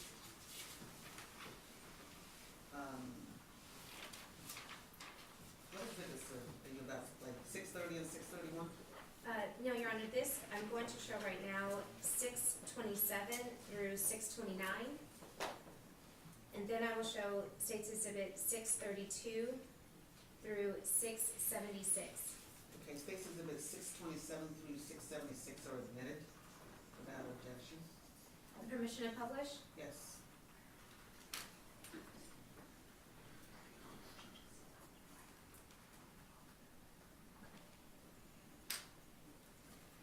Okay, Officer Guerrero, I'm showing you, Officer Hernandez, I'm showing you this has been marked as State's Exhibit 627.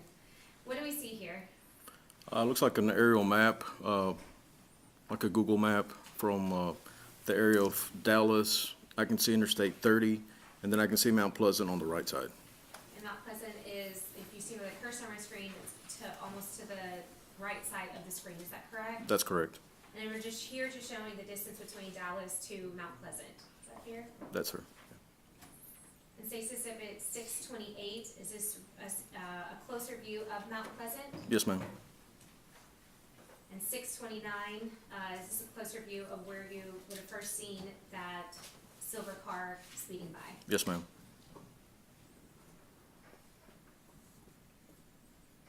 I'm showing you what's been marked as State's Exhibit 632. Is this that silver car that you saw? That's correct. And you took these photos on the side of the highway that night, is that correct? That's correct. 633, what do we see here? It's the interior of the passenger side of the vehicle. As you can see, there's a backpack, multicolored backpack, sitting on the seat. 634, is that just a closer view? Yes, ma'am. 635, what do we see here? That's where I opened the backpack. As you can see, there is narcotics inside. And did you ask the defendant about the items here? Yes. And did he claim ownership of anything that was in the car that you found? Yes, he did. What were the items that he claimed ownership to? All of the narcotics that I found and 2 of the weapons. I'm showing you just what's been marked as State's Exhibit 636. What do we see here? That is the interior of my vehicle, front passenger seat. That's where I placed the weapons and the money. 637? Yes, that's the seat. There's a cell phone and 2 bundles of cash. And do you recall where you found this bundle of cash? Those 2 bundles were in his front pockets, front pants pockets. State's Exhibit 638? That is the driver's side of the Challenger, sorry. 639? That's a photograph of the front end of the Challenger. State's Exhibit 640? Yes, that's the passenger side of the Challenger. State's Exhibit 641? And that's the back displaying the license plate. State's Exhibit 642? And that's the driver's side. State's Exhibit 643? Yeah, that's the back seat, I believe.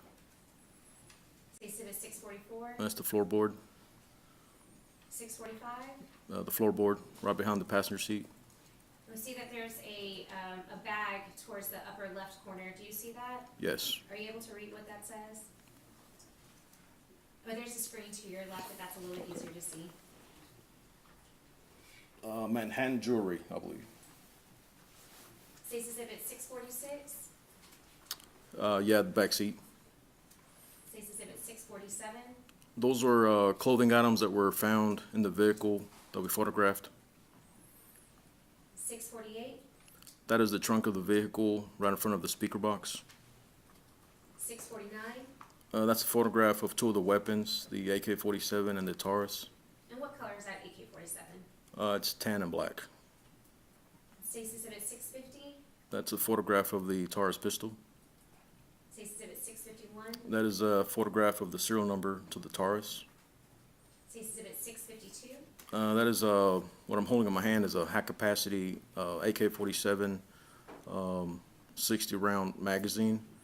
And then you can see the AK-47 on the bottom lower corner, as well as the Taurus, one AK-47 round, U.S. currency, 2 high capacity magazines, a small bag of marijuana, and the front of another pistol. State's Exhibit 653, That's just a close-up of the AK-47 rounds. 654, Magazine, bag of marijuana on the right side, and U.S. currency on the left side.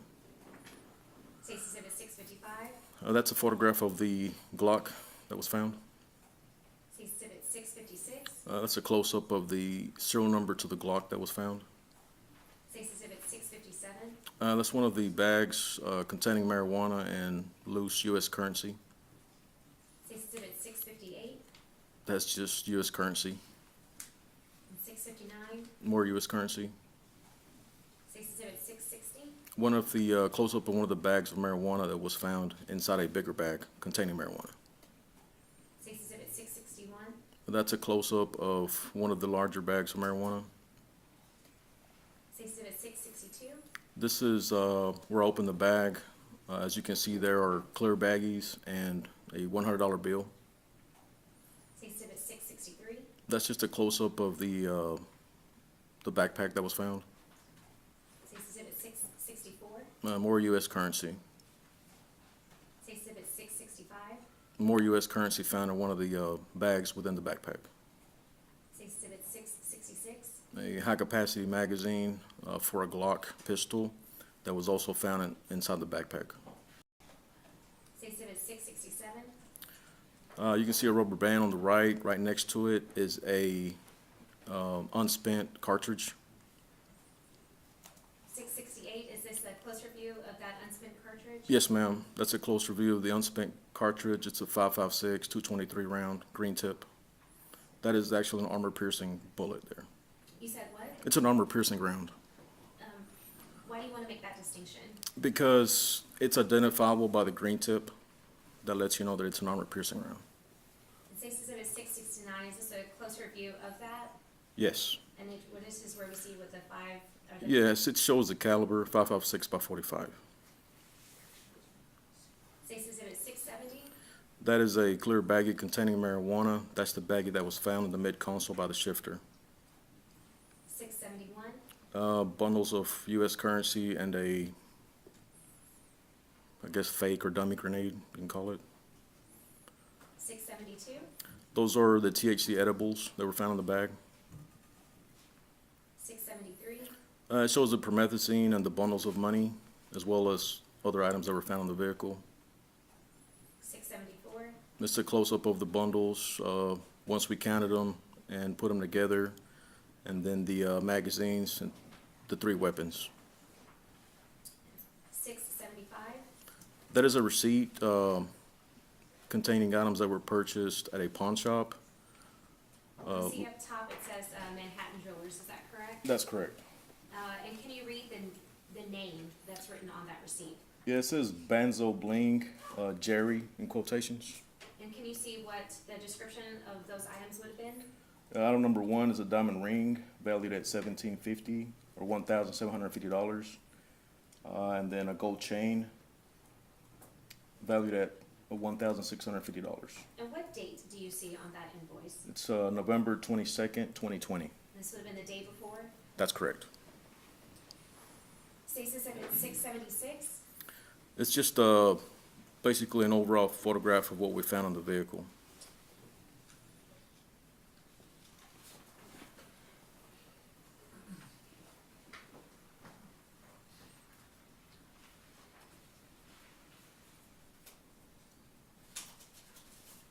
Your Honor, at this time, state would offer State's Exhibit 630 and to publish with the agreed upon times with counsel that we spoke about earlier.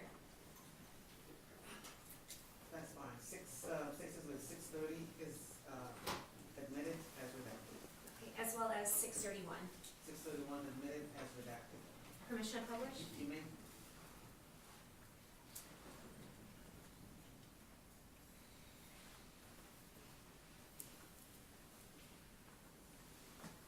Officer Hernandez, can you see that this is the in-car video that you were in that night? Yes, ma'am. And Your Honor, is it possible to dim the lights? Yes.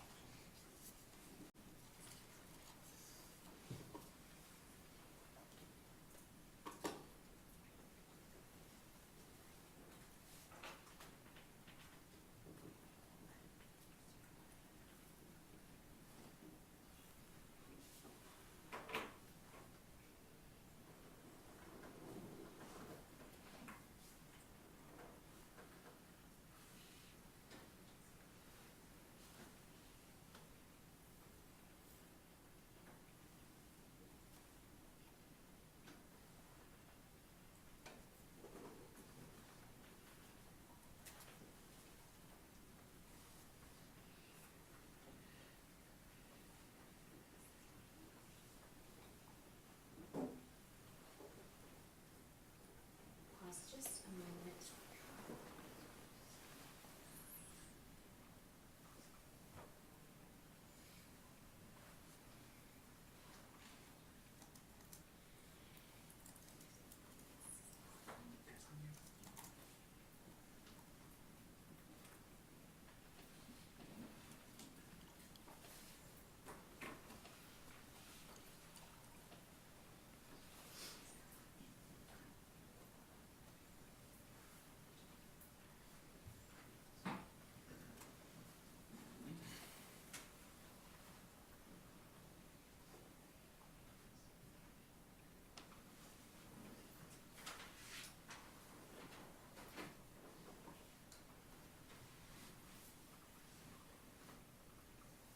Do we see that silver car that just sped by, going at a high rate of speed?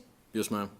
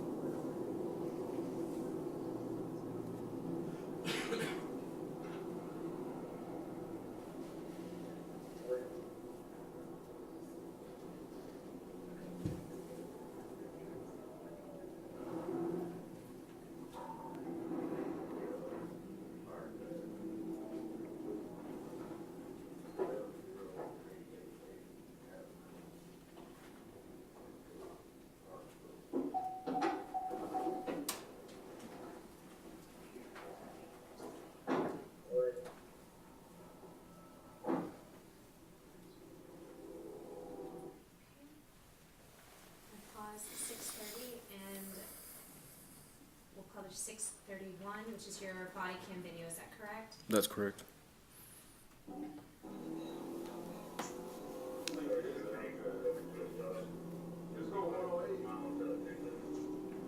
At this point, are you still in your car? You haven't pulled him over just yet? That's right.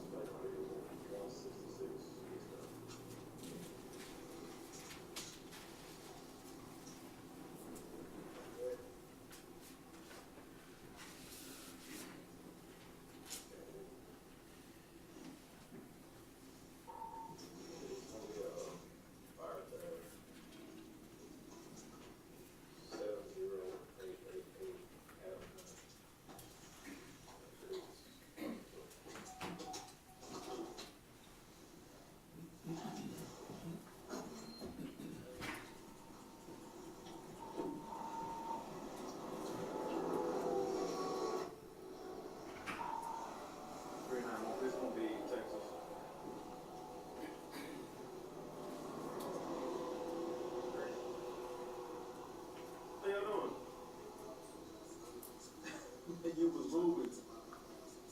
I got you, man. You got your license and insurance? Okay. What's that about, woman?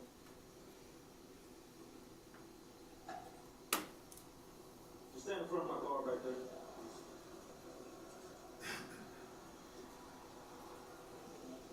Yeah, just watch it. Yeah, go and stand in front of my car. How you doing? I need you to step out as well. Go and kill the car.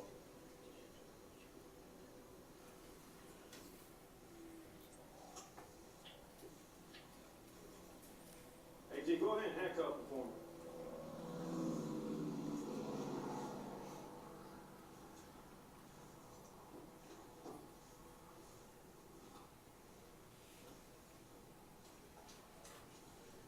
Reason why he, well, let's say, they got marijuana, go ahead and give it.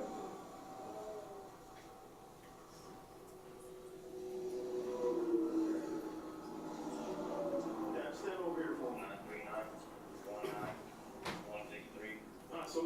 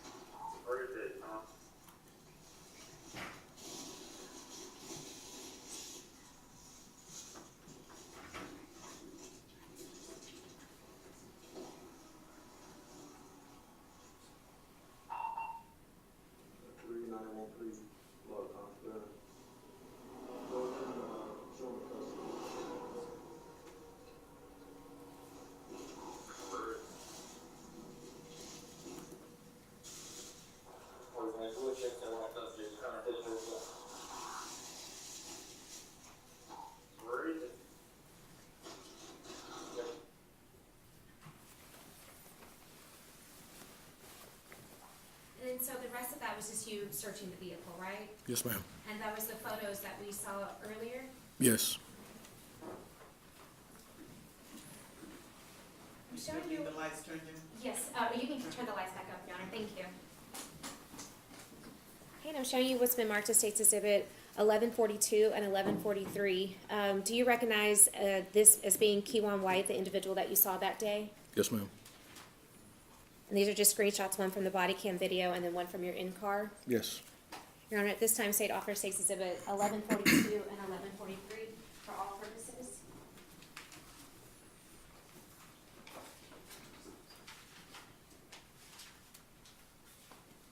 No objections to 1142 and 1143. Thank you.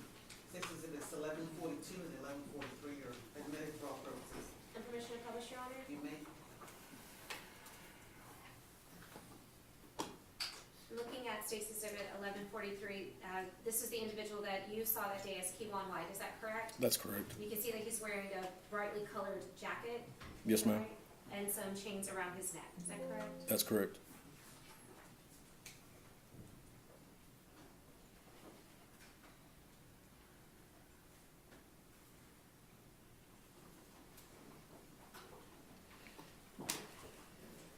And Your Honor, pass the witness. And is it still Officer Hernandez? It's Sergeant. Sergeant Hernandez, forgive me. How long have you been a certified peace officer? Since I started my career at Mount Pleasant. Okay, and how long was that? How long has that been? Since I got certified or when I got hired? When you got certified? When I got certified, it was 3 months before 17 years, so 16 years and 9 months. 2010, 2009? 2009. Okay, and Mount Pleasant, and I know, let me see.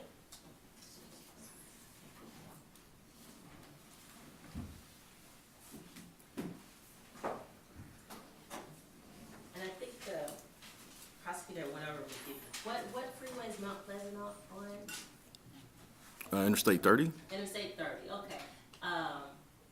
And so that's heading east, Well, correct? it runs east and west. Okay, east and west, but it's east of Dallas, right? Yes. Okay, and heading toward Arkansas, Louisiana, where are you going if you keep going down 30?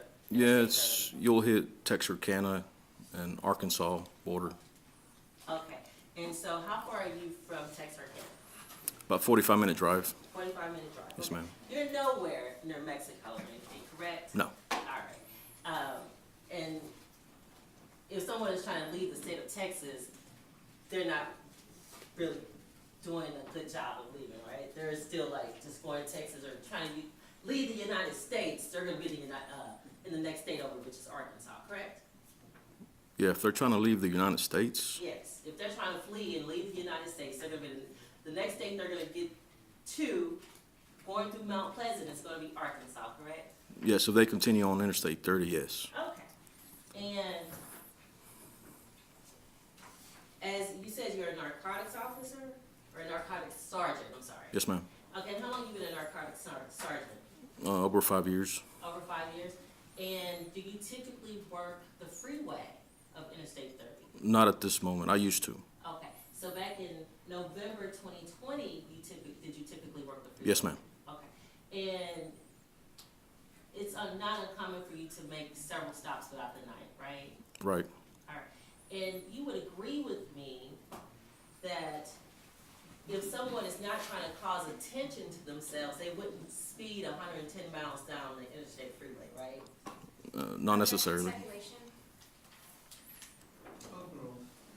Would you agree with me, Sergeant Hernandez, if someone was trying not to cause attention to themselves, they wouldn't speed at 110 miles an hour, correct? I wouldn't say so. Okay, so you think going down Interstate 30, you would agree with me that there's officers up and down the freeway, right? Not particular at that time. Okay, how many officers do you, at that time in November 2020, did you have working in Mount Pleasant? That night? Yes, or not even that night, just at the police department. Are you asking about a specific shift or the whole police department? In the whole police department, how many people are in Mount Pleasant Police Department? Over 20, less than 30. Okay. Yeah, And how many people live in Mount Pleasant? roughly 14,000 people. And you said that at the time, you pretty much worked the freeway to make traffic stops for narcotics, right? I work freeway and the city. Okay.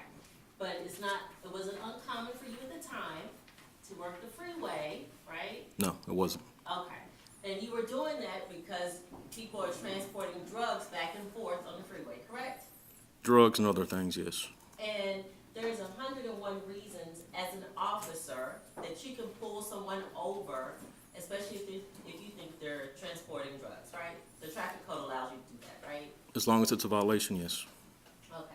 So someone traveling at 110 miles per hour that has drugs thrown about their car and guns, that's pretty reckless, right? It's a legal reason to stop them. But you would agree with me, that's pretty reckless, right? I would agree, yeah. Okay. And we saw Mr. White's car pass you, and you were in a car with someone, right? You had Yes. someone working with you that day? Yes. And who was that person? It's a Corporal Guerrero.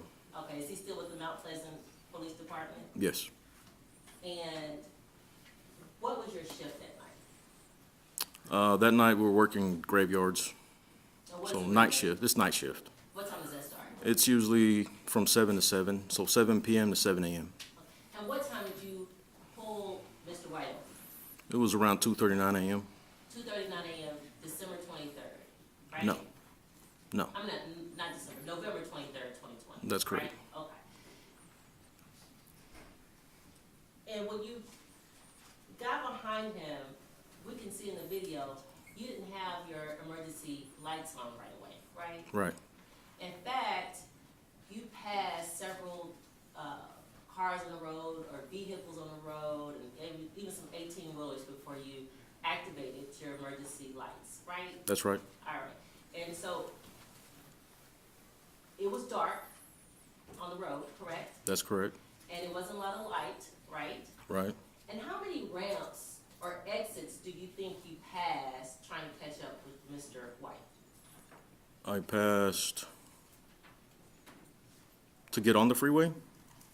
Wherever you saw him to the point where you caught up with him, how many exits or entrances did you pass? 2. 2, okay.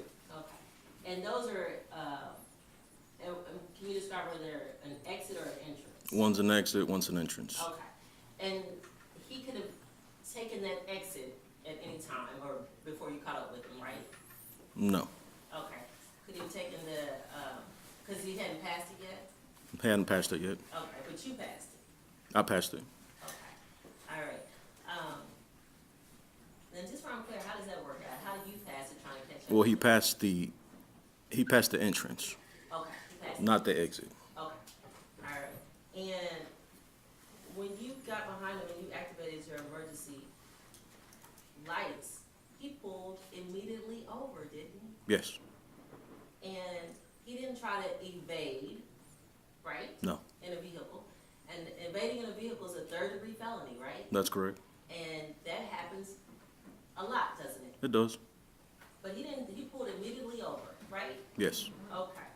And when he got out, actually, before he even pulled over, sometimes, what do people do when they have drugs and stuff in the car? Don't they throw it out the window sometimes? Sometimes yes. They try to, what we call tamper with evidence, right? Sometimes yes. And Mr. White didn't do any of that, did he? No. So not only did he pull immediately over, but he didn't try to throw any drugs or guns or anything out the car, right? Right.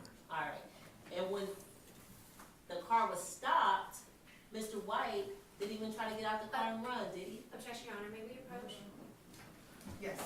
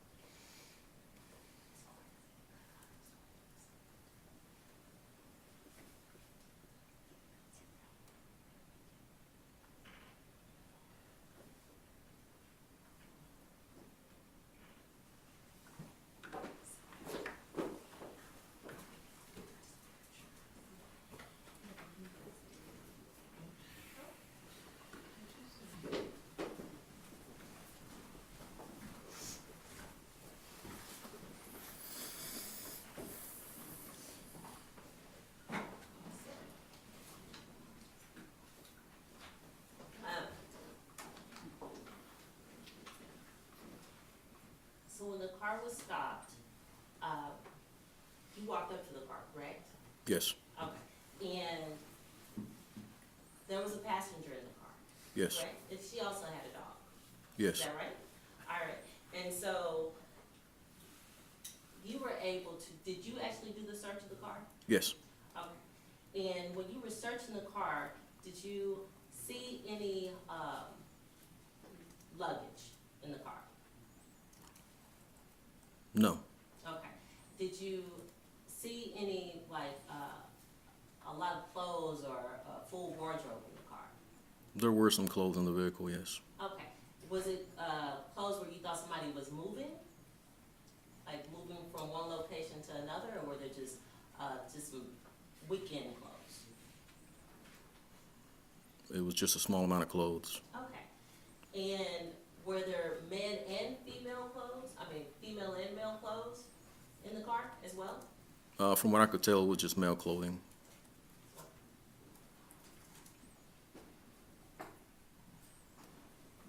And you don't know where Mr. White was going, do you? Yes, he told me where he was going. Where was it? Where did he tell you he was going? I believe he said Forney, Arkansas. Okay. And do you know who he was going to visit? Grandfather, I believe. Okay. And you don't know whether or not that's true, right? I do not. Okay. Now, when it comes to you being a sergeant of narcotics, there were a number of drugs in the car, right? Yes, You had some lean, you had some marijuana, and you had some edibles, right? that's correct. And some of that was packaged as if it was to be sold, right? Yes, you can say that. Okay. And were you able, based on your training experience, to put a street value on the edibles? No, Okay. How much would edibles, based on, because edibles are sold by the ounce, right? it depends. Okay. How much is 1 ounce of edibles? Do you know? It depends on the concentration. Okay. What about lean? The bottles of lean he had. Do you know how that is weighed or packaged to be sold as drugs? I have no idea. You don't know the value as a narcotics sergeant? Not for lean. I don't focus on lean. Okay. What about marijuana? Yes, I mean, it's sold by the gram, ounce, pound. Okay. And what is the street value for marijuana per gram? Once again, it depends on the concentration of THC, so there's different values. Okay, it's different values. You would agree with me that Mr. White had a lot of drugs on him, right? Somewhat, yeah. Okay. And drug money is often in low denominations, right? In money denominations. Not necessarily. Okay, you would agree with me, sir, that Mr. White had dollars and $5 on him, correct? Yes, different denomination bills.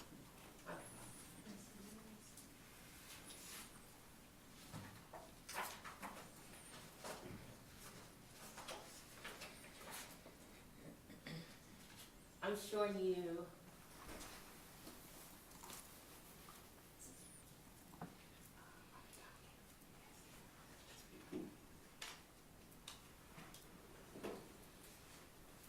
okay, I'm looking at State's Exhibit 63. I'm just going to zoom in. This is some money that was you found, and where did you find this? Was it in a seat like that? These two bundles were in Mr. White's pants pockets. Okay. And if I zoom in,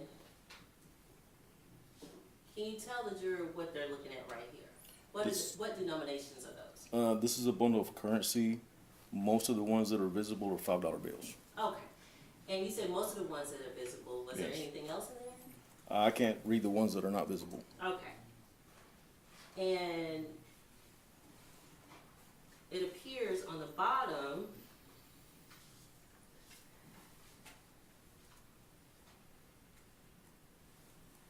you can't really tell what that is, right? You know there's like maybe a few $100 bills, but you don't know what the rest of the money is, right? Correct.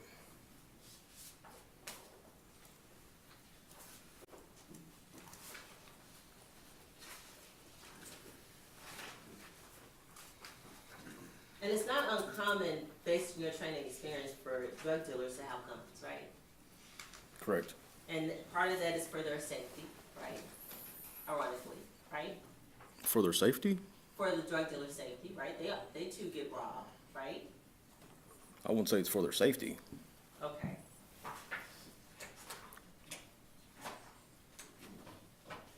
You don't believe drug dealers get robbed, sir? I have no idea. I'm assuming they do. I don't know. Aren't you a sergeant of the Yes. narcotics? Okay. And do you not do a lot of drug busts? Oh, I do a lot. Yes. Okay. Do you not do a lot of interactions with drug dealers Yes. and drug addicts?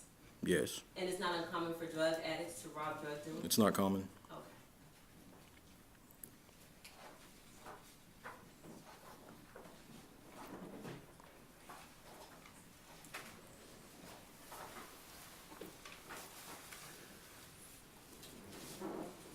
Now are you now at the police station when you're on the State's Exhibit 652? Is this when you're laying out the guns and everything that you confiscated Yes, ma'am. out of the car? Okay, and so is this all the money that you confiscated out of the car at 652? Yes. And you took that money and you kind of compiled it together, correct? Yes. All right. And now I'm showing you 654.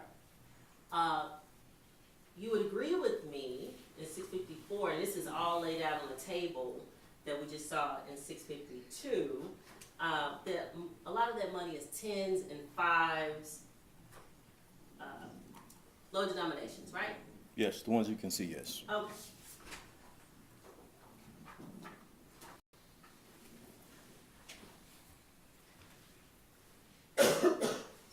And I'm gonna show you 657. A lot of that money is dollar bills, right? There's 20s, 1s, 100s, Okay. even a $2 bill in there. Okay, there's a $2 bill, there's a $5 bill, there's a 20, and there's a 100. But most of the denominations that we see are ones, correct? Yes.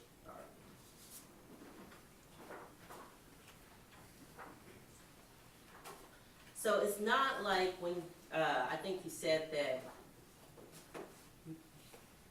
Mr. White had $9,700 on him, is that about right? I don't remember the exact amount. Okay, but a lot of that money was low denominations, right? You said a lot of the money? A lot of the money that we just saw in the pictures, the state's exhibits, and that you collected and you compiled were low denominations of money, correct? I notated that in my report, the exact denominations. I You did? don't remember if it was mostly low numbers or mostly high numbers, but it's notated on my report. Okay, but just looking at the pictures, right, we don't see tons of $100 bills, right? Well, we can't see all the currency on the photographs. Okay.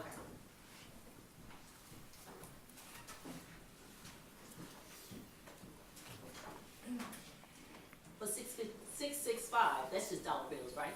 Yes. All right. And 664, and this is money that you took and compiled, that's just a lot of dollar bills, right? There's 100, there's some 20s, there's a 10, 5s. The There's rest, one $100 bill, there's one $20 bill that we see, one $100 bill, and one 10. There's a 5. yes. The rest are dollar bills, correct? There's another 20 at the top too. Okay.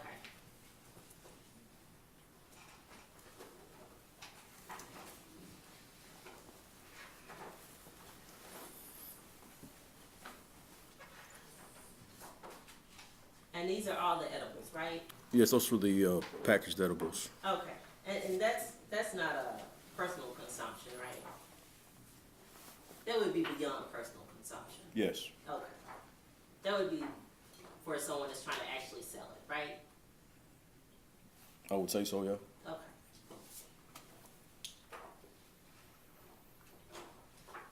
And the state showed you State's Exhibit 67, a receipt from Manhattan Jewelers. You don't know anything about that receipt, do you? Do you know anything? That's 675. 675, I'm sorry. 675. You don't know anything about that receipt, do you? Man, that receipt was found in the vehicle. Okay, but you don't know anything about what's on the receipt, the contents of the receipt, do you? Can you be more specific? But Do you know anything about Manhattan Jewelers or anything? no. Okay. You just know that this receipt was found in Mr. White's car that he was driving, correct? Yes. Okay.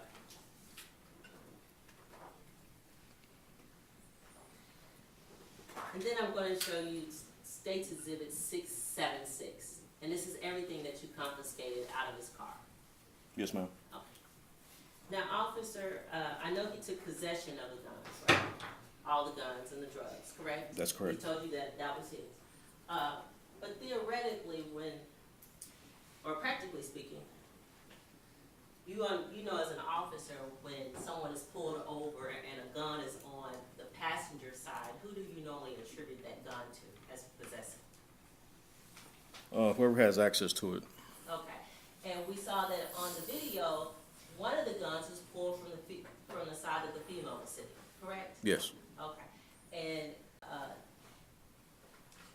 it wouldn't be uncommon for her to have been charged, right?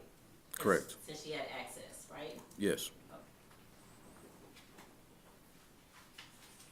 And as it relates to the $9,700, whenever you find drugs and guns together with money, what typically happens with that money as it relates to law enforcement? It usually goes for asset forfeiture, and it's seized. Okay, tell the jury, what is a forfeiture? Basically, it's usually U.S. currency, or it could be weapons, a vehicle, a residence, etc., that the state believes was bought or purchased with either drug money or illicit means, or it was used in a criminal act. There are several felonies that we could list. And so Mr. White's $9,700 was taken that night, right? Yes. All right, and he has to go through a legal procedure to get that money back, doesn't he? It's a civil process, yes. Okay. And you don't know where that money came from, right? Where the money came from? Yeah, you don't know how he earned that money, correct? Correct. And you don't know how long he's had that money, correct? Correct.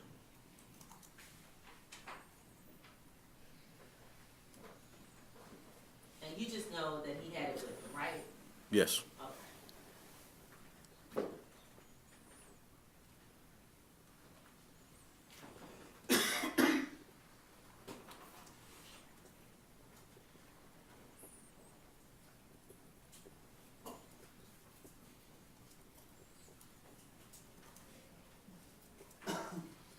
And the reason that you confiscated the $9,700 is because Mr. White had drugs, right?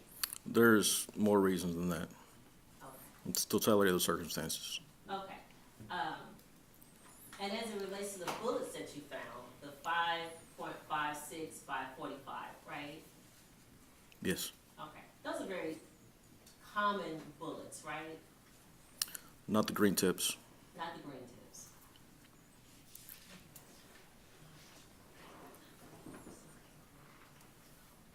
Okay. And let me re-ask. 5 by 5.6 by 45 is a common bullet, right? You said not the green tip. The caliber is. I'm sorry? The caliber is very common. The caliber is very common, right? Okay. Can I have a moment, Yella? Yes.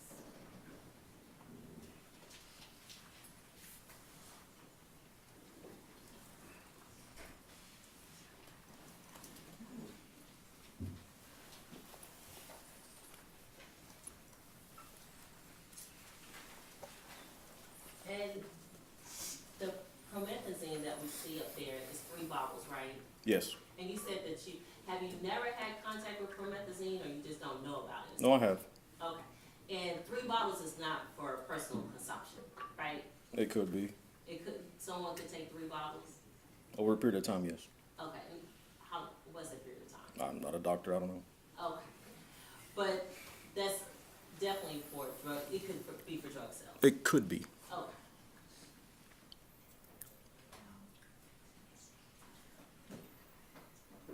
No further questions, Your Honor. State? Yes, thank you, Your Honor. So, do want to be clear, how many firearms were recovered that night? 3 total. How many firearms did he actually claim? 2. Which one did he not claim? He did not claim the Glock. And you said he said that he was going to Arkansas, Yes, so he was leaving the state, is that correct? that's correct. And he was arrested for the items that were seized, is that right? That's correct. And he was arrested on November 23rd of 2020, is that right? Yes. Are you aware that he bonded out the next day on November 24th of 2020? I have no idea. Defense counsel brought up the promethazine. What is promethazine? It's basically cough syrup. Is that uncommon or common during narcotics investigations? It depends. It's not really something that's common or uncommon. It just depends on who takes it. It's very common amongst the younger generations. And you said that that green point was unusual. Is that correct? That's correct. Why is that? It's basically an armor-piercing round.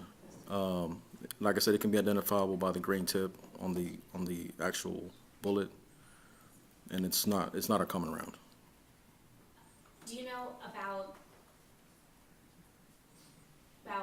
what the damage that it can do?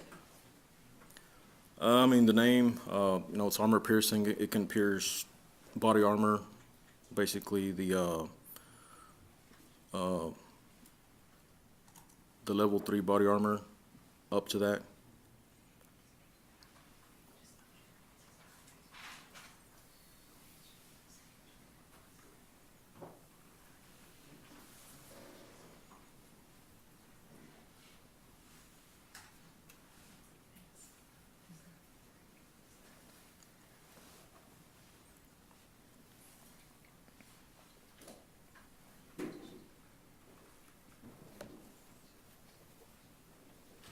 In addition to the firearms, he did claim the drugs and the money that was his. Yes. That those items were his. Yes.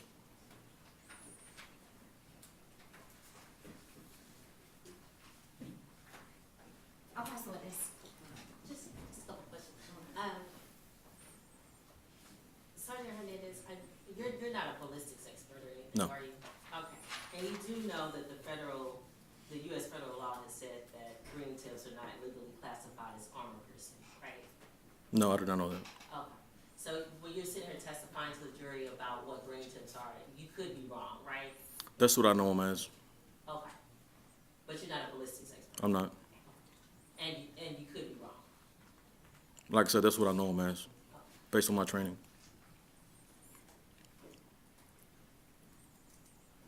And what training is that? I mean, firearms instructor, SWAT team leader for several years, 15 years. I mean, we shoot firearms every other week. Thank you for your time. Thank you. Any other questions? No further questions, Your Honor. May No. this one has been released? Yes, Your Honor. Thank you, sir. Thank you.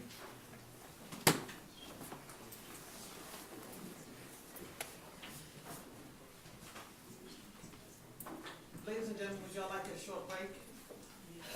Yes? All right, let's do that. Let's come back at 3:50.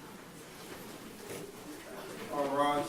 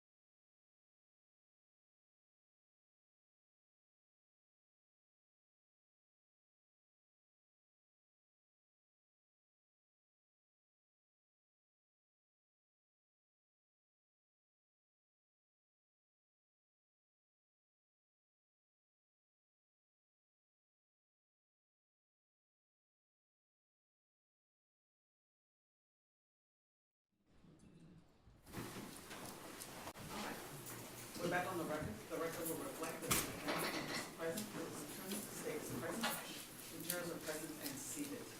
State ready for the next witness. Yes, Your Honor. Who's your next witness? State Clause Lieutenant Travis Nichols. Thank you. Do you swear that the testimony you're about to give will be the truth, the whole truth, and nothing but the truth to help you God? Yes, ma'am. Thank you.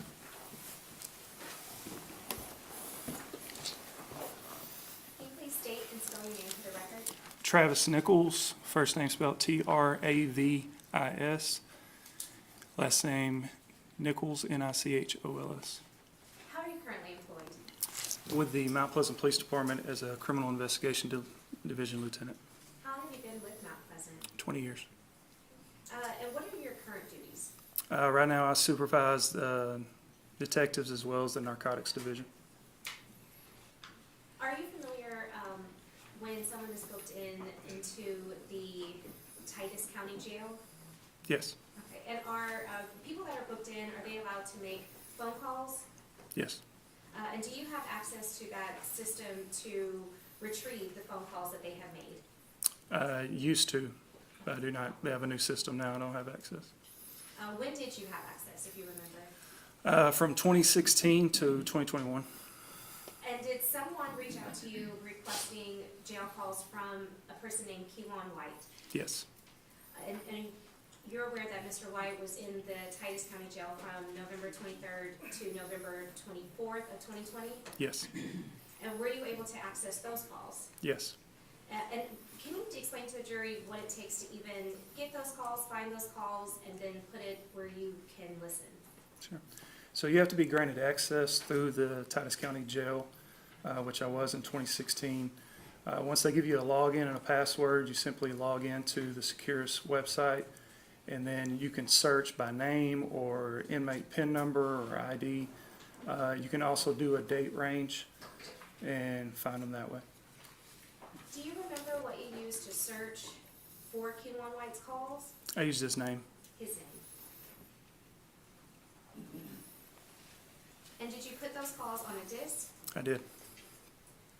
Your Honor, may I approach? You may.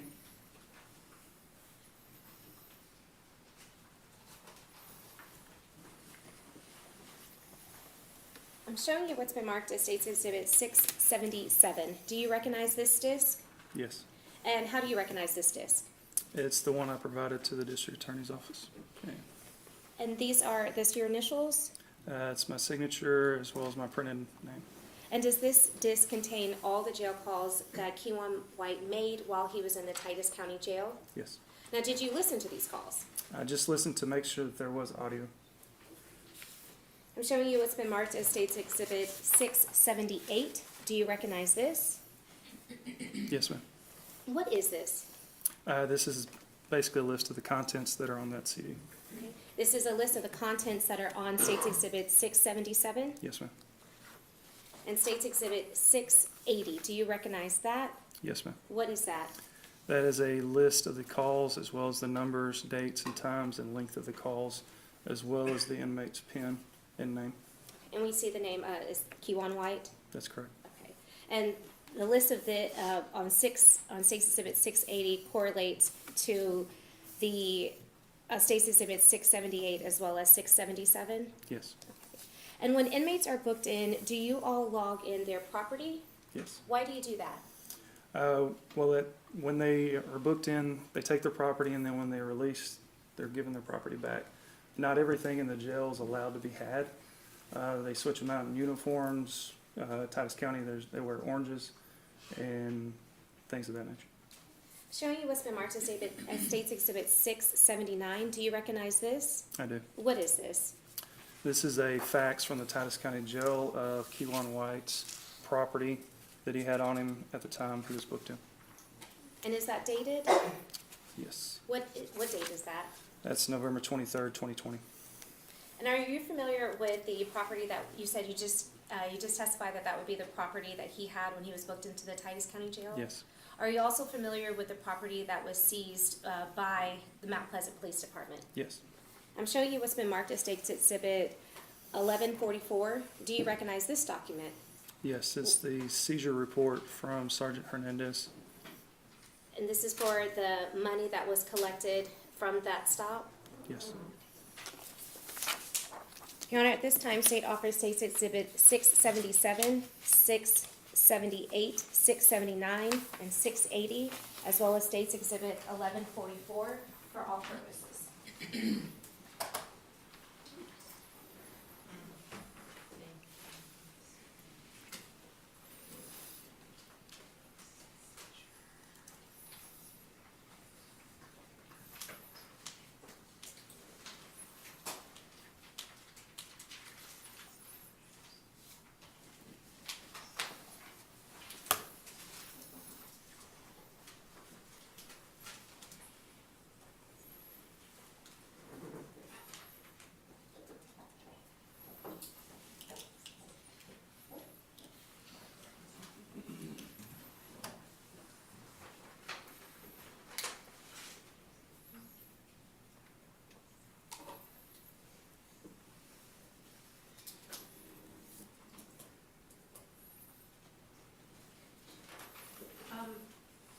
Your Honor, the defense is simply going to object. There are a number of calls on here that are totally unrelated to any allegation pending before this jury.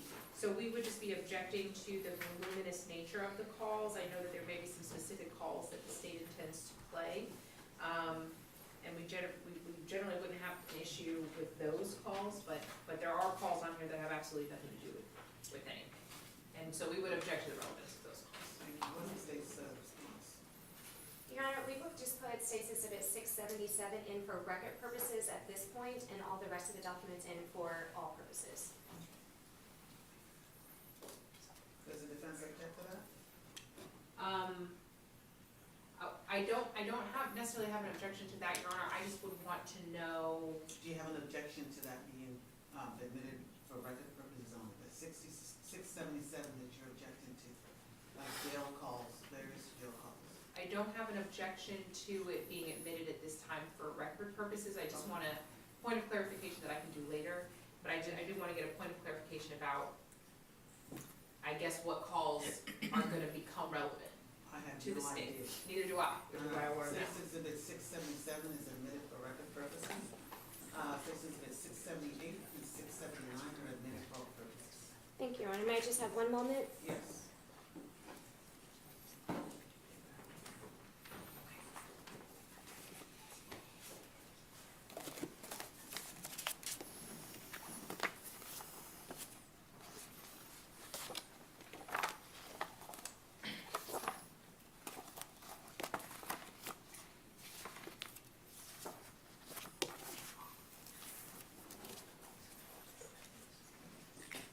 Okay, Lieutenant Nichols, I'm showing you what's been marked as State's Exhibits that has been already admitted as State's Exhibit 675 and State's Exhibit 676.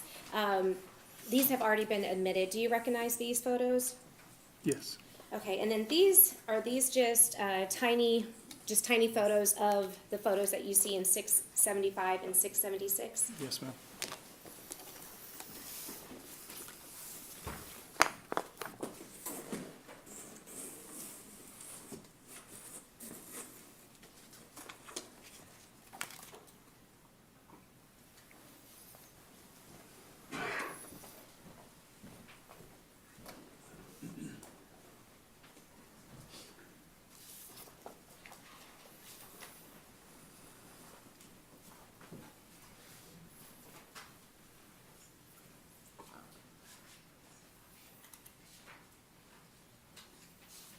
And Your Honor, permission to publish State's Exhibit 1144? You may. I'm showing you what's been marked as State's Exhibit 1144. Are these the number of bills and the denomination that was collected from Mr. Kewon White on the night, or are the early morning hours of November 23rd? Yes, ma'am. We see that there are 28 $100 bills, Yes. 63 $50 bills, Yes. 43 $20 bills, Yes. 102 $10 bills, Yes. 354 $5 bills, Yes. 66 $1 bills, Yes. and two $2 bills. Is that correct? Yes, ma'am. We'll pass the witness. Yes, Your Honor, very briefly. Sir, Sorry, hold on, 1 second. Was, 1144 admitted? For all purposes? oh, you know what, Judge? I don't know that we weren't gonna have an objection to it, but I don't know that we addressed it, so we don't have an I don't think objection. so. You didn't tender it, but you tendered it. It's already before the jury. And the defense has no objection, so State Exhibit 1144 is admitted for all purposes? As well as 678, 679, and 680 for all purposes. Yes, those were admitted, I believe, 677 through 679. And Your Honor, we'll pass No, the hold on 1 second, 677 was admitted for record purposes only. 677 for record purposes. Yes, Your Honor. But 678, 679, 680, and 1144, Your Honor, would be for all. Yes, Okay. that's correct. Thank you, Judge. All right, thanks. Thank you. I'm sorry, sir, when you sat down, you're sergeant or lieutenant? Lieutenant. Lieutenant, yes, sir. And you have some experience, or are you currently assigned to narcotics? Over narcotics, not assigned necessarily to the division, no. Okay, when you say over narcotics, what does that mean? So you have the Criminal Investigation Division, and they are under my command. So you have narcotics as well as the detectives that we have. Okay, so do you get to that position because you've worked your way up through the ranks? Yes, ma'am. Has there been any part of your career where you worked narcotics? Only street level, nothing as far as being assigned to the narcotics division. Okay, you've come into contact with narcotics and drug sales? Yes, ma'am. Okay, you have some, you said you've been a police officer for 20 years? Yes, ma'am. Okay, so through those 20 years, have you had an occasion or have you had many occasions to come into contact with people that either sell drugs or use drugs? Yes. Okay. Have you come into contact with people that sell drugs? Yes.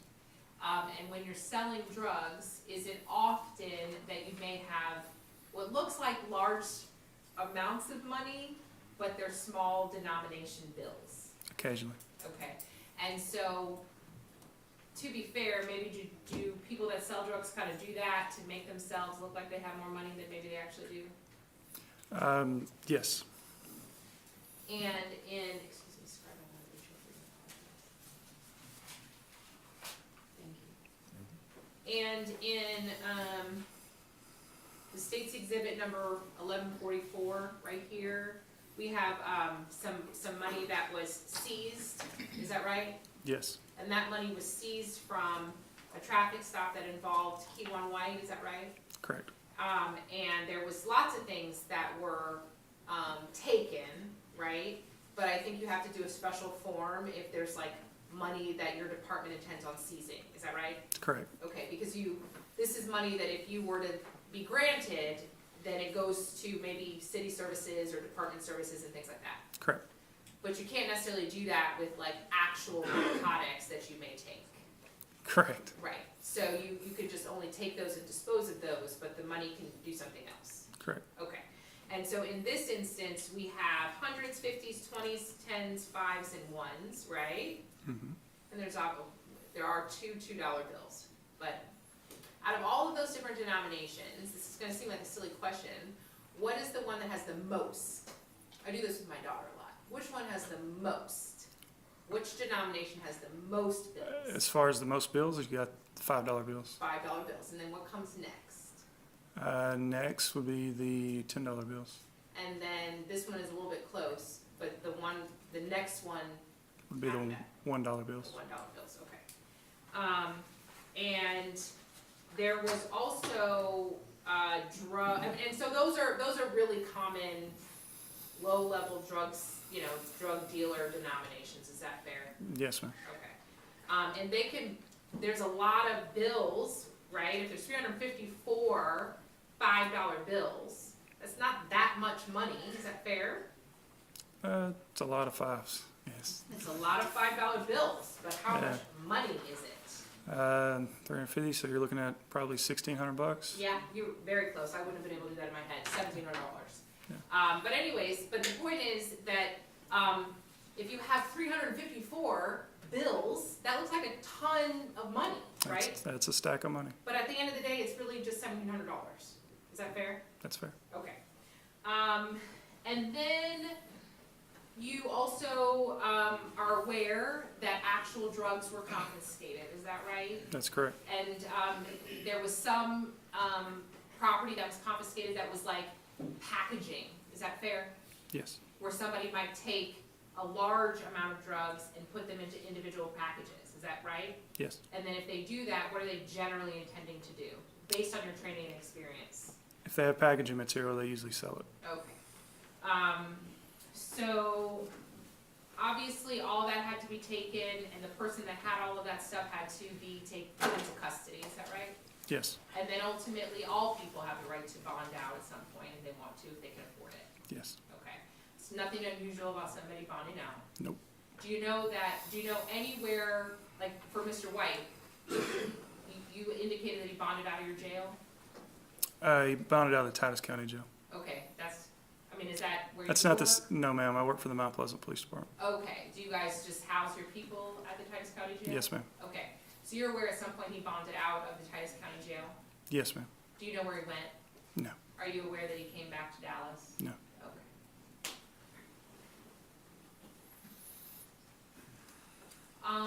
Based on your training and experience, are you aware of the value of, like, say, edible marijuana, or edible THC, I guess is what it would be called? No, ma'am. How about leaf marijuana? It varies based on potency and so on. They're great. Can it be a lot? It could be. Okay. What about, have you heard of I think young people might call it lean, but I think it's called promethazine. Mhm. Have you heard of that? Yes, ma'am. In your training experience, is that a drug that's abused by people? Yes. And it's like kind of like it has a street value, is that right? That's correct. People can sell it to make money. Yes. Okay, so it's not just like, oh, I have a cough and I went to my doctor and I have 17 bottles of promethazine, right? I mean, that's unreasonable. Yeah. Okay, and so then are you familiar with your training and experience, kind of what the street value of a lean or a promethazine might be? No, ma'am. Can it be a lot? I imagine. I have no idea. Okay.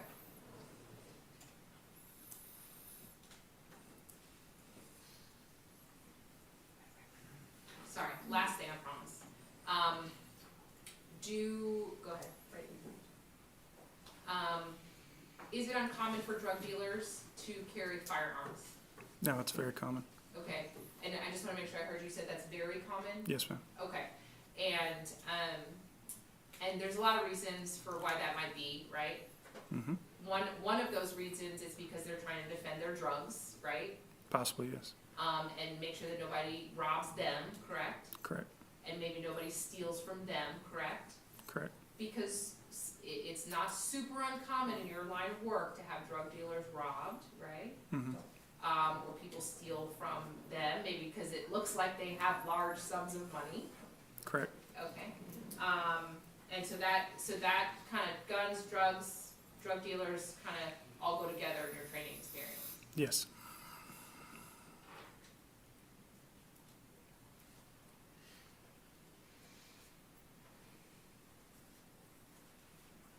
Oh, yes. And I-30, it's a trafficking corridor, isn't it? Yes. Lots of people run drugs, really from the west to the east. Is that right? Yes. I mean, Yeah. and, running them out of Texas into Arkansas and other places like that. Correct. It's a common route, so much so that you guys have, like, officers that Yes, are ma'am. like, that's what they do. Yeah. They like sit on the highway because they can tell kind of people that might be doing something nefarious Yes, ma'am. with their drugs. Mhm. Okay, and so it's just a part of kind of Mount Pleasant. Yes. What a great place. No, I don't mean that, I'm sorry. I'm gonna pass the witness at this time. State, Nothing further from the state, Your Honor. latest witness be released. No objection from the state. Defense. Nothing further from the defense. All right, thank you. Please. Yes, ma'am.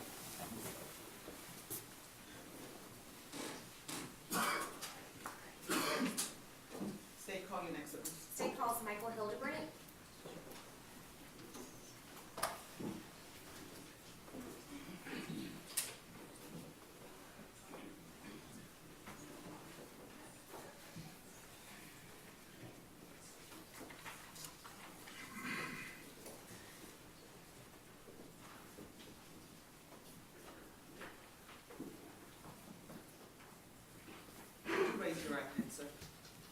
swear that the testimony you're about to give will be the truth, the whole truth, and nothing but the truth, so help you God? I do. Thank you. Can you please state and spell your name for the record? Michael Hildebrandt. It's MICHAEL HILDEBRANDT. And how are you currently employed? I'm employed by Securus Technologies. Can you please explain to the jury what Securus Technology is? Securus Technologies is a correctional communications firm. They put phones and communication devices within the jail facilities for incarcerated individuals to contact their loved ones. Now, is that just for county jail or? No, we do DOCs, county jails, city jails, all types of jails. And how can inmates access phone or make phone calls in the jail? And there's multiple ways. They can either, their friend and family can have an account to where it only charges that, or they can use their debit and their commissary account and pay for it themselves. How are inmates able to make phone calls and you know how to track it or how much it would cost? Most of the time when they're incarcerated, they get an ID number and they use it, they set up a PIN number, and then therefore every time they use the phone, and they could have voice recognition or they could have PIN recognition.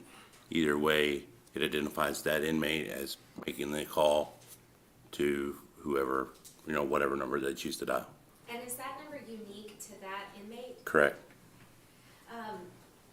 Does that number stay with them the entire time that they are? The entire time of that incarceration, depending on the facility, they may change the number each time they're incarcerated, but for the majority of the ones that I know of, they keep it every time. If they're a frequent flyer, then they keep the same number every time. And each time an inmate makes a call, is that call being recorded? That is correct, unless it's an attorney. And how is the system able to keep those recordings? There's a there's a bank full of servers that maintains those records. And how long does that server keep those records? Depending on the contract with the individual county or DOC, as far as the actual recordings, but as far as historical record of a call, that'll stay a lifetime. So say if someone was booked into a county jail 10 years ago, It would still be in our system, yes, ma'am. Now each time an inmate makes a phone call, is there a warning that's given? Correct, there's an admonishment at the beginning stating that this call is being recorded. And so there's an admonishment saying that the call is being recorded, is that Mhm. correct? Correct. Is that for just the inmate to hear or the person that they're calling? Friend and family and inmates should hear it. Is there any system for identifying the person in jail who is making that phone call? I got lost. Please repeat that. It's okay, no worries. Were you able to locate a recording of a phone call that was made by the defendant while he was still in custody? Yes, correct. And were those records kept in the ordinary course of business? Yes, And were you able to modify them and be able to put them in an order that, let's say, a person like me would be able to see? correct, yes. Your Honor, may I approach? You may.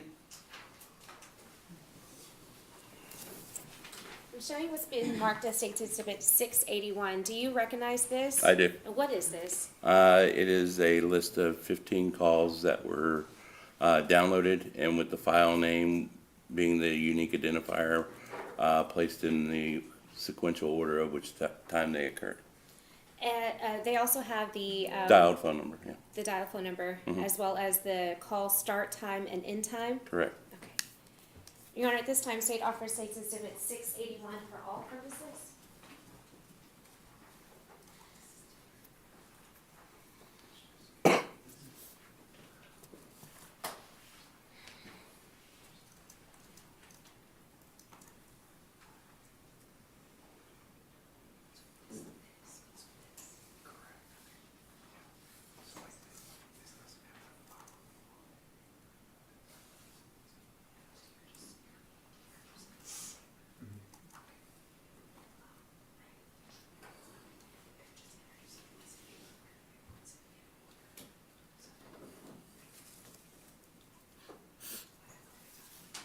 No objection. All right, State's Exhibit 681 is admitted for all purposes. I'll pass the witness. Defense, No questions. may this witness be released? No objection from the State, Your Honor. Defense, No objection. Thank you, sir.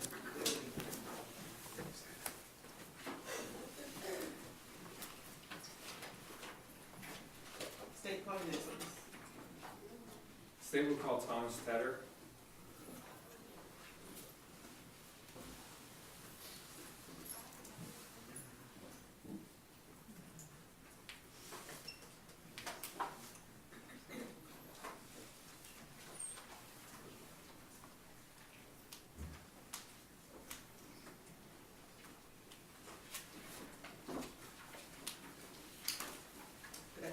Good afternoon. Good afternoon.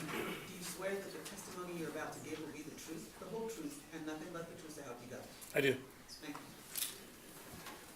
you.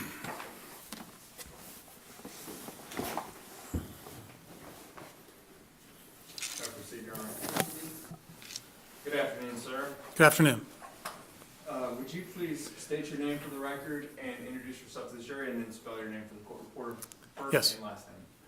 My name is Thomas Tedder. Last name is spelled Tedder. I am a senior information security analyst at First Citizens Bank. Prior to that, I was an FBI agent for 27 years. The last 5, I was the laboratory director for the North Texas Regional Computer Forensics Lab. Prior to that, I worked in the Baton Rouge office out of the New Orleans division for 15 years, working in cyber crimes and doing digital forensics. I'm sorry, what was your first name again, sir? Thomas, Thomas. Thank you. Now, this jury's already heard from Director Morris with NTR CFL, but can you just tell the jury a little bit of the background and training that you had as it related to forensic examinations in regarding digital media devices? Yes. So I went through IASIS training, which is International Association of Investigative Specialists training, in 2006, and became a certified forensic computer examiner. In 2008, I went through the FBI's CART program, which is the certified CART program that every examiner goes through. Throughout the years, to keep our certifications, we do training every year to keep that training up. Since I retired in 2023, I'm no longer CART certified, but I am still certified through IASIS as a CFCE. And back in November of 2020, what was the position that you held at that time? I was the laboratory director for the RCFL. And were you asked to do an examination as it related to certain cell phones in this case? Well, as the director, I actually assigned it to myself, but yes. Okay. Just to keep backlog down, I did the phones. And at that time, how many different examiners did you have underneath your supervision? Approximately 16 to 18, depending on TFOs that were coming in and out. And TFOs, I think this may be the second time this jury's heard that term be used, but I don't think we've discussed it. What is a TFO? A task force officer. So the RCFL is composed not only of FBI employees, but also of local police officers, task force officers that are assigned to the laboratory. If they assign a task force officer or a police officer to the lab, we work cases not only for the FBI, but also for that jurisdiction. So Plano, Richardson, Dallas, we would also bring their cases in and work them through the RCFL as well.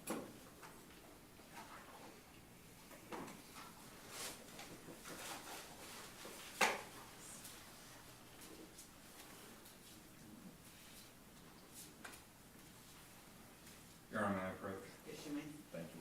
Permission to move about freely. Yes. Now, retired agent Tedder, have you testified regarding forensic examinations with cell phones before? Yes, I have. You or many times? Many times. State and federal court? State and federal court. I'm going to show you some marked as states exhibits 7, 14, 7, 16, 7, 18, and 720. Would you mind taking a look at those and let me know if you recognize them?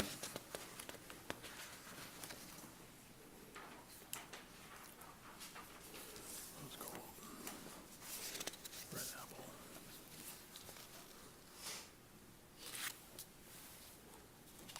put these search warrants with phones.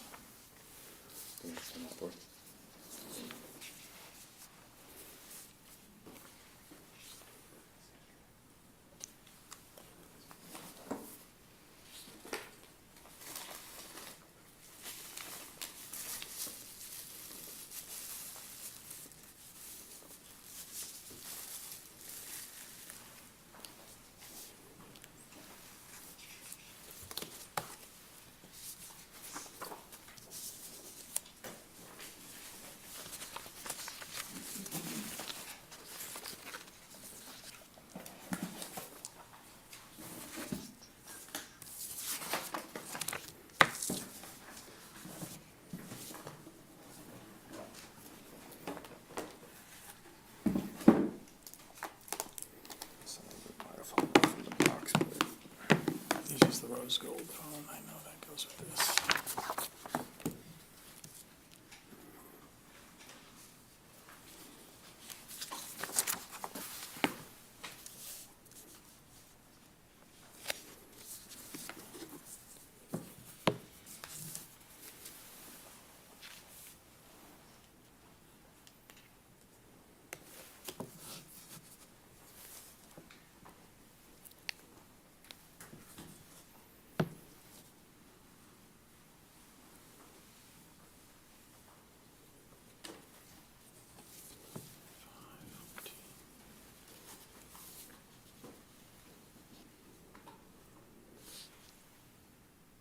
Is this a copy of this one here?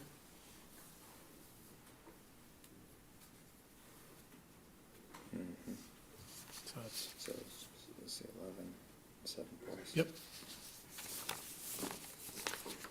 Okay. I do recognize these. Okay.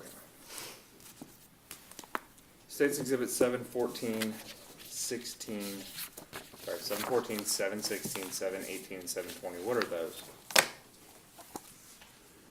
742. These are the search warrants. Okay. And are those the search warrants as it relates to 7? Each one of these phones. Okay, each one of these phones being 713, 715, 717, and 719. Correct. That has previously been put into evidence. Your Honor, we'd offer these cell phones. I believe they were record previously. We're going to offer the phones now for all purposes with retired Special Agent Tedder on the stand. So you're offering 715, 716, 718, and 720 for record purposes? Correct. The search warrants for record purposes only, and the cell phones for all purposes. Okay. And those search warrants are in relation to the cell phones, correct? Correct.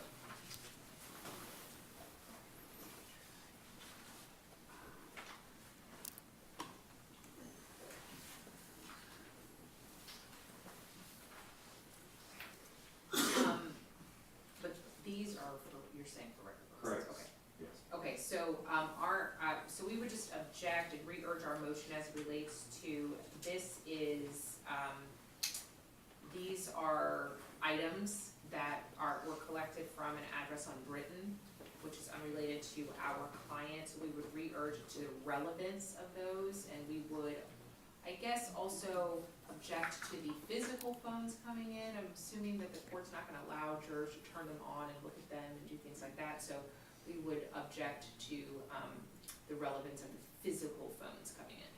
What's the state's response? Record's fine. Okay.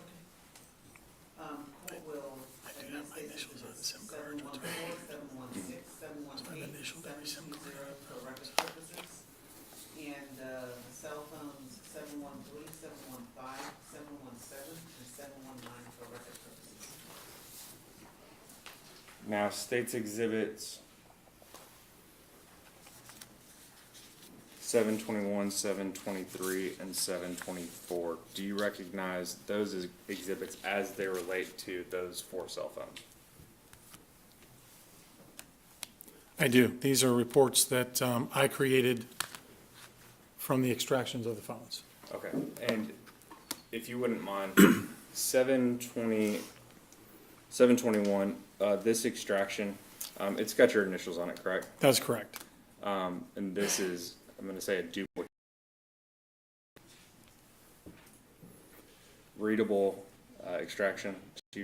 This This is a report created from the extraction. Okay. And, The extraction is the raw extraction. The report is what is generated from the extraction. and that makes it readable for us. Makes to it go. human readable, Thank correct. you.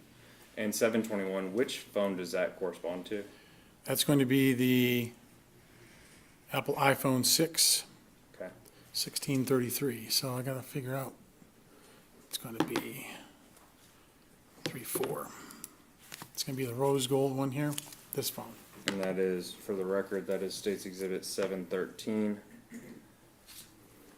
State's Exhibit 722. Do you recognize that?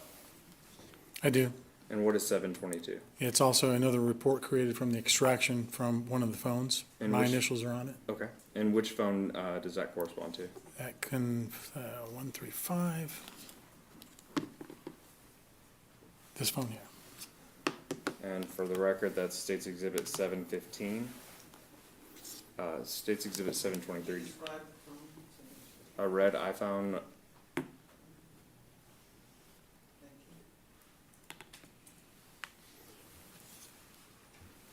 you. This is this phone here. So it was an Apple iPhone 7 Plus, model number 1784. Okay. And for the record, again, that's a black iPhone 7, State's Exhibit number 719. Do you recognize State's Exhibit 724? I do. And what is State's Exhibit 7? It's also a report created from extraction from the phone. It has my initials on it. And does that correspond with State's Exhibit 717? It does. And that's an Apple iPhone 11, model number 2A2111. State would offer State's Exhibit 721 through 724 for all purposes. Were these reports made at or near the time of the extraction done in this case? Yes, and let me clarify on that, though. The first extraction was not done until July. The other three were done in January. The extraction done on the pink, the rose gold phone had to be brute force, and it took about 6 months to get the pin for that brute force. So that wasn't done until 7/9 of, And that was in 721. And we'll talk That- about brute force here in a second. sure. May I take the witness briefly on voir dire? Yes, you I just want to make sure that I'm clear about what's contained on these discs. You extracted cell phone, you extracted information from various cell phones. Correct. And in that, and from that extraction, you generated a report. That is correct. So contained on these discs are what specifically? Are the report, Just the report, just the report. not the extraction. Correct.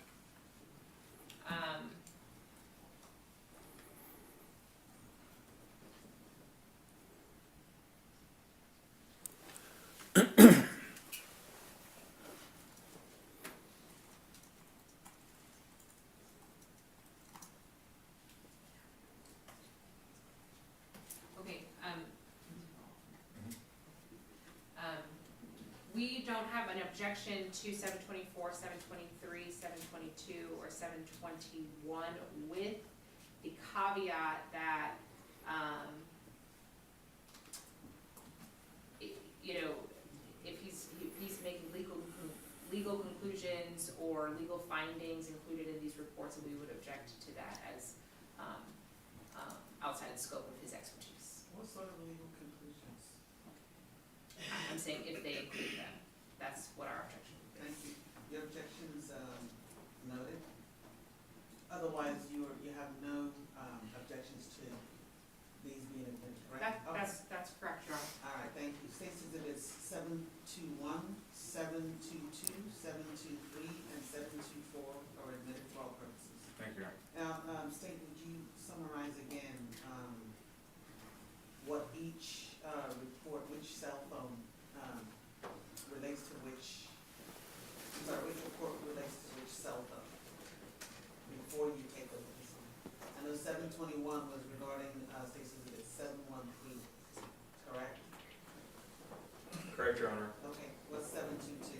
It is related to 715, which was the Apple Apple iPhone 11. Is that the red phone? Yes, Your Honor. Okay. State's Exhibit 723 relates to State's Exhibit 719, and it is an iPhone 7 Plus. It's a black iPhone. Okay.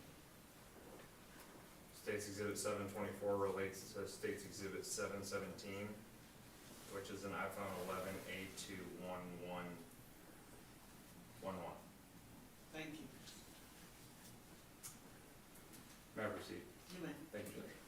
No, retired Special Agent Tedder, you didn't make any legal conclusions or findings in your reports, correct? Correct.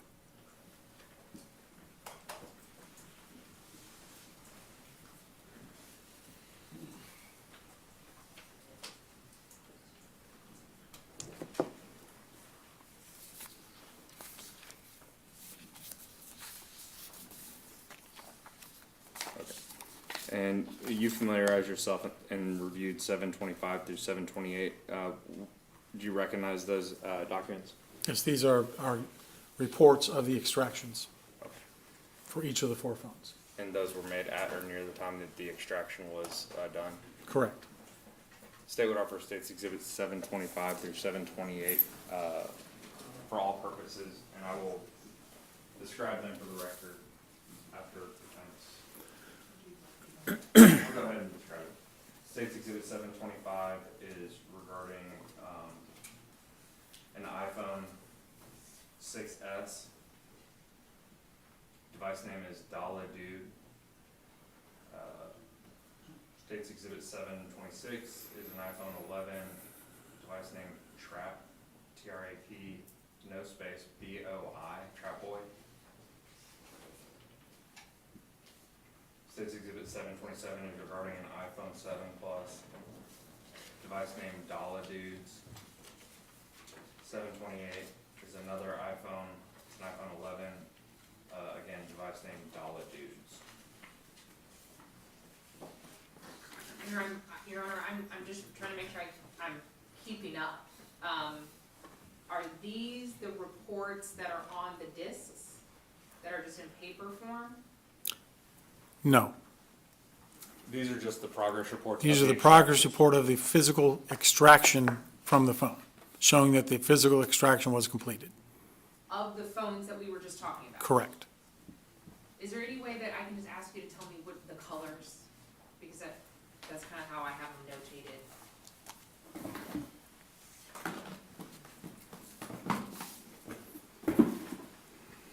All right, so 725 Rose gold.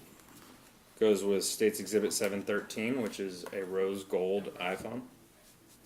That's 725.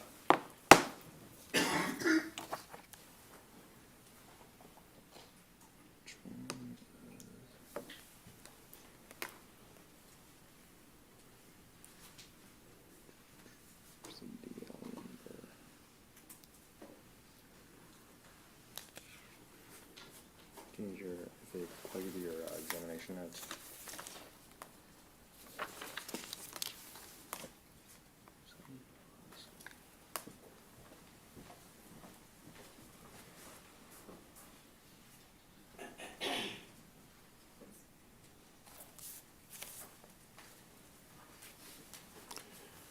This goes to the iPhone 7 Plus.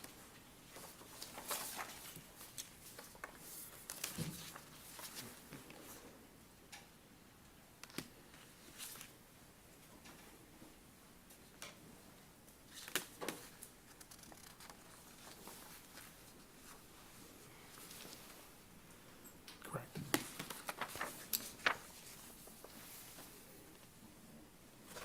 $727 corresponds to State's Exhibit 719, which is a black iPhone 7 Plus. Correct.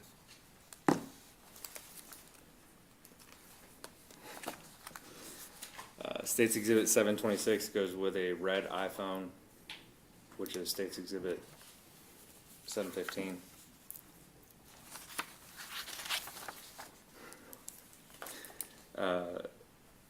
State's Exhibit 728 goes with State's Exhibit 717, which is a black iPhone 11.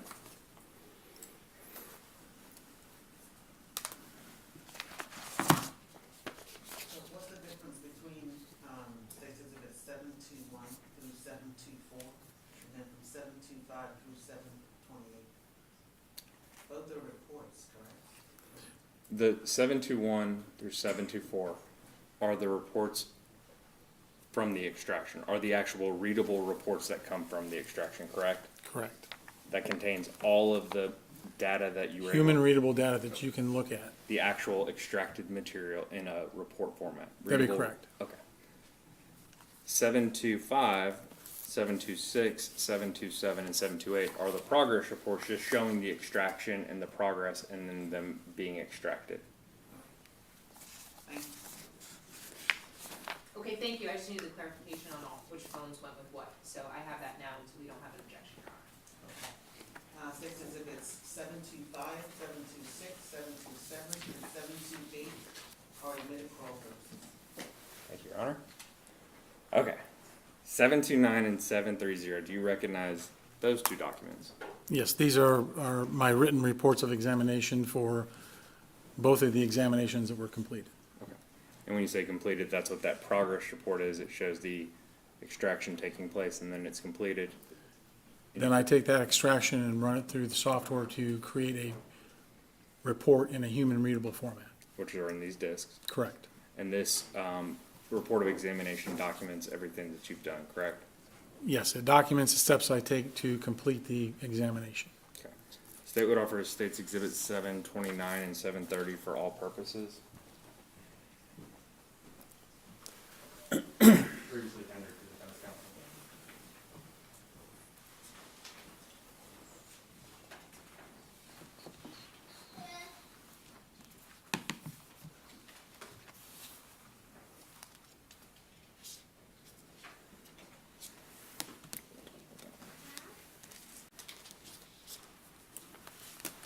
No objections, sir. Six exhibits 729 and 730 are admitted for all purposes. Thank you, Your Honor. Permission to publish? Yes, you may. Now, the exhibit, retired special agent Tedder that you have in front of you is States Exhibit 721. You talked about, you brought up brute force, and now with Director Morris, we did not talk about anything like brute force being done regarding his extraction, but can you just tell this jury a little bit about what that means and like why brute force needs to be used and what the purpose is of it? Yes. So in this particular instance, there's three states of a phone. It's in an off state. Once it's turned on, it's in a state that you would call BFU, before first unlock. When you take a phone out the first time, you can't use your Face ID, you can't open it up, you actually have to use your PIN code to open that phone up. Once that's done, it's in what they call an after first unlock state. So you can get an extraction from that phone a lot of times without having to do anything. In this particular instance, this phone, DL113134, was in a state of BFU, which means we could not get an extraction from that phone. We have forensic software that we use that we can hook the phone up to and start a brute force attack on that phone. That can take anywhere from 2 weeks to, at this time, it was like 39 years, depending on the complexity of 4-digit or 6-digit PIN code. After about 6 months, the PIN code was found, and once that was found, that phone, then a full extraction was done of that phone, and that report was created.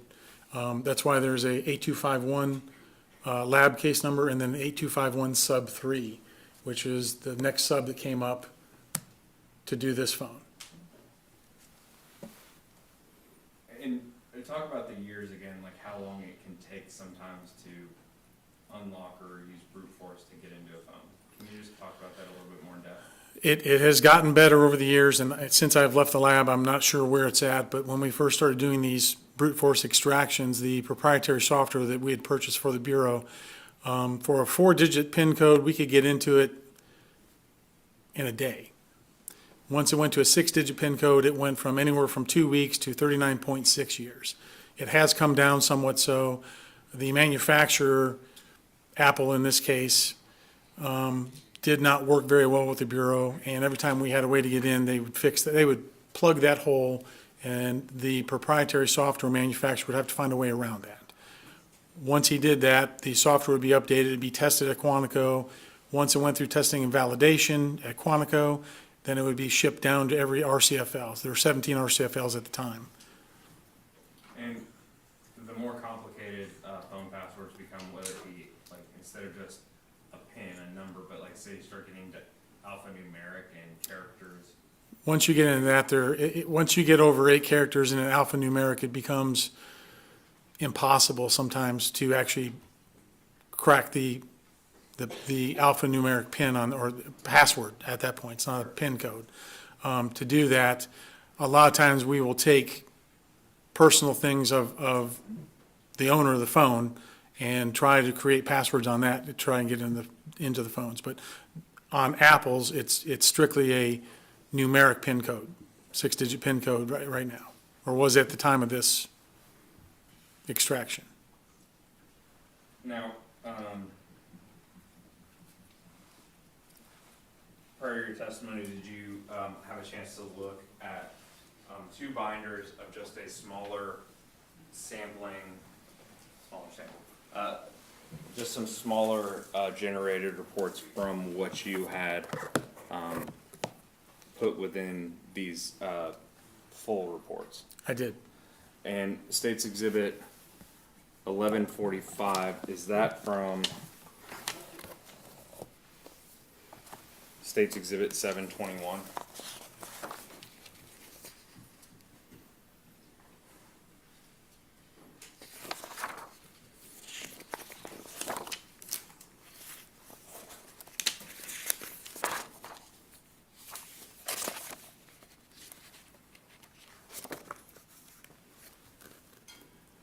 It is.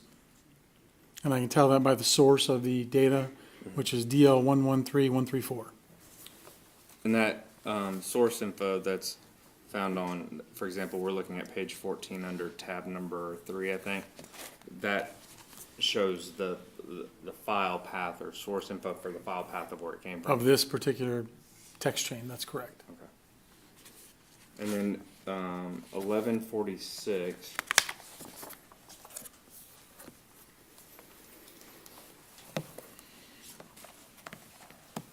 Did that come from, or did those come from State's Exhibit 723?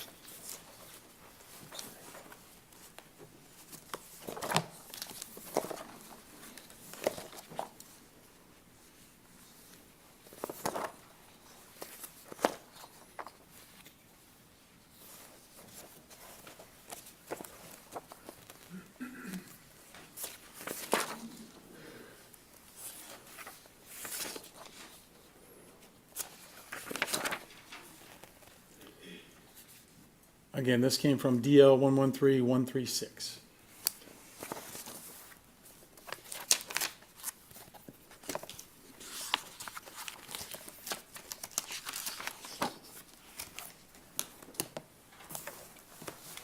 And this jury heard earlier testimony from Director Morris about the way investigators or prosecutors, other law enforcement officers can use what's in these discs to make smaller reports that are more digestible for a jury or a judge. Is that fair? That's correct. State would offer State's Exhibits 1145 and 1146 for record purposes at this time, previously tendered to defense counsel.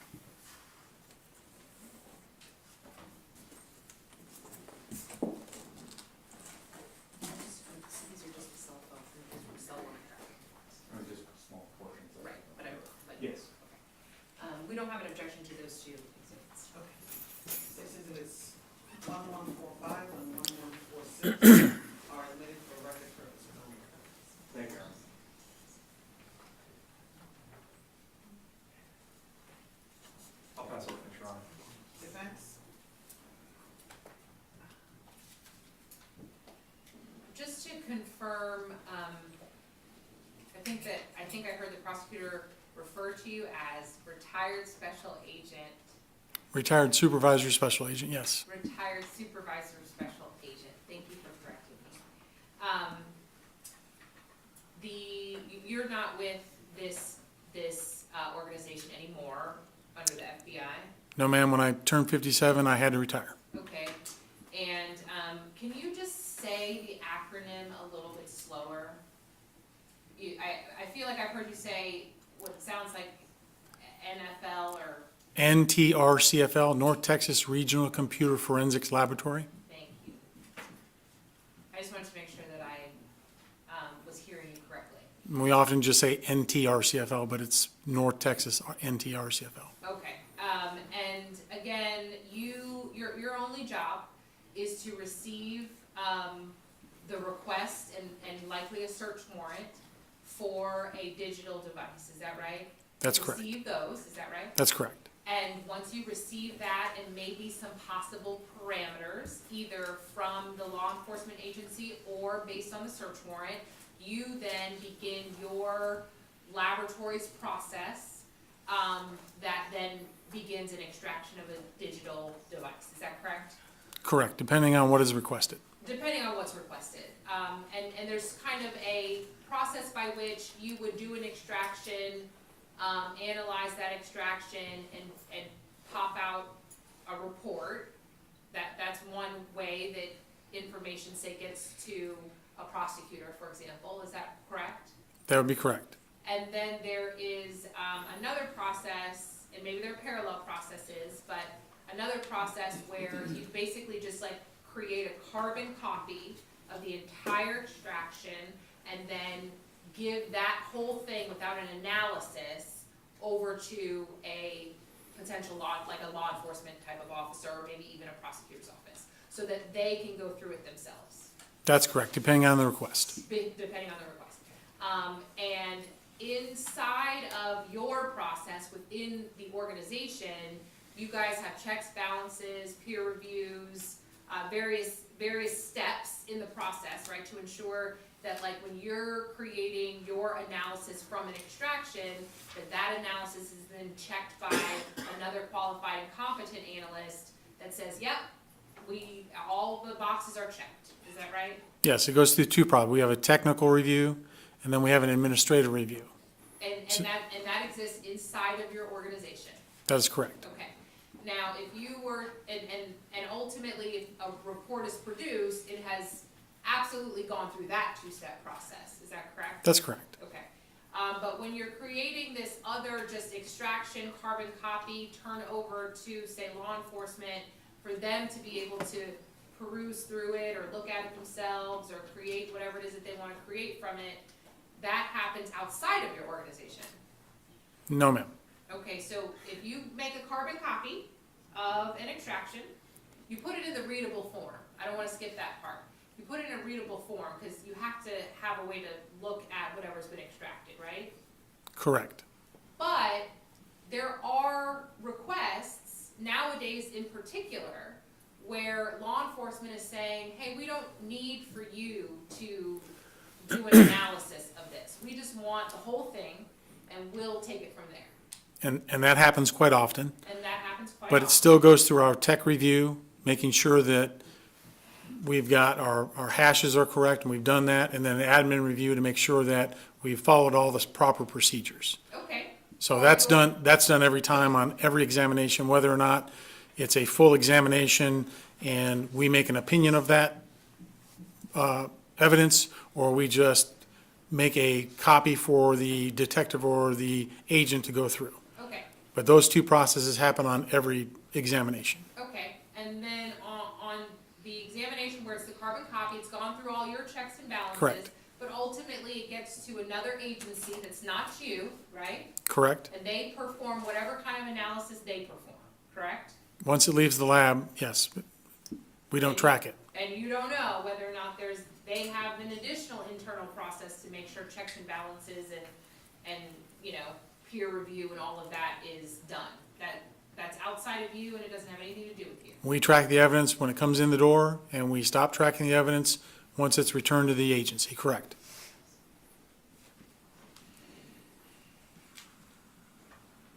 Thank you, no further questions. All right, state, Nothing further from the state, Your Honor. may this witness be released? No objection. Thank you, sir. You're free to leave.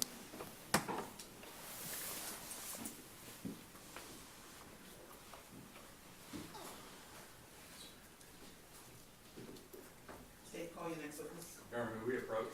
Yes.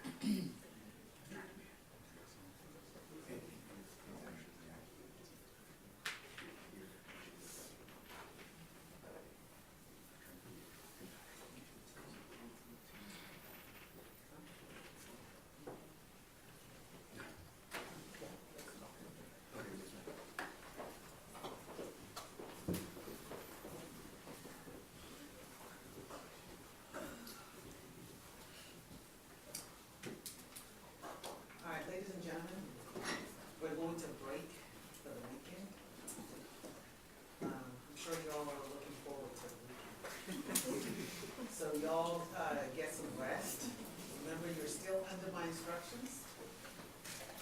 Don't talk about this case, don't discuss. You haven't received all the evidence, okay? So it's not time to deliberate. So free your mind, enjoy the weekend, and come back on Monday morning at 8:30, all refreshed, okay? All right, see you all on Monday. All right. Have a good weekend.